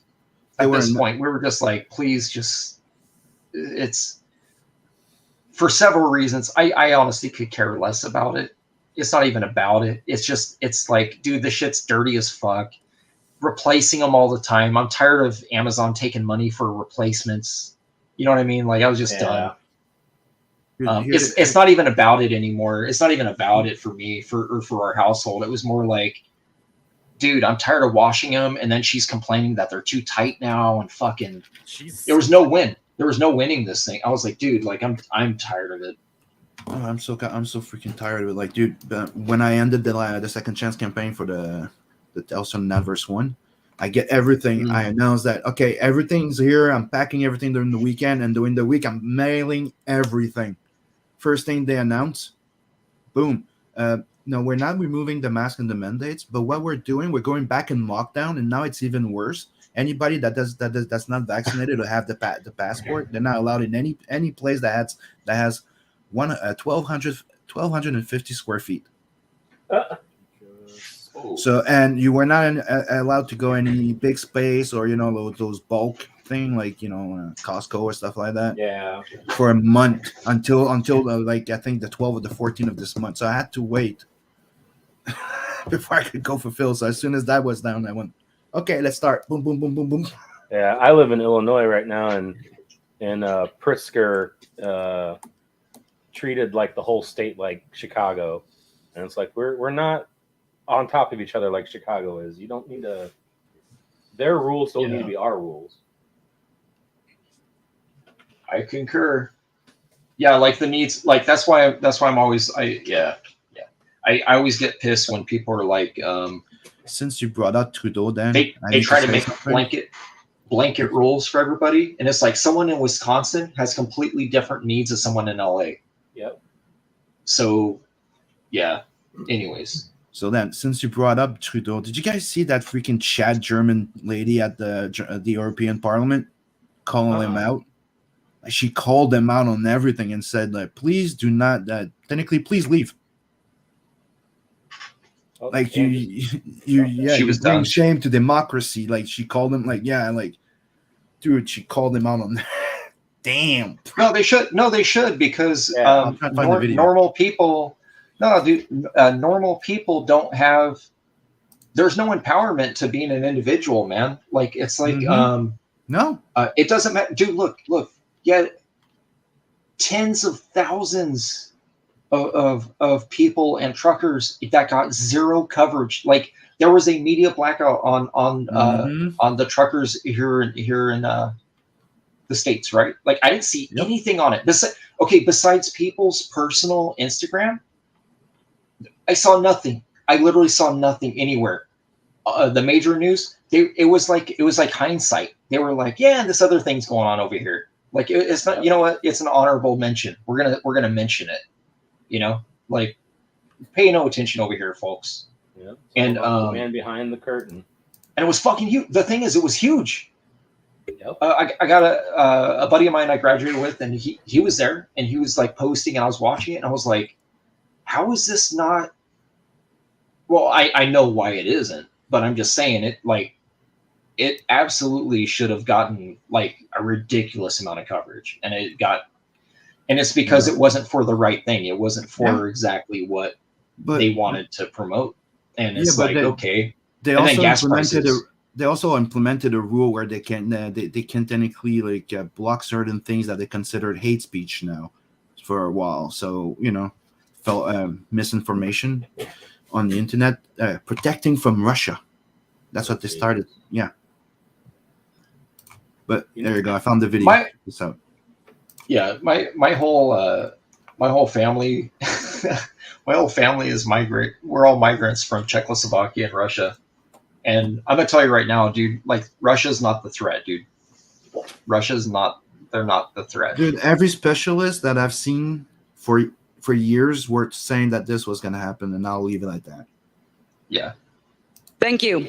Based on Article 195, out that it would have been more appropriate for Mr. Trudeau, Prime Minister of Canada, to address this House according to Article 144, an article which was specifically designed to debate violations of human rights, democracy, and the rule of law, which is clearly the case with Mr. Trudeau. Then again, a Prime Minister who openly admires the Chinese basic dictatorship, who tramples on fundamental rights by persecuting and criminalizing his own citizens as terrorists just because they dared to stand up to his perverted concept of democracy, should not be allowed to speak in this House at all. Mr. Trudeau, you are a disgrace for any democracy. Please spare us your presence. Thank you. Damn. Damn. You called that a chat. God damn. That's awesome. That sounds like my monologue when the ex-wife enters the room, bro. Did you guys see the Ukrainian president? His response to Biden. Biden was like, "We can get you out of there." He goes, "I need ammunition. I don't need a ride." And I'm like, "Oh shit, that's what a real leader sounds like." Take hints, Biden. He ain't running. Oh, dude, there's another one. I just saw that one. He's getting called out by a whole bunch of people over there. And with the Prime Minister of Canada, the way he's behaving right now, he's exactly like a tyrant, like a dictator. He's like Ceausescu. Oh, no. If even you doubt, if you raise doubts about the vaccines, you're outcasted. What's the difference between what he does and what happened under the Inquisition? Oh, shit. On one side, they say, well, we should not believe in God. But on the other side, they say, believe in science. We don't have to. Science is not about belief. Science is about measurements, conclusions, hypotheses, and arguments. We got to a point right now where even if you say something, if you raise any doubts, you're already considered, as whatever, they label you. He doesn't want to say it. No, he's right. When I saw the protest in Canada, the way the truckers over there reacted, I got in touch with some of them. Others contacted me. I congratulated them, and I want to use this opportunity to thank them. And I hope this movement for freedom and for rights is spreading all around the world. Because at the end of the day, we have to make sure that all these elected officials, they understand that they were elected in those offices to work for the people, not to behave like masters of slaves. Thank you. Damn. Mm-hmm. It's not going well for him over there.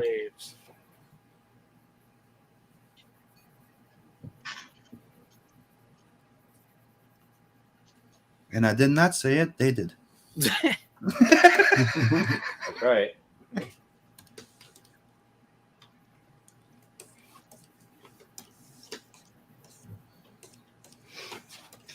Yeah, I was just curious because There was your answer. you can tell very easily based on coverage of stuff what the actual consensus is about things. Like they try to make especially mainstream news. Mainstream news is not very good at polishing turds. You know what I'm saying? Mm-hmm. So they try.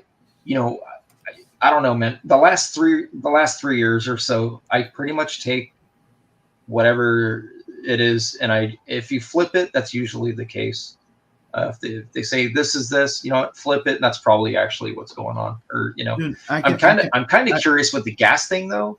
I feel like there is a smoke and mirror thing, so I'm trying to figure out what's actually going down right now that's not being spoken about. Because anytime anytime there's other things going on, it always feels like, I don't know that it is, but it always feels like it's smoke and mirrors for something else, right?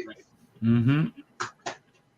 I'm a little bit of a conspiracy theorist, but it's what it's what I notice. Start avoiding skyscrapers is all I'll say.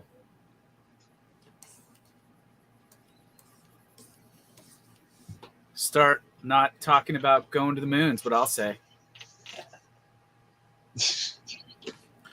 And I'll say, go back all our projects so we can all get to safety in case of anything. That's right. There you go. We need to build those safety funds.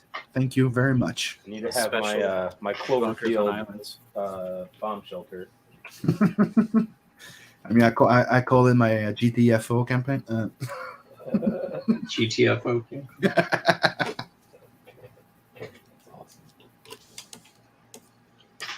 What was that last book that Zach released? It was like a 30-day. What was it? The philosophy fucking books? Yeah. Does anybody know? Does anybody know what those? What I those know are like? Book of No. There was. I can't remember what the other ones were called. But yeah, there was one recently. I don't remember what that one was called. I didn't bag it. Yeah, I have to admit, it's that campaign by Sanderson on freaking Kickstarter that blew my goddamn mind lately. Like, dude, the guy just passed $30 million now. What? Yes, dude, the guy came in. That's the novelist, right? The novelist. The guy came in promising 4 novels, and there's. Oh, I thought it was toothpaste. Never mind. No, he promised 4 novels, and he made more than $30 million now. That's crazy. It's insane. Is he the one that said he'll just go indie? He'll just go indie and bypass the. Is that who I'm thinking? Okay, I did see something on that. And he promised 4 secret novels, right? That fits in his universe, and he's going to release them quarterly during the year 2023. But the thing, he also promised like monthly little loot box, like little gifts, like it could be a little box or a little drawing, a little card, a little something, and throughout the year. But dude, the guy made over $30 million. He came in asking for $1 million though. That's nuts. Like he asked for a big amount. He came in going, I want $1 million to do this, and he made 33 million, right? 32, I think. Yeah, that's wild. Books. That's wild. He didn't even have to draw one picture, Dan. I know.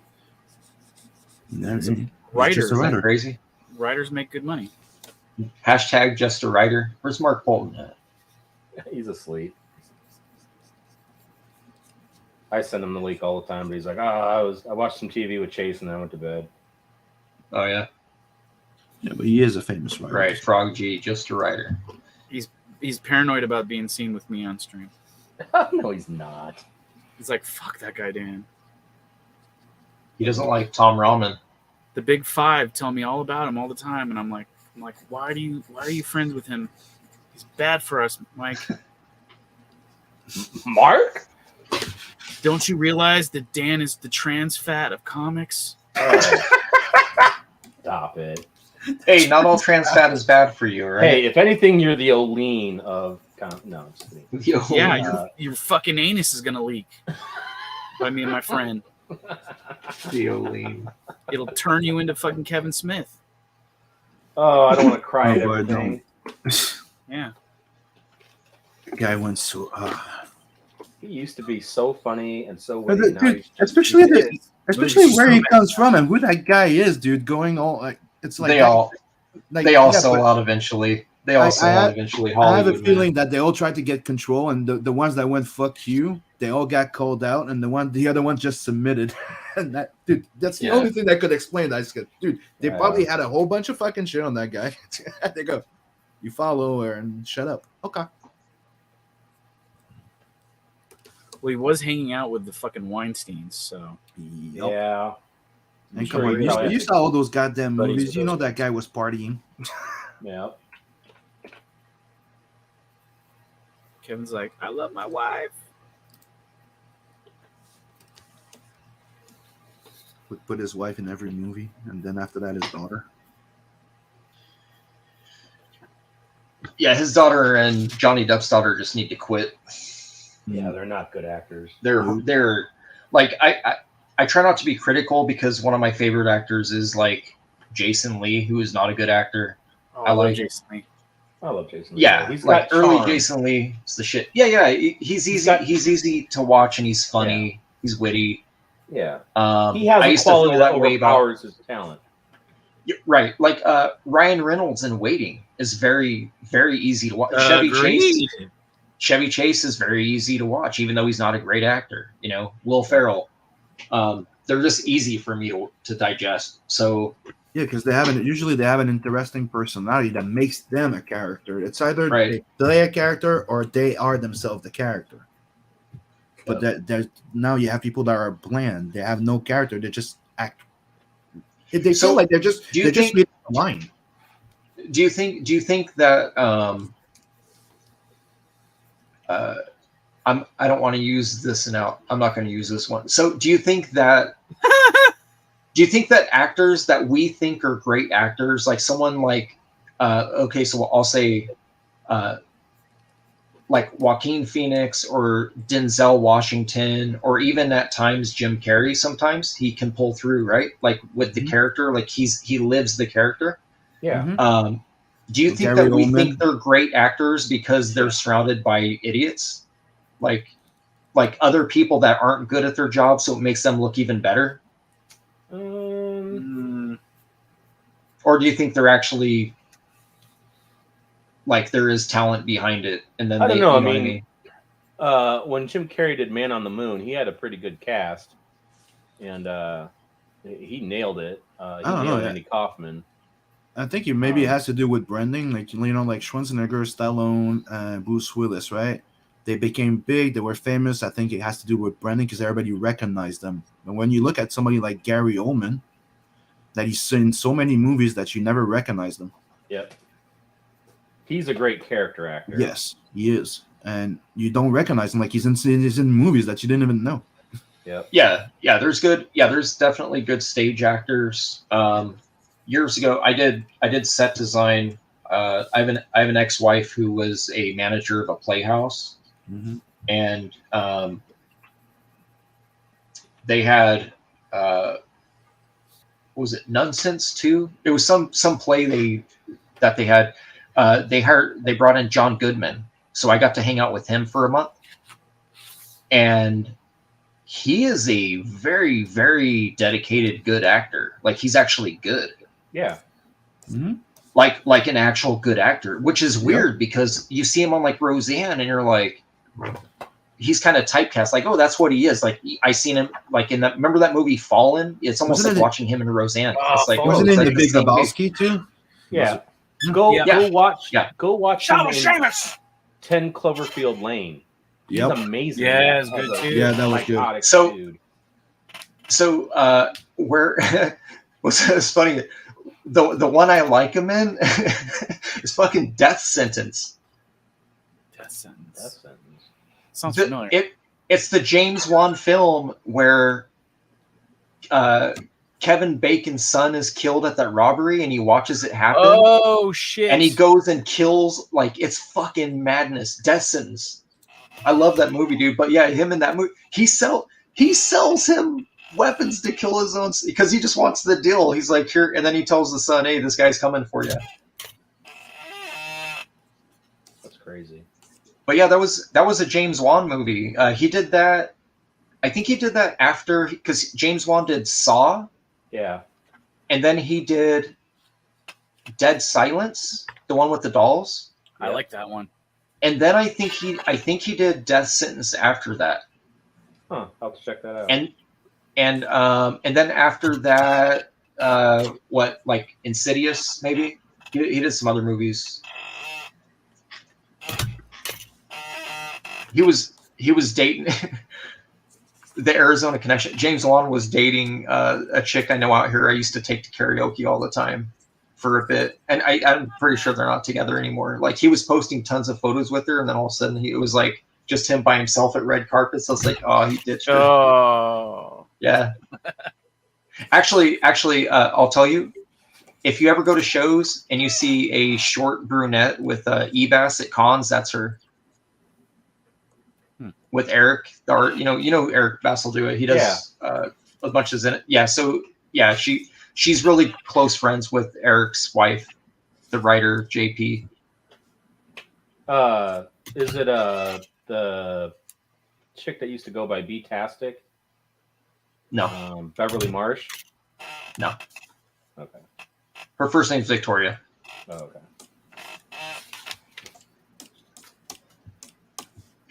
Yeah. Metal says Death Sentence was my favorite Wan film, and my generation Death Wish. Yeah, there's a string of James Wan movies. You know what's funny? My wife likes very popcorn movies. She loves Mark Wahlberg films. Nice. She loves the Transformers The Big Hit movies. was awesome. Yeah. Well, no. She likes the gonna Transformers Are movies. you guys gonna go see the one where he's the pastor? No. Just saw the trailer for that one recently. I'm kind of done. I'm kind of done with him. The Big Hit is amazing though. Oh, Yeah. the Big That Hit is Big Hit awesome. was freaking amazing. Yeah. I'm straight It's jacking, just fun, yo. dude. It's so I jack fun. all day. Straight jacking. That guy, Yeah, dude. Yeah, those movies. Joaquin Those movies are great. Like, I remember like watching the trailer, right, and going like, "What the fuck's this deal?" But when you watch the movie, you're like, "Okay, it makes You sense." just The guy sit never all masturbated in his day. life. He always had pussy, and you're like, and you discover makes sense though. If the guy screwed so much, it became so like, yeah, that's an interesting character. Every movie that Mark Wahlberg is in is all I see is The Happening. He is so horrible in that movie. I think I've only seen that movie once and I've totally forgotten it. Oh, it's abysmal. Hey, Tree, what you doing, Tree? You trying to kill us, Tree? Oh, that's not nice, Tree. I'm just gonna talk to you really quiet. every time I see Wahlberg, I immediately think, just because we used to talk about it quite a bit in the pharmacy, we think of that movie Fear. Have you ever seen Fear? Oh, the Collector and the Collection are awesome. I love you forever, Donna. I got it written right here. The Collector and the Collection, those are great. Yeah, great those are fucking good movies. I saw The Collector, not The Collection. What's up, Nick? They're both good, and they connect. Collection's to a each other. sequel. There was supposed to be a third one. Yeah.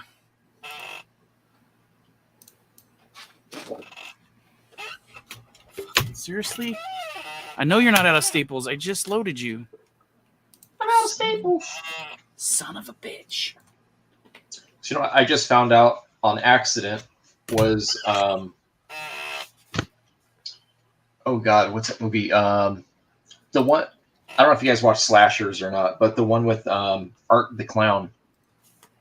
Art the Clown. Terrifier. Yeah, that's I saw that one. Yeah. Okay, so Terrifier is a sequel to there's two short films, and it's All Hallows and All Hallows Eve and All Hallows Eve 2. Yep. And I found that out because I just turned one of them on and I was like, holy shit, wait, what? And then I had to Google it and I was like, ah, shit, I didn't know that, because I had seen Terrifier a long time ago. Yeah, that is the creepiest fucking clown ever. I'm sorry. Pennywise ain't shit compared to him.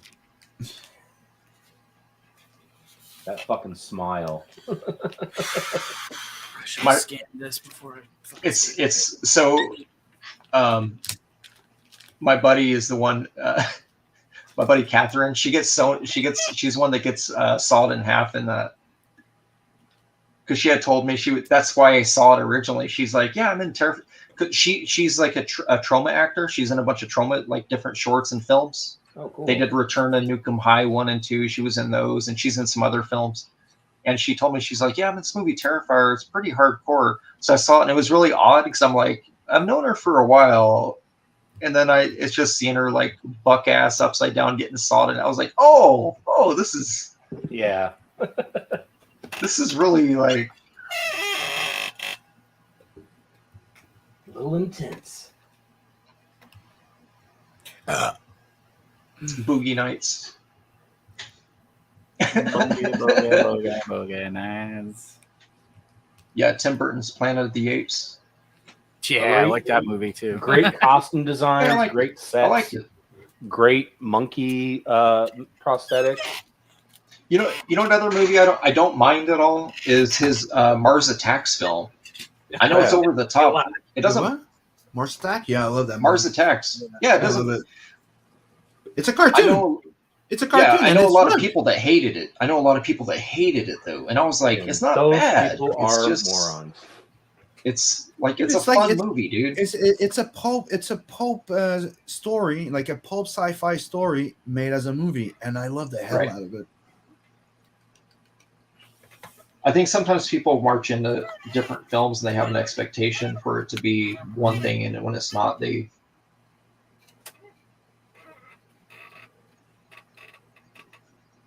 There is part of me though. There is part of me hoping that the new Spawn film doesn't get made. Oh, really? Yeah. Do you know what it's about? Not about Spawn. It's Sam and Twitch in their own like Seven sort of story, and Spawn is a supporting. Yep. Spawn is basically in the shadows in it. It's like that movie The Babadook. Think of it like that. They're pulling the Godzilla thing, the Godzilla and King Kong thing, where it's going to be more about the people around them. Yeah. Yeah. Yeah, that's why I'm like, yeah. I was like, That's a misstep. I don't know. I mean, that's why because he's having trouble selling it. He's been trying to sell that for a long time, and he's stubborn as fuck about it. I don't know why. I don't know. It might change with all the Spawn universe stuff going on now with all the different. It might change with him. It might change with him getting canceled over. Yeah, but I think it would be time for him to go back to some animation, because that Spawn animated series was pretty. That pretty was sweet. the best. Great. Yeah, that's what the movie should have been. Yep. I still like watching that movie once in a while because there was some cool stuff. I mean, John Leguizamo is brilliant. Exactly, like he's the one that saves the goddamn movie. And come on, JY was okay. It's just, yeah. S to the P to the A to the on. S to the P to the A to the on. Go Spawny. Go Spawny. So Andy sent me this, and I still haven't watched it. It's like Scooby-Doo zombie movie. Is it any good? I like. Is it Scooby-Doo Zombie Island? No, Saturday Morning Mystery. I don't know. I thought it was Mystery. Dude, Mystery you know Man. which one I love? didn't see I that. love the new Scooby-Doo Kiss movie. Have you seen that? No. It's fucking crazy. It's like if you put Scooby-Doo and Kiss together, and the whole thing was art designed by fucking Jack Kirby. Oh, wow. Yeah, it's fucking crazy good. This movie here, I love this movie. It did not get any sort of it got like 0 accolades because they did not follow the Hollywood checklist formula for casting or for the story. I just don't like Vince Vaughn. What movie is it? Brawl and Cell Block 99. Oh, dude, that movie's awesome. Is it? Dude. Yes, it's so good. Yeah, dude, what's this the name of it? movie, Full Brawl and Cell badassery. Block 99. Yeah, I think it's still on Netflix or Hulu. It's still on one of them. Just buy it. You won't be disappointed. No, dude, I've watched this movie like 20 times already. Yes. Yeah, dude, it's so easy to watch, and it's just it's not right. It's not right. Like it's not like It's so right. Yeah, no, it is. It is. Another honorable mention right here. You like this one, Dan? Hold on, I'm running the Is scanner. that the It's original? right in front of everybody. This is the original. Yeah, the original. Oh, there it is. Nice. Yeah. Yeah, that one's good. That's a good old classic. Yeah. So you know that they remade it 2 years ago? Do you know that they remade it 2 years ago? I don't know if I knew that or not. Unfortunately. Oh, dude, it's a dumpster fire, man. It's a Dude, you know dumpster what's fire. Dumpster fire is the remake of Texas Chainsaw? The new No, one? the other one, the one that was originally directed by the guy who it's the movie that they stole. Halloween stole their premise from. Black Christmas. Yes, Black Christmas remake is fucking horrendous. There's actually two of them. I skipped it. Yeah, no, I skipped that shit. I'm not. Yeah. Just the remake Black Christmas. It's fucking awful. Yeah, but there's two of them that happened over the last 20 years. Two remakes. This one's ridiculous. Dan, I know you know this one, but John Landis's schlock. That's John Landis in the outfit. Yeah. Oh boy. Dude, this movie's ridiculous, dude. Schlock. I love Stranger Than King Kong. Schlock. Alrighty. I think that's that. Plan. And then anybody interested in this, if you don't know this already, I'm going to show you this one right here. Is it Benny? No, fuck Benny. Benny Loves You is a fucking horrible film. Oh God. Yeah, Andy sent it back. I sent it to Andy and he sent it back to me. He sent it to me. I watched it once. It was so bad, I mailed it back to him priority, and then he sent it back to me again. That's how bad. Mental. Yeah, Benny Loves You is garbage. But so I had to do some researching on this one. This was the Night of the Living Dead remake with Tony Todd. Do you remember that? Yeah. Okay, so the transfer on this are all bad. You're either going to get a pink version or a blue version, where basically the whole film looks like The Matrix, or it's going to look like it's sunburnt, like it was left out in the sun. And so this one, the reason why they do that usually is because they, otherwise if they clean it too much, it ruins the the practical effects. Right. Well, no, it was just a bad transfer. The companies that transferred them were basically companies that just took like as seen on TV versions of it and literally just did a DVD to a 1080 transfer, like no cleanup, no nothing. They just transferred it and it didn't translate well through the method that they used to transfer it. Mm-hmm. So this one here, if you guys are into it, the umbrella version is region free. I think I'm gonna order that. Yeah, it has to be the umbrella version, okay? So the umbrella version is region free, and it's the only version of it which has color correction and a 1080p it's a 2K transfer, I guess, because of the way it was filmed.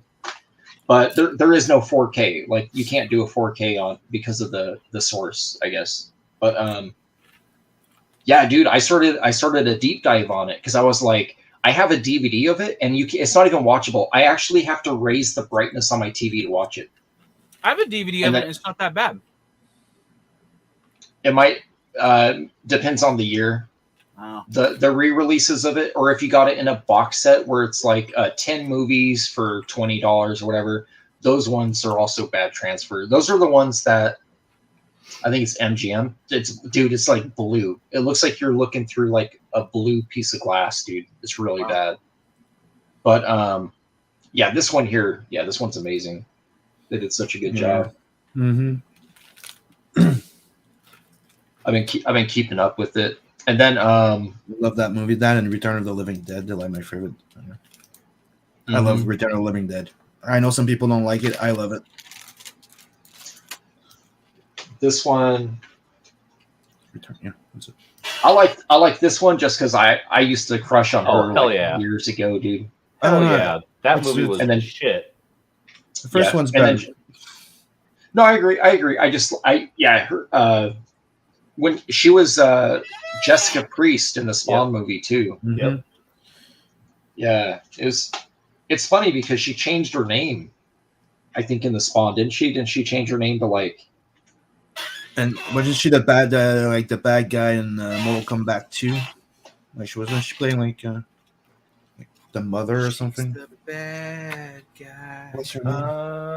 I don't know if that was her or not. Yeah, Maybe. so here she's listed as Mindy Clark. I think in Yeah. Spawn she was Melinda Clark. Yeah. She went by like her full name. Yeah. And then this one, I got this one over at Best Buy because I'd never seen Raid 2. And I like the Raid 1 is cool. There's I a didn't Russian like raid 2. movie too. Oh, is there? I didn't like 2, man. I didn't like 2. 2 was alright. Yeah. Her name is what? Musita Vanda? Is that it? Musita Vanda? What was the name? Oh, for the Raid? The actress. Yeah. No. Mindy Clark. Mindy Clark. Mindy Clark. Yeah. In Spawn, she went by Melinda Clark. And then she was in another movie with Robert Englund called The Killer Tongue. I have a bootleg of it. I don't have like an actual pressing of it. Where she wasn't her. She gets some comet. It's basically like Night of the Comet, but it gives her this venom tongue and she just kills people with it. And then Robert Englund plays he's like a dirty cop out in the desert. Like I don't recall the story. I remember her dogs, her poodles turn into humans somehow. Yeah, it's weird. Actually, my favorite Robert Englund movie is the Phantom of the Opera remake. That's a crazy movie. That is a crazy movie. It's awesome. They did it. He was part of a remake of that. Yeah, back in like the early '90s. Yeah, or late '80s. They made a Phantom of the Opera with him. So awesome. he was at the he was at the show Andy and I did in San Antonio, and then I saw him at the airport just standing there at the same terminal. So I walked up and I was like, "How's it going? Is it a good show for?" I just went up and I was like, "Fuck it, I don't care." I walk up and say, "Hey, it's a good show for you this night?" He's like, "Yeah, it was all right this night." I go, "Okay." I go, "Yeah, if you don't remember, my buddy and I, we took a photo with you and we had you do the intergalactic pose." He goes, "Yeah, I wonder what the fuck that was all about. That was really weird." And I was like, yeah, we're weird like that, you know? And we just start talking. So he starts telling me, these stories. He's like, I guess he and his wife, they have a house out here. And he's like, yeah, you know, I'm going back there now. We got a house there, and then we're going to drive up. They're going to drive up north by the Utah border. And I was like, all right. And he starts telling me about, he's like, oh yeah, Beastie Boys, this and that. He's like, yeah, I used to do plays. He goes, yeah, Michael Diamond's dad is a playwright. And I was like, what? And he goes, yeah, I was in his plays. He used to teach at the college I went to. I was in an acting school and this and that. And he goes, yeah. And he goes, that's way back. I guess Mark Hamill used to sleep on his couch. And I was like, oh, like your roommate? He goes, no, he would just stay nights. Like he tells people he was my roommate, but did he tell you the Star Wars story? No. So he was the guy that was supposed to be Luke. He was supposed to be Luke, and he sent. Yes. Yeah, he sent Hamill. Yeah, he did bring that up. Too tired. Mm-hmm. Yeah, Mark Hamill got sloppy seconds. It was supposed to be Robert Englund as Luke. Yeah, it's fucking crazy. Yeah. Yeah, he has a small cameo role in a movie called Big Wednesday. And he's like a stoned out like high surfer. There's a scene where all the guys in Big Wednesday are supposed to go down and like sign up for the draft, and Robert Englund is like a super skinny like surfer punk guy on crutches. That's funny, dude. Robert Englund was a big surfer back in the day, and he hung out with all the big surf guys, and so when they made that movie, they just went down and they found all like the surfers that they had in the movie that were the famous surfers. They just had them bring all their friends down to like the extras. Nice. And I think that's how Robert Englund got his start. And then he was in V. Yeah, fucking Willie forever to me. Like I know people love fucking Freddy. I mean, I like Freddy too, but man, V was my shit when I was Oh, a kid. Yeah. Yeah. No, I'm all That I'm show all about. terrified me. Dude, Well, Freddy's I my didn't even know. favorite I didn't even. slasher. Yeah, I didn't even realize when I was a teen who he was. Like I was not into like checking who the actors were as much. Like back when we were younger, like we didn't know who was like the writers or something. Yeah. So, and the faces will hidden, and like you said, like to me that face was always. So when I saw him without the mask, I'm like, what? That's Freddy? Like he was so nice. Yeah. He was so lovable and nice. What happened to the guy? He was the helpful guy. But dude, V was amazing. I loved it. Watching them eat like mice and shit. All right, Like, Jason's what books the are done. fuck? I think this is the best Batman piece I've ever done. Maybe second best. And Scan it. Like it. Hold on, let me. I some scanned of us all are of them. old enough to have. They're gonna watched go it in when it my. was airing for the They're gonna first go time, in my too. pencil sketchbook. Oh, good. Nice. It's pretty Nice. good for a little pencil sketch. Oh yeah. Yeah, Nice. got some good ones in here. Oh, that's nice, dude. Yeah, but Ink Spots is fucking. David Werner from Ninja Turtles 2 was supposed to be Freddy. That's funny. Oh God.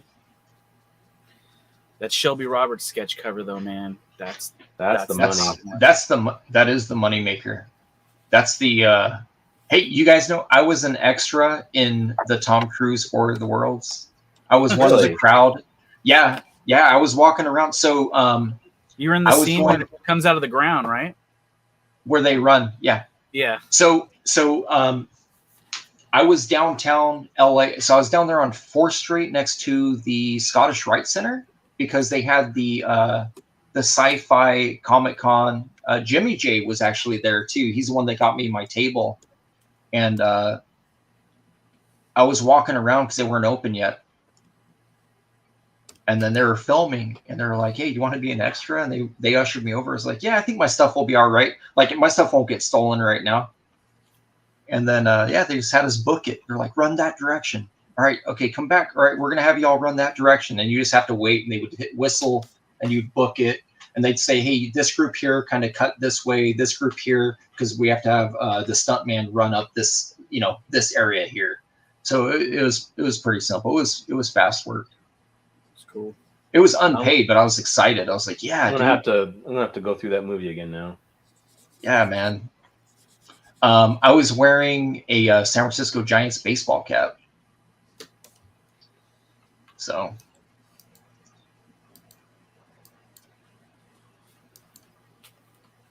I think my hair was blue. I was all pierced out and shit. When I went to work for the pharmacy, all my piercings came out, went back to natural hair color, and I just didn't go back to it. Matt saying England did a great job voicing the Riddler in the Batman cartoon, which was the remake with Matt Matsuda design, I think it was. Jeff Matsuda? Jeff Matsuda's the Batman? The Batman. I didn't know that. Yeah. That's that's funny. Because they recruited him from from the martial art thing that he did for Jackie Chan. So then he moved to the Batman, yeah. Jeff Matsuda, I'm talking about. Yeah. I remember Jeff bringing pages in.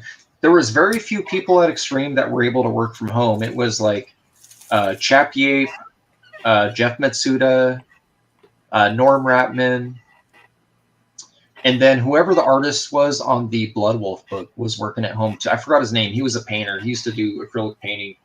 I wonder if Norm still lives over in Yorba Linda.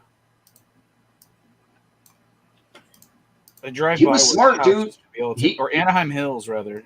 He had a really big Yeah, house in I Anaheim think Hills. he might. He's down there somewhere.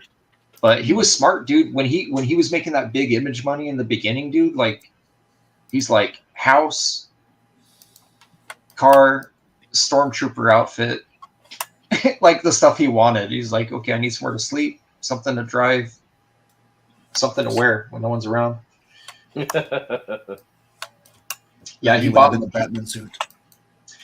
He might have actually been an extra in the prequels too. I think Norm is in the Star Wars movies like as an extra. I think. I might be wrong about that. Heard something about that. I'm talking like the Natalie Portman. What is that? I bought a book online. I got this big ass fucking book. Ron Emberton, he did Wicked Wanda for Penthouse, and I guess he did a bunch of these like stories that are like Romans versus the Picts, I think. But I love this guy's art, so I bought this book. And well, funny enough, I bought this book. It's one of 400, but it's number 2. So they made 400 of them, and I got number 2. And it came with a couple art prints, but it also came with this catalog for, I guess, other stuff they carry. Is that new? This catalog? Yeah, it's pretty new. I mean, it's not like a back issue thing, is what I'm saying. I don't think so. Yeah, I need this. Weird, I haven't seen that. Spartans book, Frank Bellamy. The shop I go to here, he carries like basically any and every like hardcover art book that comes out, you know? I haven't seen that over there. I get the feeling these guys are the ones that make the Illustrations magazine, because that's it's all illustrations. Yeah.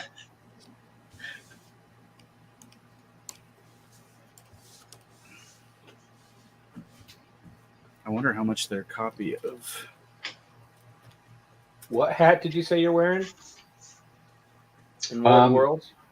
Black. It's a black hat with you can't see the front, but it was a Giants hat. Yeah. And it's the scene where the tripod comes out of the ground.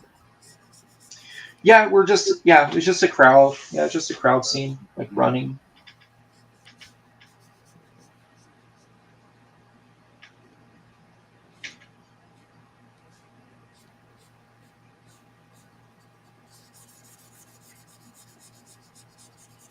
Musketeers? I can't remember if I got the Musketeers.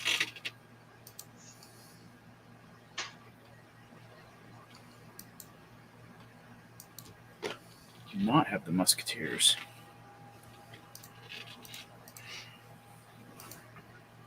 Do you remember what color shirt you're wearing?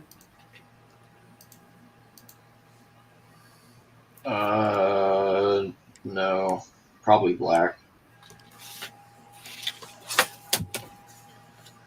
More than likely black. That right there. What's funny is I know a lot of people don't like this version, but I loved it. And it was actually a nice change of pace for Cruz, because he normally, he plays a really bad dad. He's not a good dad. Oh yeah, he's terrible. Yeah. And it's like, wow, you're actually playing a character. So he wasn't there. He wasn't there filming it. It was literally extras and then some stunt people. Like there was no actor that I recognized, if there was.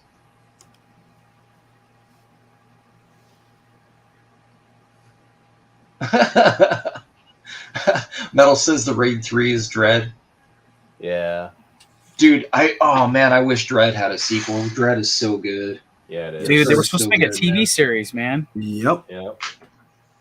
So good, man. I'm not even a Judge Dredd fan. I'm gonna be honest. I'm not even a Judge Dredd fan. I love that movie. I got the Steelbook. They had a Steelbook at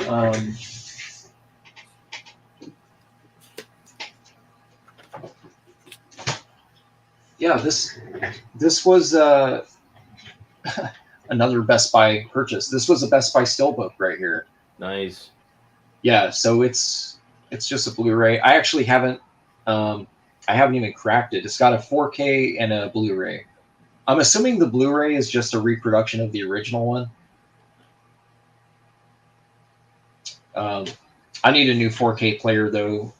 Our for some reason it doesn't play all the 4K formats. Like I bought Halloween Kills. The 4K won't play in my player for some reason, but the Blu-ray will, just not the 4K disc. Weird. So I don't know if it's, I don't know why that is, but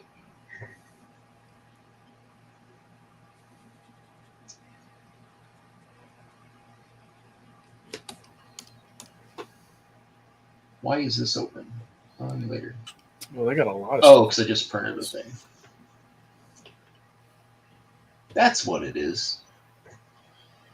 Come on, start. Yeah, dude, Dread is such a good movie. So, movies, metal movies that I watch like often. I'll watch Dread. I'll watch all of the Nightmare on Elm Street movies. Dread. I'll watch Crank 1 and Crank 2. Oh hell yeah! Yeah, I like those movies. I like weird. The Big Lebowski, I can watch all day. No Country for Old Men, I can watch it all day. Fargo, I can watch it all day. Shoot 'Em Up, which a lot of people have forgotten about. I love that goddamn movie. That movie's great. Shoot 'Em Up is amazing. Dude, that's Bugs Bunny and Elmer Fudd in real life, and that's I fucking love every second of it. I love the music. I love how it's laid out. It's an inspiration behind Blood Hunt. And if you know, no, it's good. That and Payback, the movie Payback, it's one of my goddamn favorite, and a lot of people don't even know about it. And I love the hell out of it. It's my favorite movie. I have both versions of ever. Payback. That's how much I love that movie. I like. I really like the theatrical one just as much as the director's cut. But yeah, those. That's why the title of Blood Hunt was Payback's a Bitch. Yeah. I do know it's kind of basic. I do like that movie Snatch a lot, even though I know it's like not. It's I don't know. There's something about that movie Snatch that I like. I don't know what it is. Snatch, it's amazing. Long Stock, Two Smoking Barrel is freaking awesome too. The Guy Ritchie movies are pretty awesome. Yeah. And dude, we almost had a fucking Lobo by him with Momoa as Lobo. Wow. It got canceled, and he went to being Aquaman. I'm like, come on. Guy Ritchie doing crazy. Lobo with fucking Momoa would have been awesome. I think, who I think would do. I think it doesn't matter who directs a Lobo film.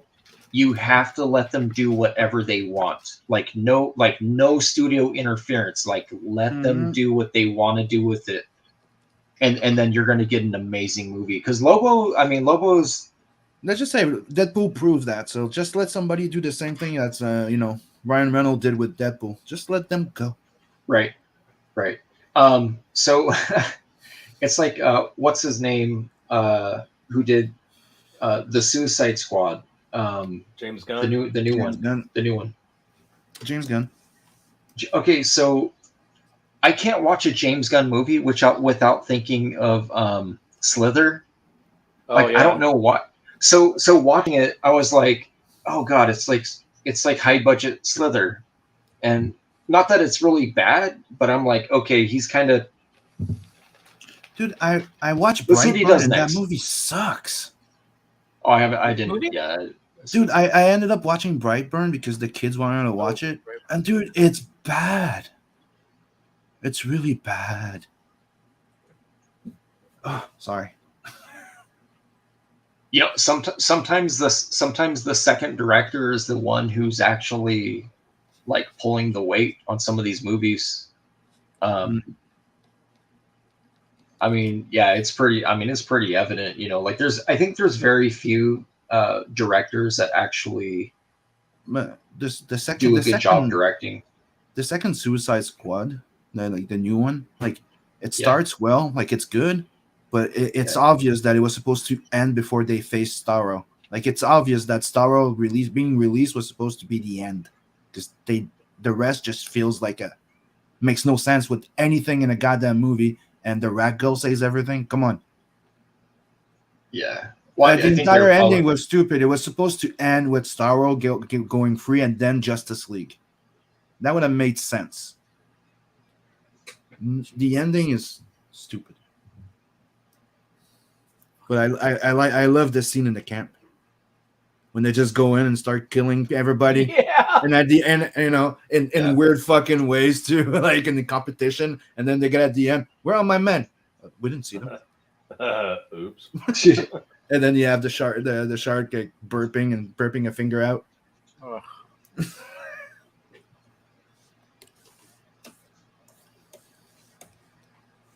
But it's like that guy cannot make it. It's like that guy cannot make anything else but the same recipe as the Guardian of the Galaxy. You know? Guardians. Yeah, it's a used up recipe. I'm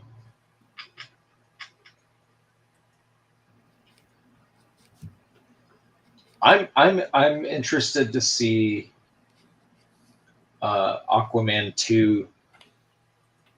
I can't stand Amber Heard. It has nothing to do with Johnny Depp. I just can't stand her as a person. Yeah. So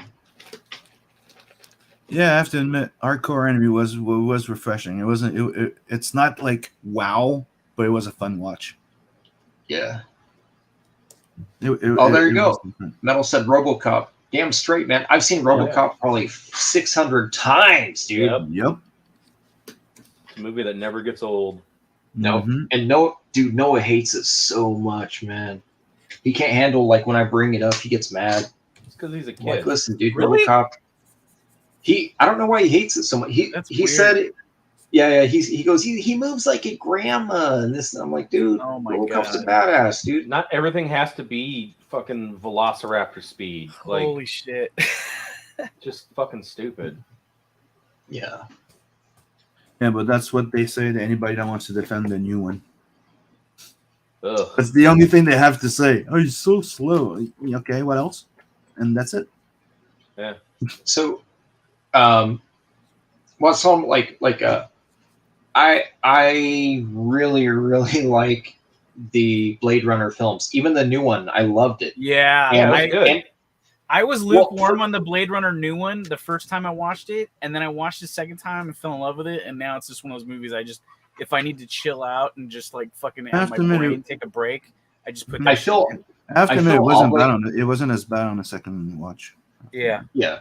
I feel obligated to like it too, though, because I'm one of those, like I said, I'm one of those dudes that like, I didn't want a Star Wars sequel. I wanted a Blade Runner sequel. Mm-hmm. Yeah, me too. And I felt like I had to wait 30 fucking years for that shit. So I don't care. Even if it's bad, I'm going to be like, it's great. I don't care. It's great. Because it got my sequel finally. I mean, one of the ones that I really loved was Starship Troopers, since we mentioned RoboCop. Starship Trooper, I love the hell out of it. Oh, I have a hard time watching often. it, though, because of the Capri Sun scene where he gets fucking stabbed in the head. Oh, that just horrified me for years, man. Yeah, Paul Verhoeven. Yeah. What other movie? Paul Verhoeven did RoboCop, Starship Troopers, Basic Instinct. Yeah, I have some indie film he did. Soldier of Orange. He's done a lot of stuff. He did something. He did that movie with Tom Cruise and Nicole Kidman. I forget. No, Stanley Kubrick. You're thinking of Kubrick. Yeah, Kubrick was Eyes Wide Shut. If that's what you're thinking of. He did. I'm a huge fan of The Shining, and I have a theory. I have a theory about The Shining. There's theories all over YouTube. I have a theory that nobody else has. I have a theory about it. Oh yeah. Go ahead. I think they all. Well, okay. So in the film, it's pointed out that a lot of people theorize that the movie at one point stops and then it becomes Jack Torrance's book that he's writing, his horror novel. Okay. But I think all the clues are in the very beginning of the movie of what the movie actually is. I think the movie is actually about Wendy. I think she's schizophrenic. And I think that what we're witnessing and what makes the movie scary is we're witnessing her schizophrenic episodes. I don't think it's a horror movie. I think it's actually, because look, here's the thing. You hear him in the very beginning talk about she's a horror aficionado. She loves horror. He writes horror. If you look at the bookshelves behind her, it's all like novels. She's a big time reader, so which means that her brain's always going, right? And everything about her, like anytime, who's the scariest looking character in the whole movie? She's always got the white over the eyes. Everything is this. Everything is terror, and that's like a very like. She's showing a lot of the physical traits of someone who exhibits schizophrenic things about themselves with their brain, right? And I'm like, I think it's about her. I think that, because remember they say we never found whatever, like in the very end of it, there's a cut scene that I think gives it away. They said, yeah, we never found, like, stuff that she claims happened. They're like, we never found this or that. And I think that blows the lid off it, that she's actually fucking crazy. It's her. It's not. And then like the whole thing with the kid, where she's like, you did this to him. And he's like, what are you talking about? So I think what happens is there's two things that happen in the movie. They have that giant, the statue of like the bull rider or whatever on the table. And then when they shoot another scene where Jack's acting like a fucking lunatic, he's like, leave me the fuck alone or whatever. The bull is now gone, right? I think that is stuff she's seeing in her head, and it's not actually happening. That's why, like, when he's coming up the steps and he's like, whoa, calm down, everything's okay. I think that's actually him trying to calm her down from an episode. And so when she swings, and like, I think she's the one beating the kid. I think it's all her. I literally, that's my theory. I think Wendy is batshit fucking crazy. I don't think he was ever the villain. I think it was all in her head. So when you watch it, it could, I mean, he leaves it so open. It could be like many things, but that's my take of the movie. I'm like, oh, she's the villain. She not the villain, but she's the one who's like broken. It's not him. It's yeah. She's married to a douchebag. Like, he obviously has like issues, you know, but also he's married to her, and that might be part of it. You know what I mean? Like, he's also dealing with someone who has issues, you know. So yeah, man, I don't know. Anyways, that's my theory. I don't think it was ever Jack going crazy or none of that. I think all of that stuff is her brain. I think all that stuff, like even the stuff with the gold room and stuff, I think that's her creating scenarios in her own. I think we're seeing a glimpse of her own head. I think we're seeing the scenarios she's creating, and she's so obsessed with horror and ghosts and all this and that. Like when she walks into the room and there's all the skeletons and shit, I think that's her break. I think that's when she has a mental breakdown. And like, because obviously none of that shit ever exists. Because Stanley Kubrick even said, in the movie, ghosts don't exist. So what can it be then? Like, I don't think he was lying to people in his interviews. Like when he goes, my movie, there are no ghosts in The Shining. And I think that was his way of saying, no, look somewhere else. It's not a supernatural movie. And I think that's, you know, so I think people are looking the wrong, like it's always about him coming through with the axe and this, that. I think he's trying to protect the son. I know that sounds funny, but I don't think it's him trying to get to her. I think it's him trying to protect the son from her, because she's probably done crazy shit and is acting like a lunatic, you know, in the real world, you know. So I think that it's. I'm worried for your family. I think somebody should call protective services. You're making excuses for a maniac. No, I think that what's like I said, I think that what's depicted. I think what's you ain't wrong. Is, like it's not made to be specific. I think it's her point of view, her ideas. Just like the scene where he's knocked out and she takes him into the food storage, right? The door opens the wrong direction, and there's some weird. It's like there's stuff in there that doesn't make any sense. Like stuff is. Things are not the right, like things are not right, and Stanley Kubrick spent 2 or 3 years planning the movie before he even started filming, and I think that all the clues are there, and I think he's I think he likes to direct riddles, dude. I don't think he directs stuff like. I think he's like.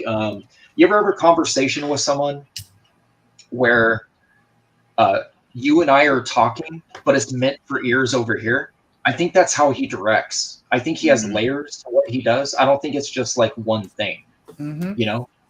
And that's the thing, is that they used to have so many movies like that before. Like one of the ones I like a lot too, it's American Psycho. The way the way that story's made, and the end, when you watch it the first time, you're like, hold on, like you're like, he's a fucking psycho, and then you go, hold on a second. When you start and then you rewatch it a second time, and then you start noticing things, and there's so many possibilities of how that shit goes. Right? It's like did he kill anybody, or is it did he have a psychosis? Like he's definitely a sociopath, but he's having a psychosis, and then it's like, and my theory is that he killed people, right? But when he got to that girl, that's the one that broke him, and he went in full psychosis. Because that's when the agenda gets crazy. You know, when she sits down and starts looking at the agenda. Like I think like he might have killed people, but that's the thing, is I love the fact that you can discuss, like, there's movies like that, like, you know, The Shining and stuff like that, that you can talk the possibilities of everything. It's amazing. I love it, and I miss it. What they did with American Psycho that I found very interesting is that because of his status quo, like he is a socialite, they made it very very plausible that someone did clean up after him.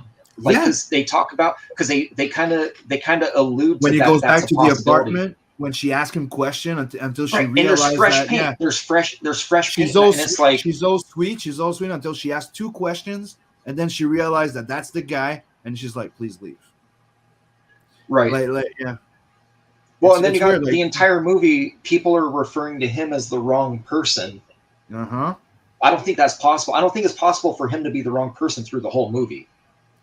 Right? Like, they're addressing to him as Paul Allen or whatever, and he's like, oh, I do kind of look like Paul Allen, so he just kind of fucking went with it and he's like, oh, I'm gonna kill this dude now. Like, you know, it's like, what, you know, but I do think that something, like you said, something did happen, because no one shoots a cop car and it blows up. Like, that's Hollywood shit. Yeah. Yeah, it's like, no, dude. Even he stops going like, the fuck? That's what I'm saying. Right, he like looks at the gun like, what? And he kind of runs because he's like, fuck, the car just blew up. Yeah, the moment it clicks is when he tries with her. Then after that, he sleeps again then the chainsaw thing happens. Yeah. Right?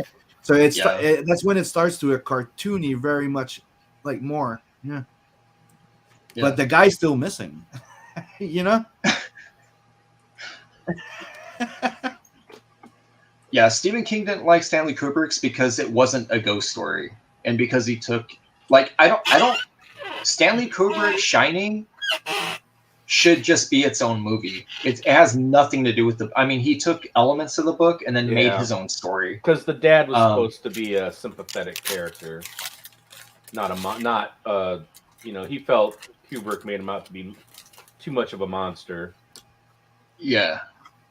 Again, I'm going to go back. I think Wendy's the monster. Yeah. And like the same way that the Frankenstein monster is the monster. They're not really the monster. They're just what happened from. Yes. Like Sandman in Spider-Man 3. Yeah. Like, they're not really the villain, but they kind of get pigeonholed, right?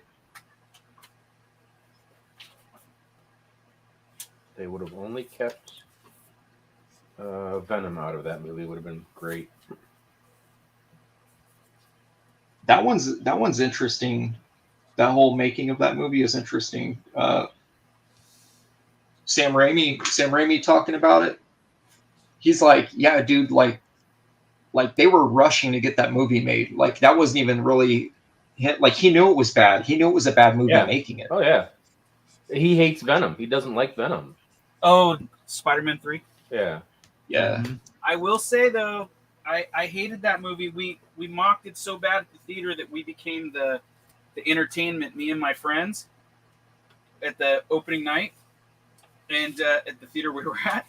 But Later, I have Fauci. since seen it again on the big Spider-Man collected thing, and they have like an editor's cut of it that's completely reformatted and like different takes and stuff, and they cut a lot of the crying out, and they changed a lot of the Harry Osborn stuff between him and Peter, and they got rid of like most of the really weird like goofy stuff when he turned into like the Dark Peter.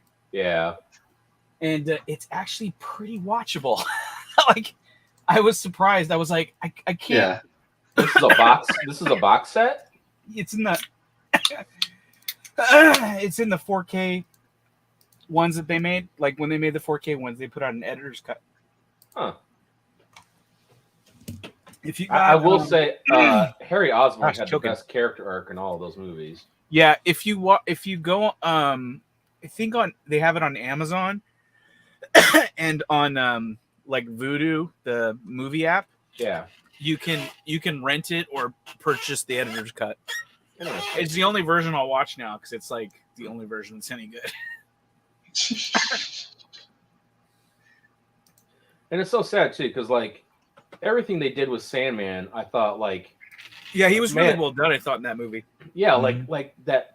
When he first becomes Sandman and he's learning to move and try to hold himself together, yeah, like I'm like, oh my god, that is just such a beautifully done piece of cinema. And then you throw in fucking Topher Grace and fucking disco dancing fucking Peter Parker. And yeah, if I remember correctly, I think that whole disco scene, the dancing scene, is gone. Good, but the way so they dumb. ratchet up Peter in the editor's cut is different because they make him. They started out like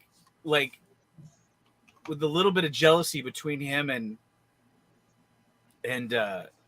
Harry.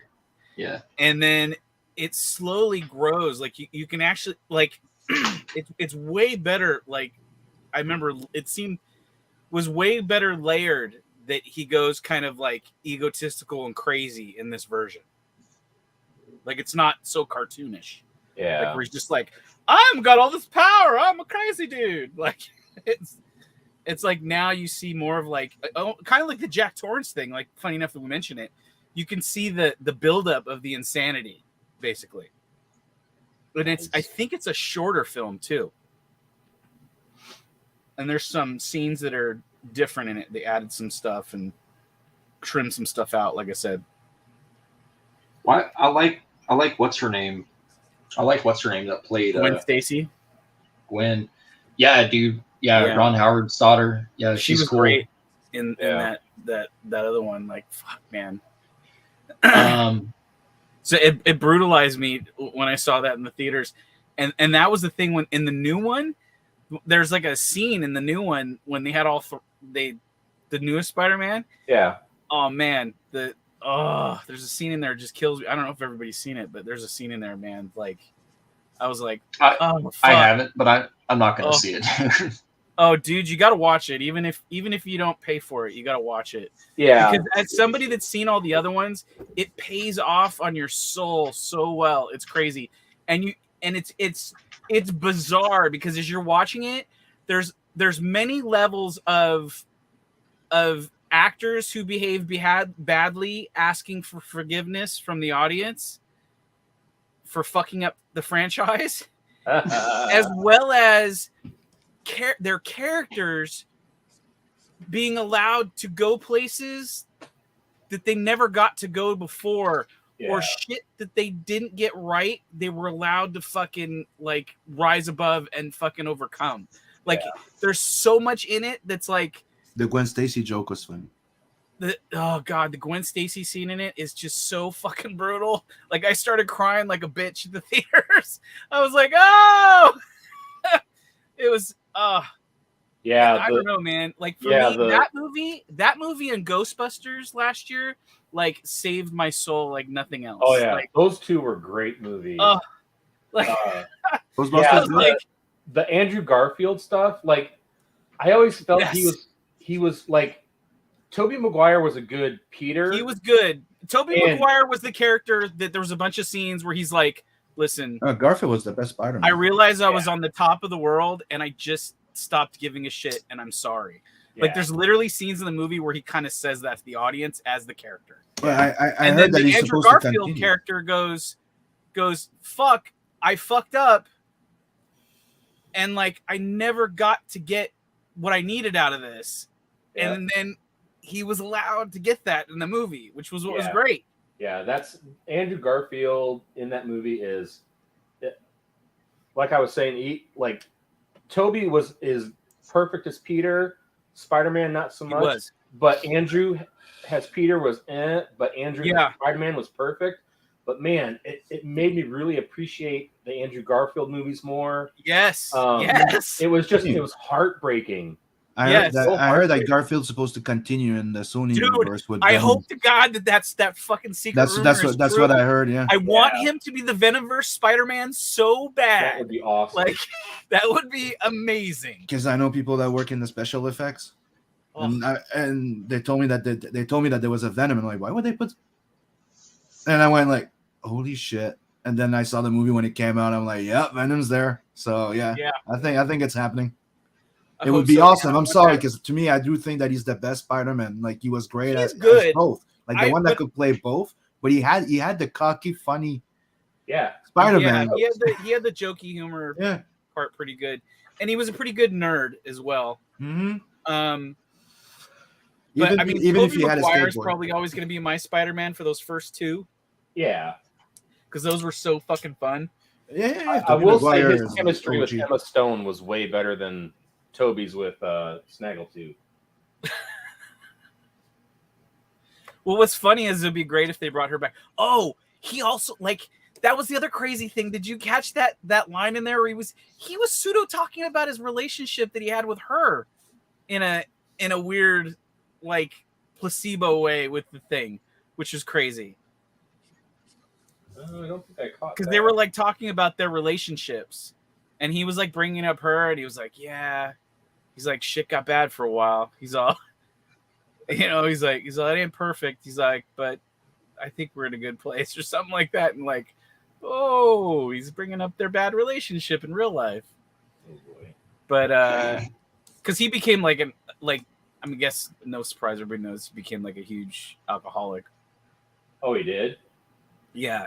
Which is why like Spider-Man 3 was like fucking all over the place half the time. Like his emotions and stuff that he was playing in there. Oh, Toby was? Yeah. He was really bad. And now he's like, I guess now he's kind of like recovered, I guess. But which is like part of the reason why I think they besides the fact they wanted to have all the Spider-Mans in there, but I think now that he's easier to work with, because he became kind of like maniacal off all the Spider-Man heat. Yeah. And then I think when the Spider-Man 3 failed and that all went away, like kind of like I think he hit rock bottom. He's just like, well, hopefully I can fix my career. And he just kind of like didn't do a lot of anything for a while. Yeah. I mean, he had enough money. He probably didn't really need to. Yeah. But yeah, I thought it was great, man. Like that movie and Ghostbusters 3, the new Ghostbusters as it is. Yeah. Those two are like must watches for anybody our age. Yeah. like they are needing the opening scene of Ghostbusters was, oh my god, my it was heart great. was breaking. It was really well done. Loved it. But like the last 20 minutes of Ghostbusters, even Jesus, Yeah. like I still can't watch that like the last 20 minutes without like breaking. Like it's it's hard. brutal. They did it so well. They did, and it's crazy. Like every time I watch that movie, I have the exact same ride, which is bizarre to me. I don't know how that works, but like I never watched that. Like I've seen it like 5 times. Yeah. And you'd think by like the 3rd time, you kind of be like, oh, I know where this is going. Oh, this is where it's going to hit me, or this is what's going to happen. Like, it's just going to wash over me and be whatever at this point, but it's not. Like, I get more than just nostalgia. Yeah, I laugh at the same stuff, and like, which is rare. There's not a lot of like a shit that does that for me. Yeah, I was very, very happy with that movie, and see, what's funny is my wife and I kind of got into it about the 2016 one.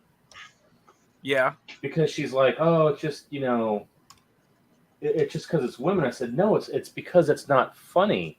They're doing like skits. They're treating it like an SNL episode. Yeah. Where everything is a skit. Everybody is funny on the same level. Nothing hits as being earnest or, Ghostbusters has comedy in it, but it's a horror comedy.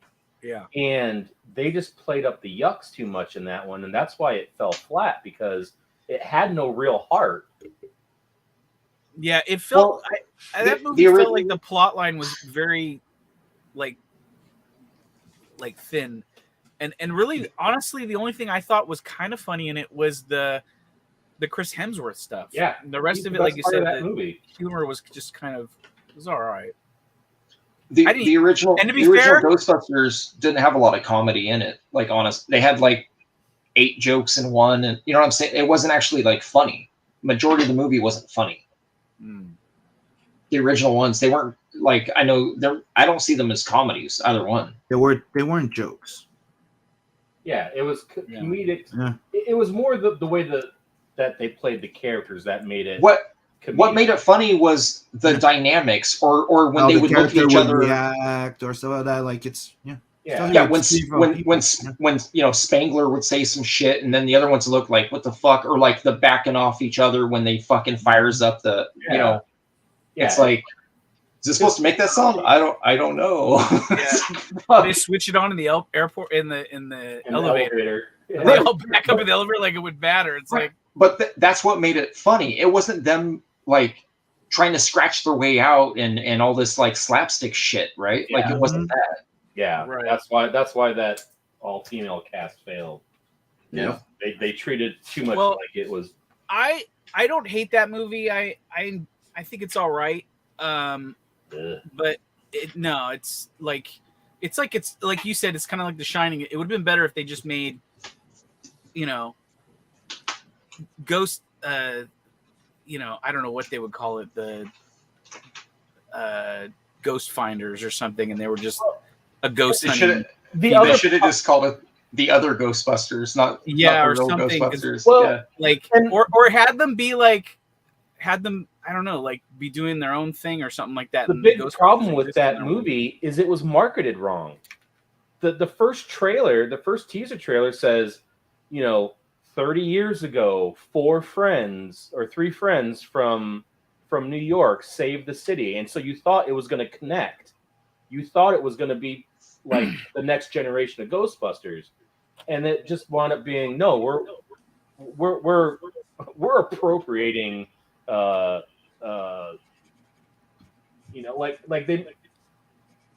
they just basically shat on it. Like they had this opportunity to connect it to the older movies and they didn't. Right. And it was advertised. It was advertised poorer than John Carter. It was advertised to be a sequel or something to the. Then it turned into something. Yeah, John Carter, man, fuck. It's another one. John Carter. I love John Carter. Yeah, dude, they fucked that one over really bad. I used to think that, but that's another one that I went back to rewatch not too long ago just for the hell of it, and it's way better than I remember. Yeah, I love the chick who plays Deja. Yeah, I really like it now. I think one of the things about that movie that has always kind of bugged me, that I wish that it wouldn't have done, is I wish there's a scene at the very beginning of the movie that I wish wasn't there. I wish it was like further in the movie somewhere, which is the opening scene, because the opening scene goes right to Mars and there's this whole fight sequence on an airship, and I feel like that scene shouldn't happen till like later, because we should have gone on the journey with the guy John Carter, of him finding the world, because I feel like once you get to the world you're kind of like, we already saw that in the opening scene, like we already know it's fantastical and like whatever. It doesn't have that Jurassic Park moment of like seeing the brontosauruses walk across the plains. And I feel like as an audience, like the ride is fucked up because they have that little scene at the beginning. But the whole reason why they did that is like the thing that the studio always says, like, if you can't get them in the first 8 minutes, they ain't gonna watch, you know, sort of thing. Like, so like your first 8 minutes have to be like 100% whatever the thing is, otherwise you're not selling them. And I feel like the actual beginning would have been like 25 or 30 minutes before we got like crazy fantastical shit, because it would have been the whole thing with him in the Civil War and like him finding that crypt in the house and all that other stuff. So missed opportunity. Mm-hmm. But I think with all this crap that we've seen, we come to appreciate different vision of movies as long as they're well made. Yeah.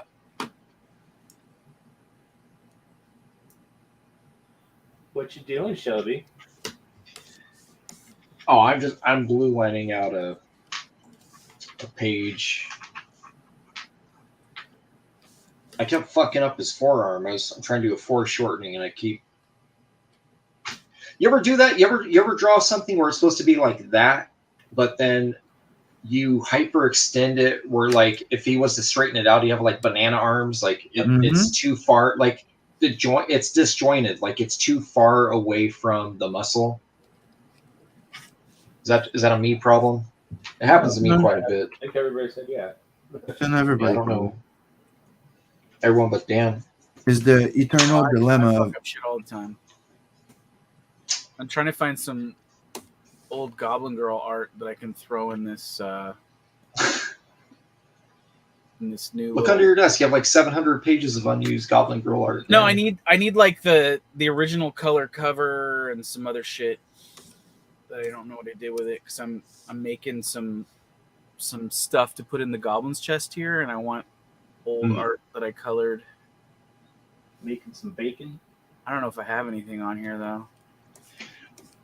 Are you not using that little panel work stuff you did, like the little strip art that you had? Are you not using it for any? The stuff you said you thought you forgot it, and then you found it. Are you using that in your book now since you found it? Or I might throw that in the back somewhere. I don't know why. I was just going to suggest maybe use it for a bookmark, because they're long, they're small and long, right? Like kind of, yeah. It's weird though. It's like a sword cutting a chain and a face underneath a rock. Like, I don't know. People like art, man. People like art. I've got this new really cool thing, but I need all color pieces for it.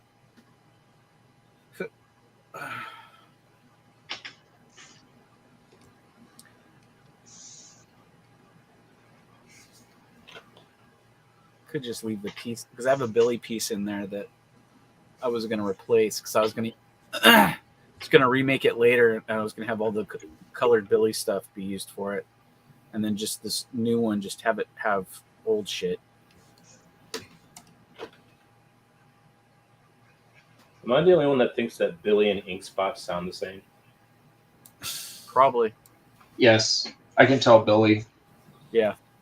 Billy sounds more like female to me. Billy. He's more effeminate. Fuck. Cold-blooded. That was cold-blooded. Billy's voice sounds more like socialism. Oh, Jesus. Like socialism? Yeah, I was gonna say Billy sounds like a mix of Sween and Inkspot. Yeah. Well, Billy and Sweens are clones. Right? It's like mix Inkspot and Sweens, and you get Billy Basco. Did you ever see the stream when they were on together? Yeah, that's what I'm saying. Yeah, I saw it. That was fucking crazy, and they had the same clothes on and everything. And then you add a little bit of Inkspot in it, and you got it. It was creepy. They didn't even plan it. They just brought them on at the same time, and they were both wearing the same fucking outfit. That's hilarious. Did they just stare at each other? Just stare. They were laughing at it, and Sweens was like, Jesus Christ, he does look like me. Do you think if they met in public, they would just like transfer souls? They would do this and like fucking like become each other? They're like, it'd be like a Freaky Friday incident. Ever. You like that scene at the end of a Star Trek motion picture where they start to sparkle and just merge together? The fucking mirror universe, Billy. He's got the goatee.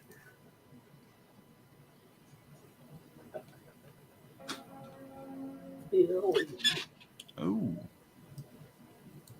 check this out. Gotta start my Scotsman little just shared a little something that he did. Ooh. He Oh. inked a Rob Willis piece. See, he could be doing Shinobi Sasquatch pages, but oh no. Yeah. Who, Rob Willis? Yeah, Rob Willis did this. Scotsman inked it. What you talking about, Willis? Talking about draw my fucking book. That's what I'm talking about. I like that. I like that piece. I like the hair.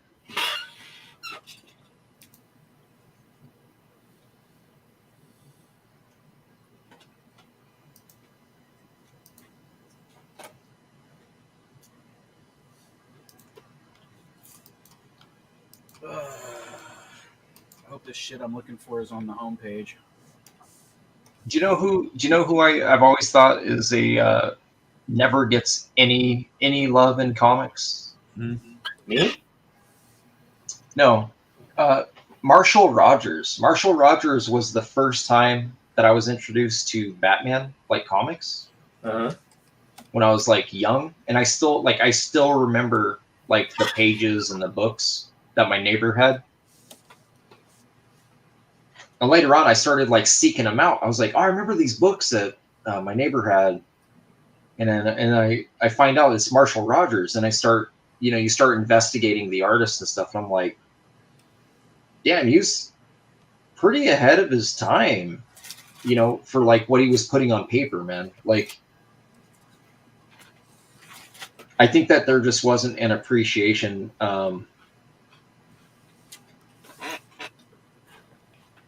for detail artists back then in that day, because you had like Herb Trimpe, but Marshall was mainly like DC, right? So you had like,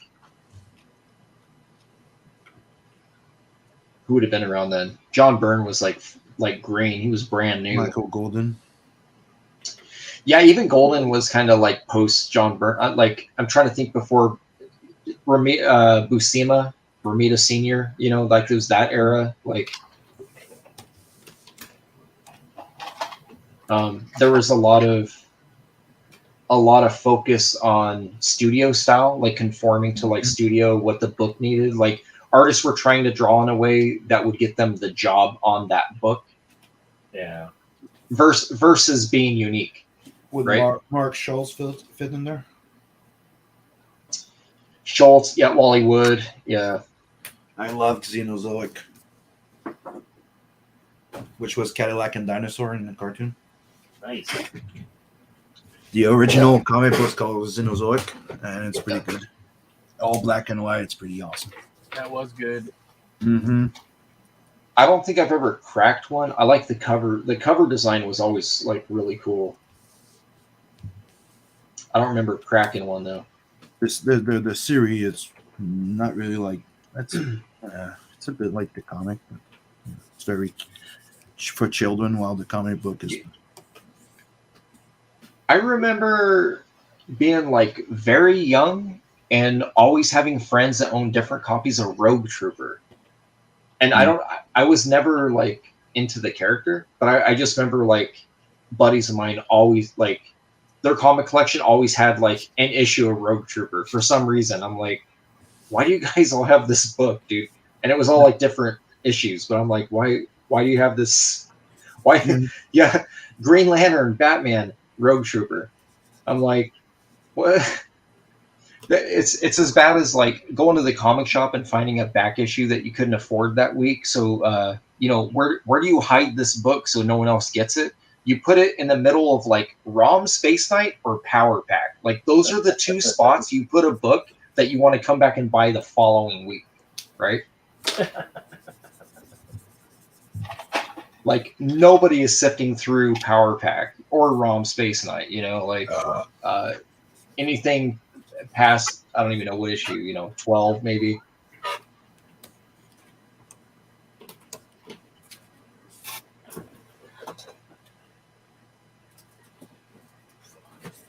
They found out that Weapon X Artist Edition thing comes out. It says May. I think it said May 3rd. Oh, cool. What Weapon Artist Edition thing? So Marvel is doing their own artist editions now, and their first one is going to be a Barry Windsor Smith Artist Edition. Ah! It's gonna. But no, listen. Uh-oh. It's gonna have a large portion of X-Men number 205. Okay. And it's also going to have the other Barry Windsor Smith issue. I forgot what issue it was. Life Death? Not when no, it's. I think it's later than that. The issues with Forge and Storm? Yeah, but I think it's later than that, because if I remember right, the solicitation, it was like issue like 253. Because that issue you're talking about was like it was a double size, like 223, wasn't it? Maybe it was a typo. But anyways, I know it has 205, and then it has the entire Marvel Comic Presents Weapon X black and white. But the book is only a 9x12 book. They're not doing 11/17. Yeah, and it's $50, dude. I don't know.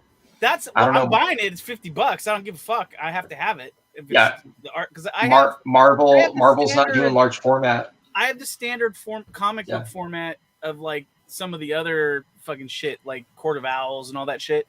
But still, like, so what we're saying is we still need to order that fucking German edition. They're calling it an artist edition, but they're only going like 9x12, dude. When I saw the price, and I was like, damn, what is it? Only like 100 pages? Like, why is it so? And then I looked at the size, and I was like, oh, you gotta be kidding me, man. Is it on pre-order right now? What's the story with it? Yeah, you can pre-order on Amazon. The comic shops are taking orders for it right now too, I think. I don't trust the comic shops because half the time they fucking They'll get it in. They're gonna sell it under you. Yeah, or it'll get shorted. They won't. My buddy won't even be able to get it in. Great. I was surprised I got the fucking Jim Lee book. My shop has like 5 of those. What, the big giant X-Men book? The XXL? No, the Jim Lee IDW Artist Edition. Oh yeah, yes. I got that one.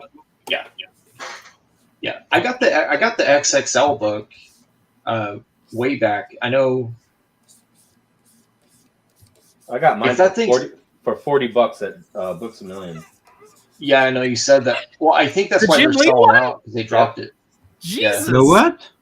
The XXL. I got it for $40. That's a boss move. Dude, I have it since it's for a long time. Art to Bear let it drop that they might be doing a second volume of that. Ooh, cool. Of the XXL? No, the artist edition, the Jim Lee X-Men stuff. There's like another one, I guess he was saying that he. That's when he already had ghosts on him, though, didn't he? Wasn't he already like ghosts? I don't know. You know what I got the other day that I ordered from France? They need to do a Wolf's Portaccio X Factor artist edition. There you go. That's what I want. Hell yeah. That's what I want. That would be really cool. Yep. Do you know what I ordered the other day from France? Huh. Artist edition of Magic Order. You ever seen that book? Is that the Copiel book? The Mark Millar. Yeah. Interesting. Yeah. Where'd you find that? That was good art, dude. Amazon France. They have a couple things over there. They have another artist edition of his work on X-Men that I'm thinking about picking up as well. Oh. I'm actually friends with him. I hung out with him when he came out to Georgia. I love this Thor stuff. Art Adams' not Art Adams, Adam Hughes' wedding, and he's a really cool dude. Yeah, he actually got he got me to buy a Thor book for the first time since Simonson. I read his entire run. That fucking run was awesome. When they brought Asgard to Earth and fucking the female Loki. Oh my god! I didn't think I was gonna buy it, but I was like, she looks awesome. She's amazing.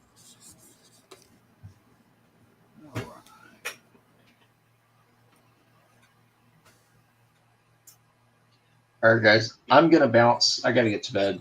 Where are you bouncing? Off my chair. All right. Fine.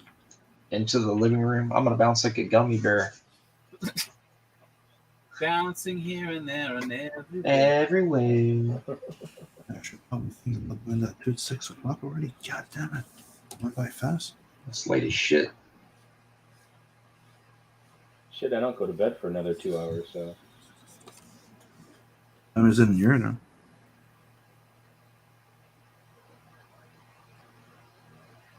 I was in on your side. I'm sorry, what? What time is it on your side? 5:08.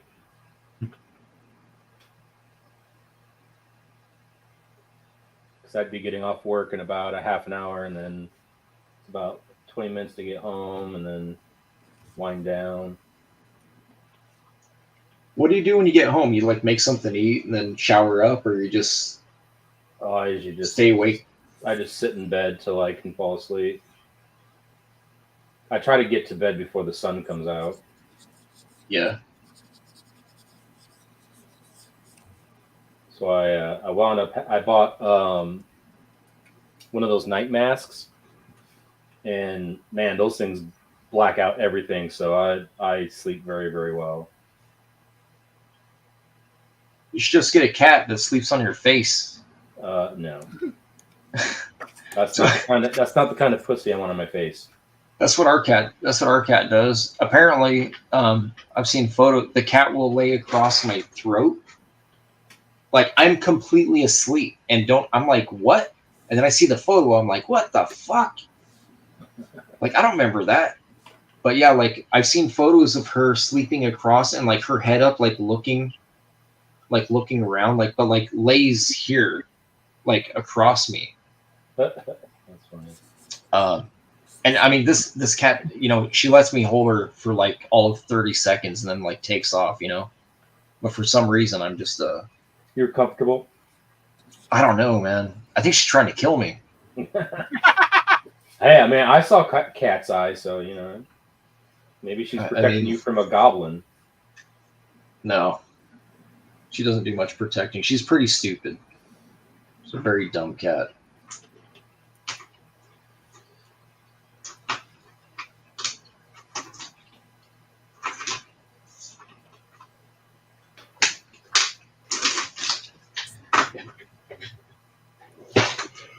Holy moly. There it is. I'm dead. Yeah, get some sleep. All right, guys. I'm going night-night. All right. You guys have a nice day. Yeah. All right. Away go. Yeah, I'm gonna dip out too. 6:10 here. Okie Gonna dokie. go get a few hours of sleep. Yeah. Thanks Before for coming on, all man. the family comes on. I wakes up. Oh, no problem, dude. It's my pleasure. It was fun. Time went by fast, and Yeah. Oh, yeah, I can't believe we're I'll drop by again. pushing 6 hours on stream. I'm that's what happened. Trying to beat Mr. Plagle's record.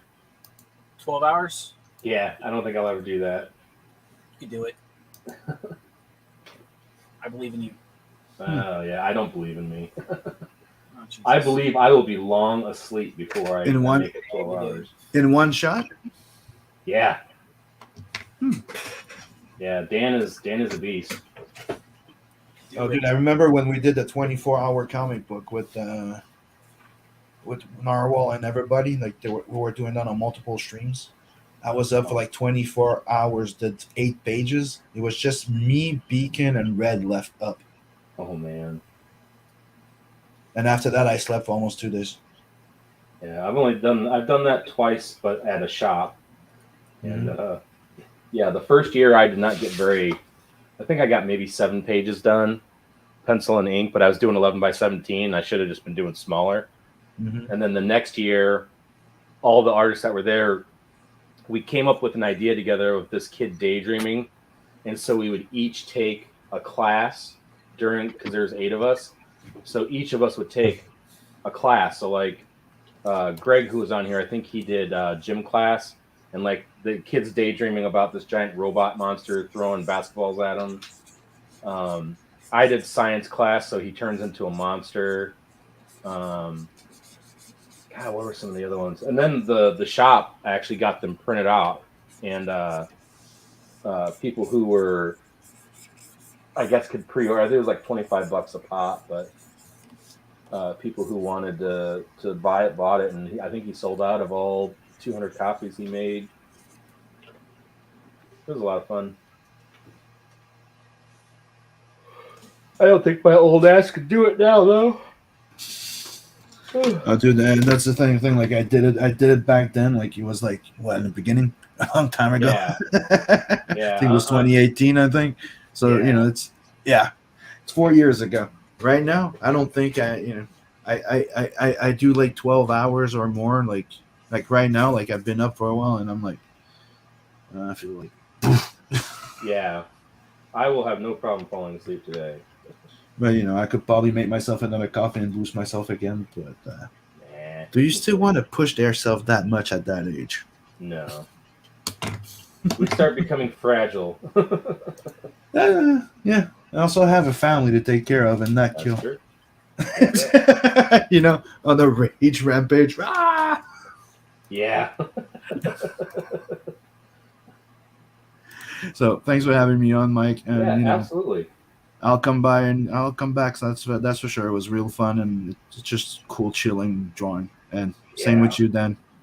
Yeah, always. Later, guys. All right, see you, buddy. Alone at last. And then it was just us. Right. How goes it? Oh, so far so good. I'm transferring all these files of old comics so I can hopefully do something with them with the new computer, but I don't know if I have enough space on this memory stick. Uh-oh. Should get one of those big, like 8 terabyte. Oh, I things. have a big terabyte thing, but it can't hook into the Mac. Oh, weird. So I got to transfer the stuff off the Mac onto like a 256 gigabyte stick, and then drop it on the other drive. Weird. So I'm transferring some folders of some comics and stuff that I did. Because I had a pay website at one point that had a bunch of shit on it.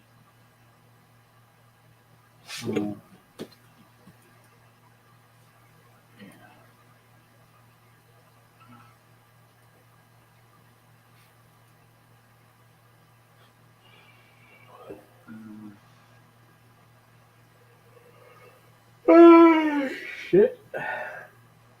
See if that can go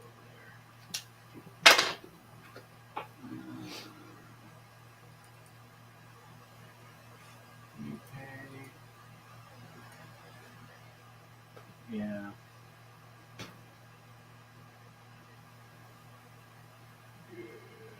Sites.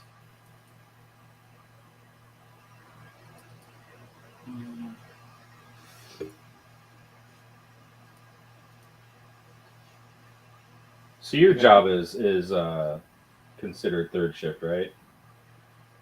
They call it first. That's weird.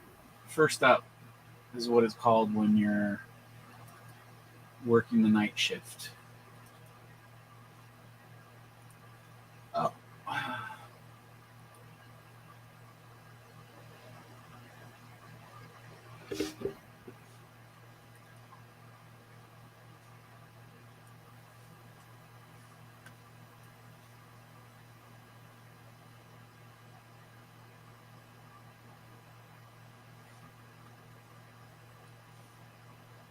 But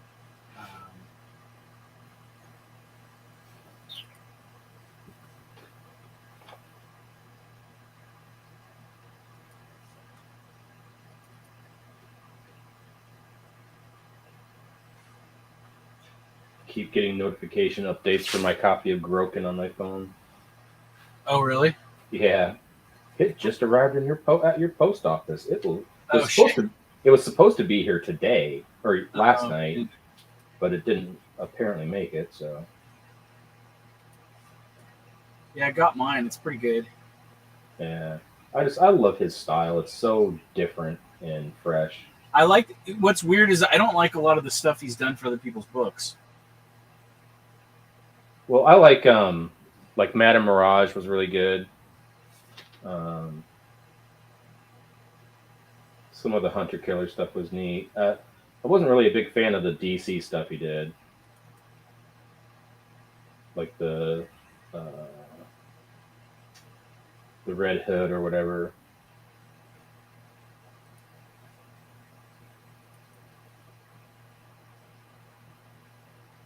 There we go.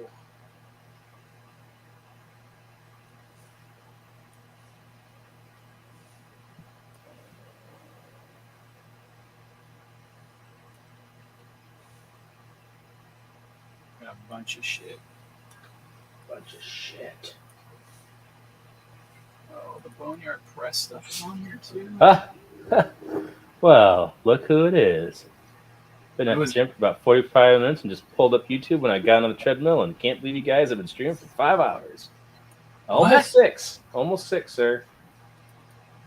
Who is it? Mark Bolton. Ah. My partner in crime. Yeah.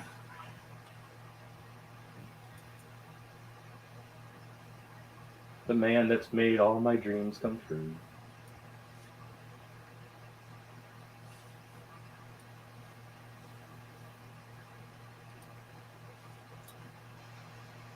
I think I've got just about everything I need transferred over.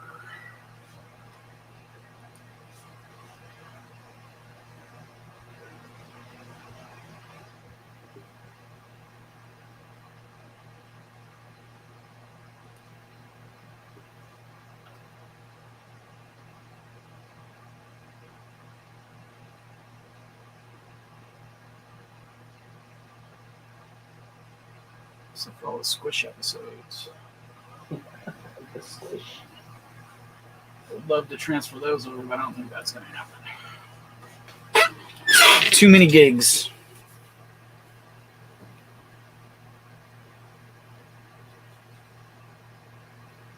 Got so many things. I've got this new thing that I so would love to tell you about. But you can't, because then you'd have to kill me. I can't tell anybody about it till I do it, because then everybody else will be doing it. It's going to be such a cool add-on. Even the members. Well, there's a couple people who probably heard about it. Me bring it up here and there, because I was talking about doing it, but I actually went through with doing it, and I ordered the shit. And anybody who gets the Goblin's chest tier is going to get some cool free shit. Ooh. No, I mean, which is why I'm trying to find this old art.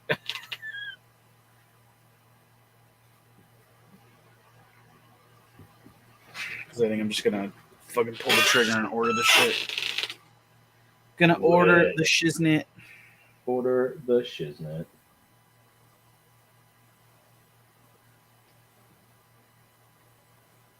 Can't believe that Taylor Hawkins guy is dead. I know. Weird. It's crazy. It's really, really weird. I'm like, shit, that's 2 years away for me, and he was in shape. Yeah, that's what I'm saying. I'm like, Jesus Christ. I mean, he did have drug issues throughout the years, but I'm That's sure what that they say. He almost fucking died once. I was gonna say maybe he relapsed or something.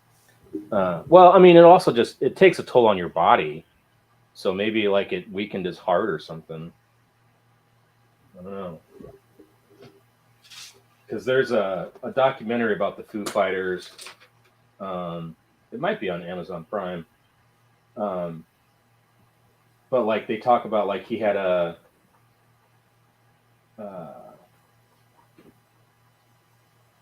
think he went to a drug induced coma or overdosed. Jesus. And was in a coma, and it kind of started a wedge between him and Dave because he was trying to get his life together after this, and Dave was neck deep in drumming for Queens of the Stone Age, and was totally focused on that. And he's I just went through this horrible thing, and he's talking about how fun it is to be with a different band that's not us. And he's it really kind of pissed me off. And I guess at one show they were just kind of they all kind of had it out, with each other and like, fine, after the show, we'll just be done. And I guess they went out and they kind of played like they were our new band because they were so pissed off. It kind of re-energized them. Well, that's fucking sad. Yeah.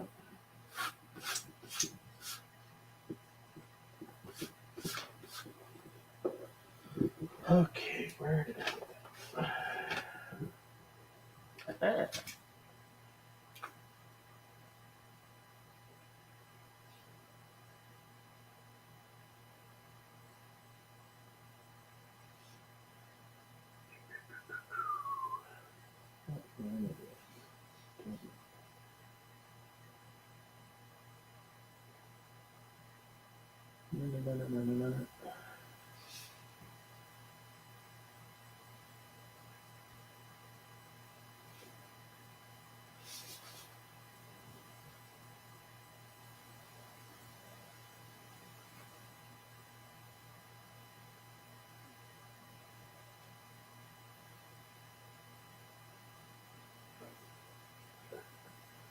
It's really quiet when Shelby's not here. It is. He talks the whole fucking time. Yeah. Yakety, yakety, yakety, yakety, yak. No, at least he's got stuff. I mean, he keeps it lively, as I think I probably would have tanked out a long time ago. Right.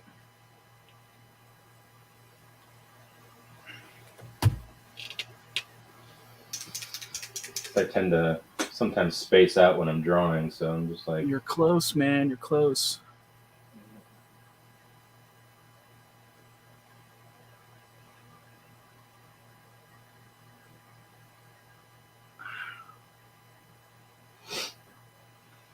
I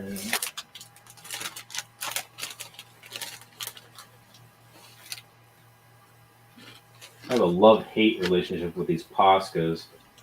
I love them when they work right, but it's getting them to work right is the hard part. Mm.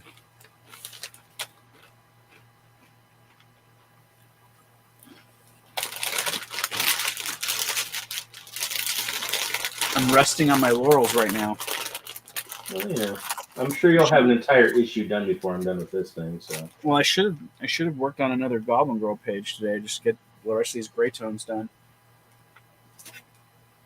But I did blast through all these. I did 30 sketches on these.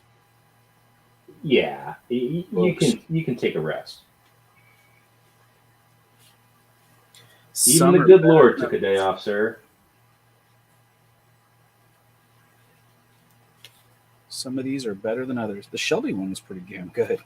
Yeah, I thought that was hilarious. I was just fucking around at first. I was like, oh, not bad. The Ghost Rider is pretty good too.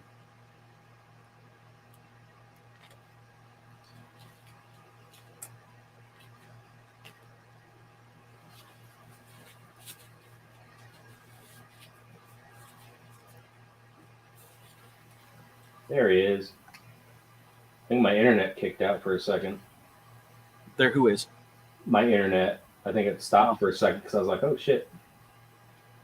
I did not notice. I'm afraid to say. All I see is swirly lines. Mm. Well, I see you still. Yay. Yeah, it came back. Because I know there is a time limit for StreamYard, isn't there? 12 hours. Yeah, I'm not even close, so. I did it one afternoon. Or I got close to it. I think it was like 11 hours and something. I cut it short. Because you're a beast. Was close to letting it run out.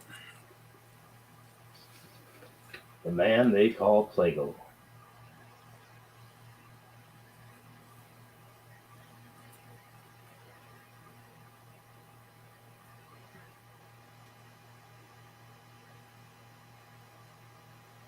Dooby-dooby-doo.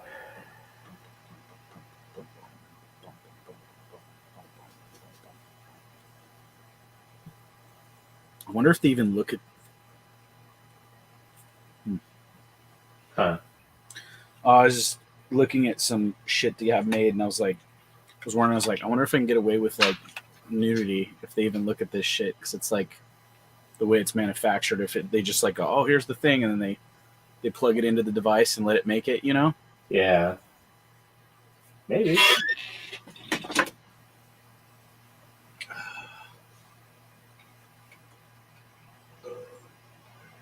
Can you manufacture boobs for me?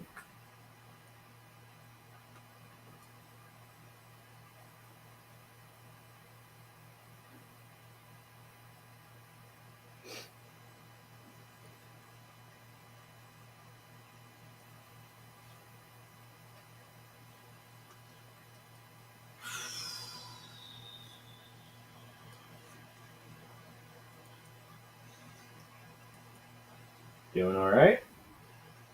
Yeah.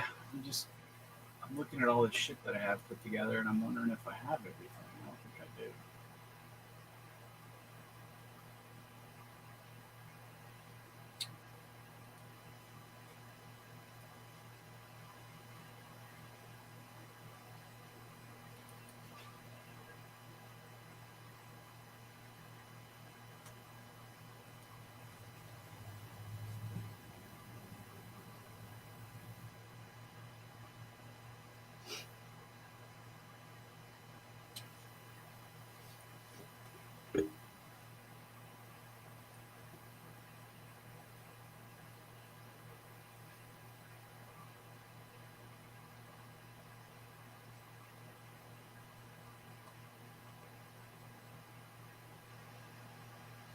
Oh, fuck. Just dump something. Uh-oh. Yeah, stupid.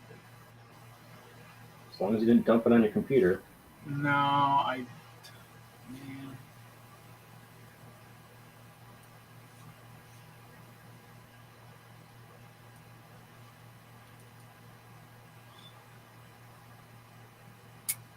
Reload it.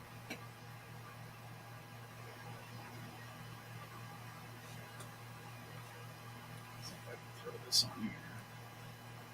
It's probably too big. 16 gigs. There's like one other folder I meant to throw in here and I didn't. Oops. Yeah. I see it here. Right there. Stupid folders. There. Okay. 250 card.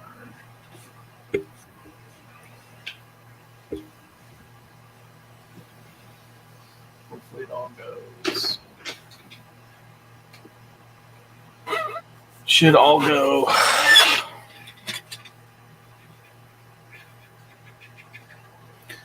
I don't know why the folder I just dropped is so small, though. That's the only thing that's kind of scaring me. Oh. Because it's a bunch of original art from this book I did, and it should be all like 300 DPI 11 by 17 files. Uh-oh. Yeah, I'm kind of like a little worried.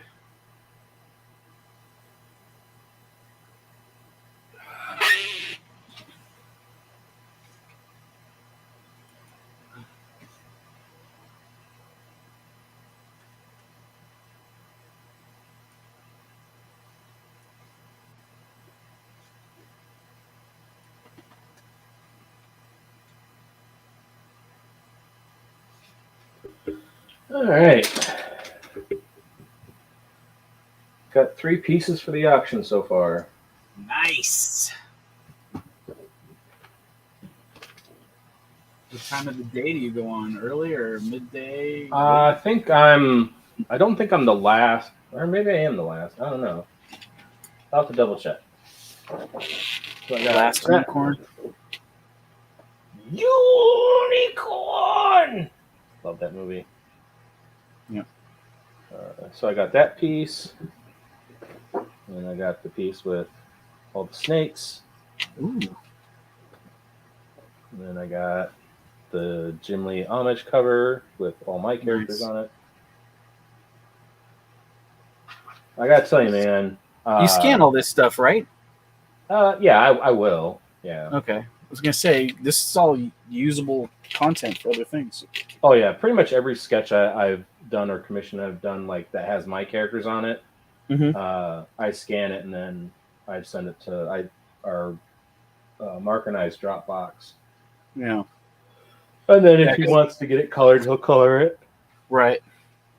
Yeah, because all these pencil sketches that I'm doing that are on these books, I'm gonna put these all in a pencil art book that's going with the Goblin Girl book. That'll be awesome. I want to put together a sketchbook, but I gotta figure out how to do like formatting and. It's not that hard. Yeah. You just need to know what size you're printing at. You can get it, and most printing places, if they're like a place, they usually have a template. Like I got a template off of, I think it was like Kablam Printing years ago, and like pretty much I've used that template even at like weird little printers that I've ran into. Huh. Okay. Like print on demand places and stuff. Yeah. I think the only thing it's not good for is like offset printing. I think when they print them where they're 4 pages on a sheet. Yeah. Like that's different. Yeah, I think if I did a sketchbook, it'd probably be like no more than 20 pages. Yeah. Maybe do like a cardstock cover to do sketches on. I think mine's gonna be 32.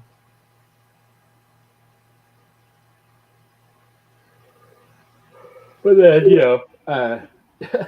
Greg did his little preview book, so I could just talk to him. Let's take a peek. It's just like sometimes I just don't like. I think about doing stuff, and then I'm just kind of like, but I don't know how to do it, and then I just don't do it. But then I'm like, I know people that know how to do this shit, so.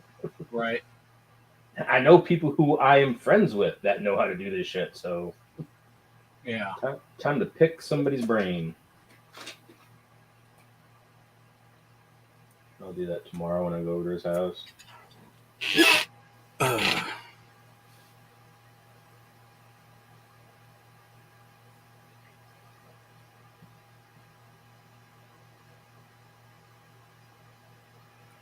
Almost there. I almost have everything on the new computer to be able to edit and do stuff with in Photoshop. Nice. Except I can't do any of the lettering. I might have to order Illustrator. Oh, shit. Which is fine. Just turn it on, turn it off when I'm not using it. It's not cheap. Illustrator's like $20 a month, and Photoshop's like $6. Yeah.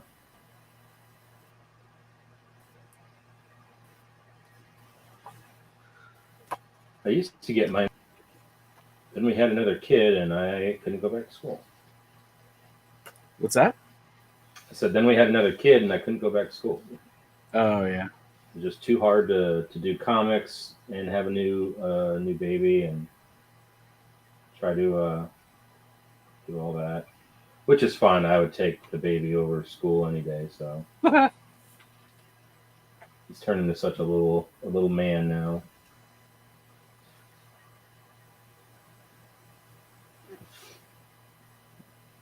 Kid cracks me up. The other day I was like, Louis, why are you so adorable? He goes, because I am. I'm like, you're 4. You should not already know that you're an adorable child.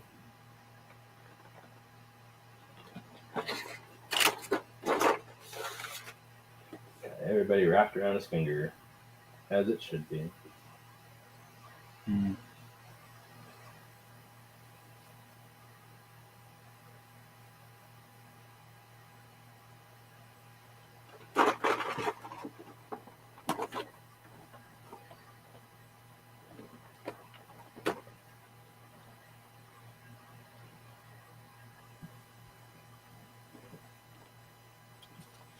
Gotta go to work tomorrow night.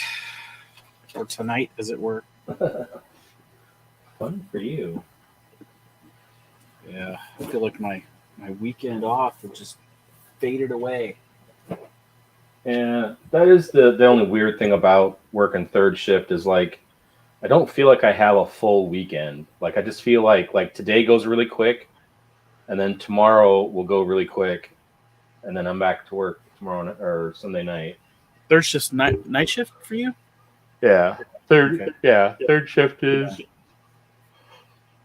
I either work 9 at night to 5:30 in the morning, or I work 7 to 5:30, depending if I want. Like Sunday nights, I go in at 7 because I get double time because it's technically still Sunday. Mm-hmm. So I soak that shit up. Got kids to feed and shit.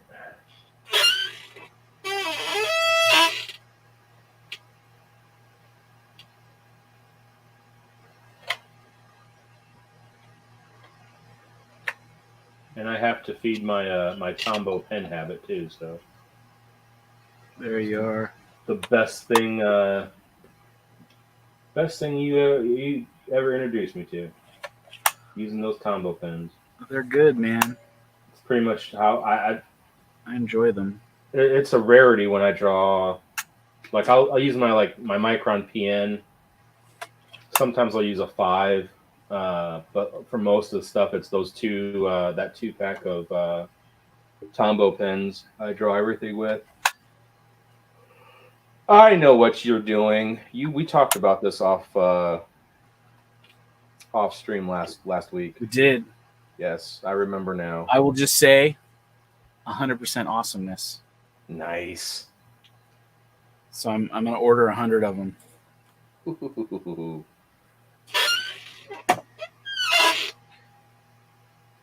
But awesome. Yeah, they're not cheap. No. I'm just an idiot and I like goofy shit. You're not an idiot. You're gonna do it, and then everybody else is gonna want to do it. That's what everybody says. Everybody says that.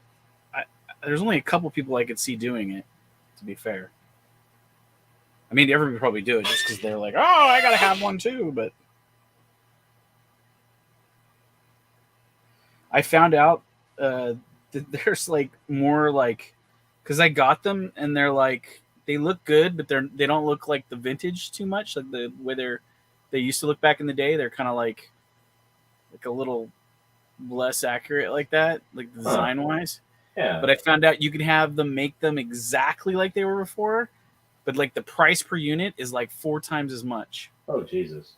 Yeah, I was like, fuck that. Carry on. Yeah, I was like, I will have the half-assed ones. Damn. But I'm gonna if they're gonna make them, why wouldn't they make them the way they're supposed to be?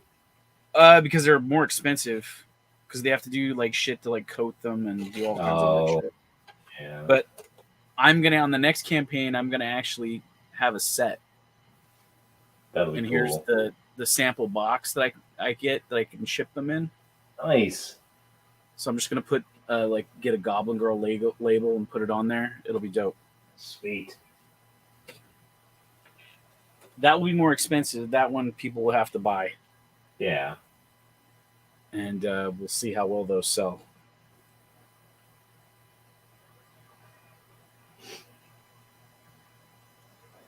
But I figure I'll do like a set of 3 discs. Uh-huh. And she'll be,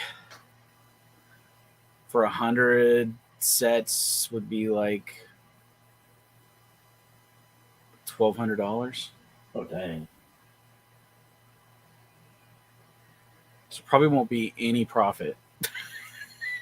Probably not. I'll have to charge exactly what it's costing me to make them. Otherwise, people will be like, I don't need that shit. That's fucking crazy. Yeah. I think the nostalgia of it will get. Yeah, that's what I think. I think the people this time around, they get the little freebie ones, will be just like, what the fuck? Yeah. They'll be like, I need to go out and like fucking look this up. I know a couple people like Gabe El Taib and Dan Frega, and I don't know who else. I know the 2 of them, and Shanth and Jetty, and probably Phil Diaz, because I know they're all getting. I think they're all getting the big box. Cool.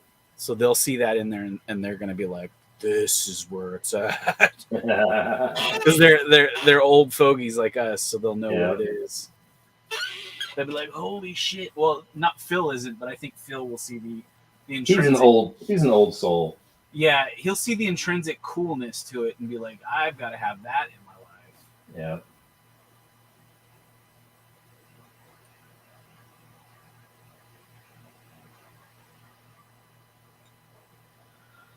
Okay, I'm gonna stop futzing with that.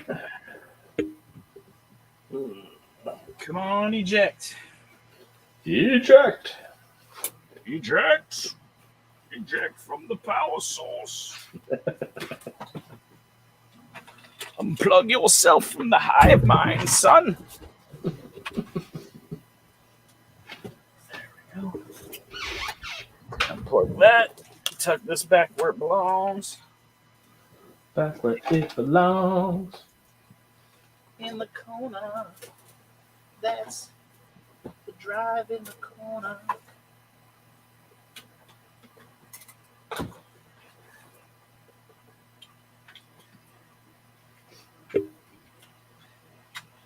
The trick is I was thinking about it. I was like, I wonder if I can get adult versions made for like my other projects.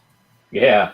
Because it would be cool to like do Lady Ragnarok and like some other stuff with that, but I haven't tried it yet, and I'm almost a little afraid to. I'm worried they're gonna be like, "Fuck you, you perverts." Can we buy one?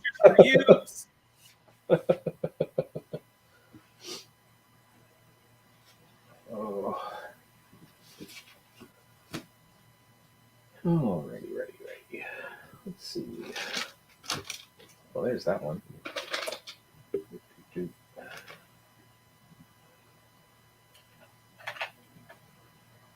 Yeah, I totally think the fan to my computer is dead because my computer. It's not spinning, and there was a pen that was right by it, and I picked it up. I was like, Jesus, that's on fire. Yeah. I was going to get a computer with taxes, but then my work screwed up. Oh no.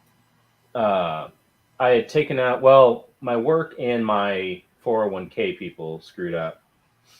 So I had taken out a loan during COVID to kind of help us out. Yeah. And then I went out for an illness. And while I was out, they stopped taking the money out to repay it. Right. So then it went into default, and then oh Jesus! So that was like 2 years ago. So it just hit this tax season. So now I owe the IRS like $4,500, and I'm just like, you fucking suck. Wow. Luckily, we set up a payment plan, but still, it sucks because I was like, I was needing to do a lot of stuff with that money, and so was my wife. So. She was really not happy. I'm like, well, it's the IRS, so it's not like I can really do anything about that. You know? It's like at the time we needed the money, so I mean it's kind of what it is. I can't freak out about it because it's already done. You can't change it, so. Forgot to confirm my subscription to Frog G. Frog G.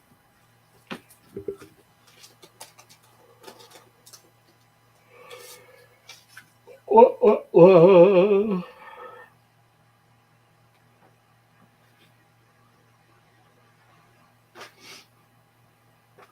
Did you get any current comics? A few, but I don't really collect anything from the big two anymore. Have you seen that? I have seen that. Yeah, that's pretty good. I like Tony Daniel. Yeah. Once again, he's changed his I like style. old school Tony Daniels though. I like the new stuff. The new stuff is like I like the 10th and the 8th. I think it was or something like that. Also. And then the stuff that I collect now is We Have Demons. What is that? That's Greg Capullo and Scott Snyder's Dark Horse comic. Just came out this week. Yeah. Oh shit! I'm gonna have to go see if my shop has any left. Yeah, it's pretty neat. It looks cool. I saw them working on that. Yeah, I love anything Greg Capullo. So the other thing is like lately, I don't buy a lot of stuff unless it's in trade format. Yeah, it's hard for me to like unless it's something I'm really gonna read, like Yeah. Magic Order. I like read that when it comes out. I'm getting the newest Magic Order book. I mean, I get like all the new Spawn stuff that's coming out, like the Scorched and I got some of that. King Spawn, and I just like seeing Todd doing covers again, and Gunslinger Spawn because it's Brett Booth. Geiger. I get the Geiger series. Yeah, did you see that big special that came out? Yeah, I got that. I had my friend had to reorder it for me because they ran out. Yeah, And, I haven't picked he it up yet because backordered I was not prepared to drop $8 on a book, but yeah, that was all I bought that week. Yeah, it's good And though. then I've read part of it. Mechanica. Yeah, Gary Frank it's hard to go wrong with his work. Well, there's all kinds of people in that book. Brian Hitch is in that book even. Oh, sweet. Brian Hitch is going to be doing a spin-off series from Geiger.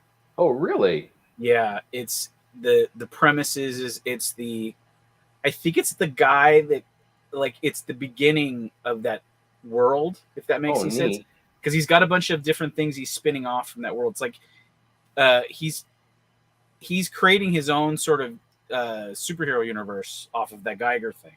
That's awesome. And one of the oldest characters that he has in the book is this guy that like the premises is in 1776. George Washington was part of like an occult group, and they got a hold of some like mystical powers or whatever and used those to defeat the British. Interesting. And this dude was a British officer, and he got zapped by some sort of weird magic or whatever, and it turned him into basically like a Highlander. He's like unkillable. Oh, neat. And so at the point in the Geiger universe, like in that book, it shows how he became what he is, and then it flashes forward to like present day of the Geiger universe where the Geiger guy's around. Oh, and neat. he's basically they kind of play it up like he doesn't have any friends or anything. He's just kind of like this gregarious guy that cruises around, and he walks into places. He goes, "All right, fellas, I need something to eat. Who's got somebody they need killing?" And he's like a gun for hire because he can go get totally fucked up and he'll just come back basically. That's awesome. Like Wolverine sort of. Huh. And he's like a British Wolverine, but doesn't have claws that pop out or anything. Yeah, that's awesome. Yeah, and I guess Brian Hitch is going to be doing a book about that guy. Oh, neat. Yeah, I love Brian Hitch. At least that's stuff. what it said in the 80-pager thing. And then he's got another character, which is like that guy would be kind of like his Wolverine. And then there's another guy that's like a robot that's kind of like, I'm assuming he's kind of like Deathlock. Oh, neat. Okay. He's like a soldier that Deathlock or like RoboCop. He's like a soldier that like died, and they took his brain or whatever, and they put it inside of a robot suit.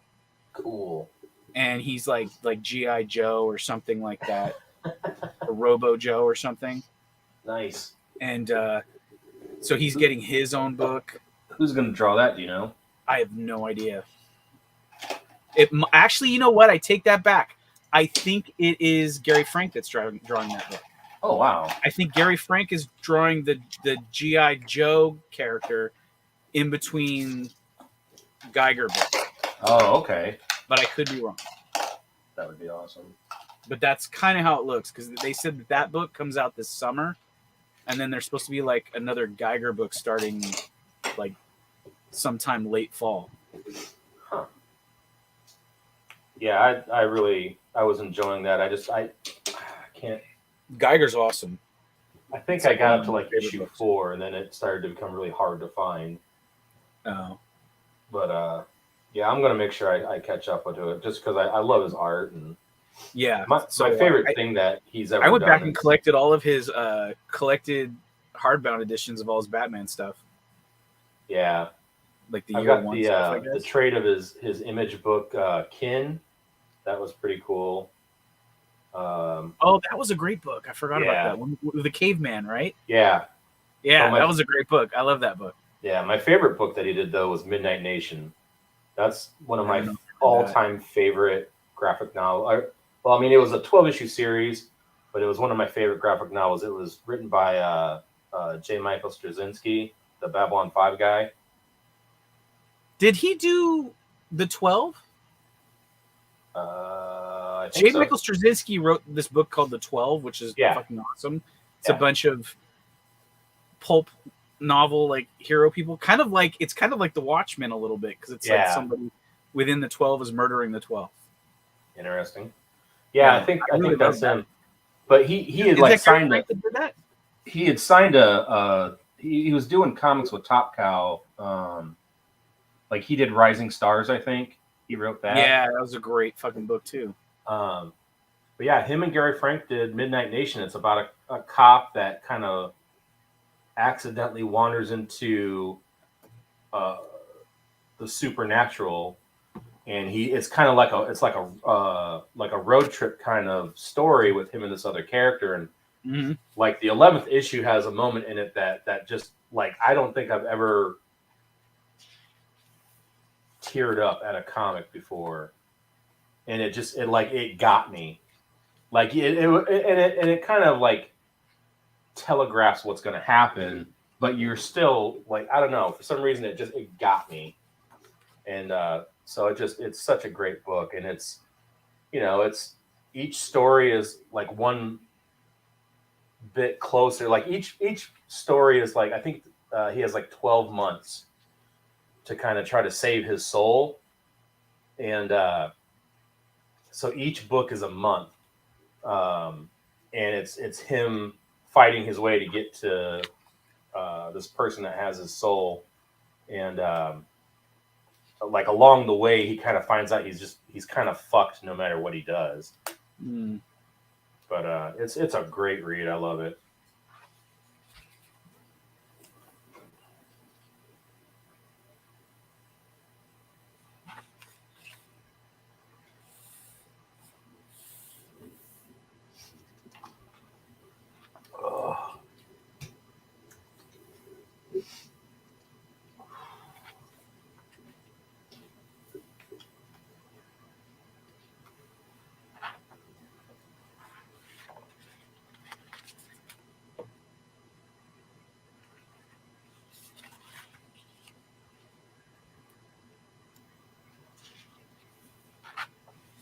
Oh man, I'm getting close to my bedtime, so yeah, I'm probably gonna call it. Cool deal. At 6 hours and 23 minutes. Nice. Edging ever so closer to that Plagal record. It just takes nothing to do with your life and absolute insanity. I've noticed that there's some guys that they put together some sort of like music thing or whatever, and they just leave it running for 12 hours. Oh, like the chair streams? I guess. That it's people do? And I guess it's to build their watch hours or something? I don't know. Huh. I didn't even think about that. The only thing I could think of. So weird. Other than that, I don't know why that would even be a thing. Well, if anyone is still watching, thank you for sticking with us. Indeed. And we are out. And the broadcast.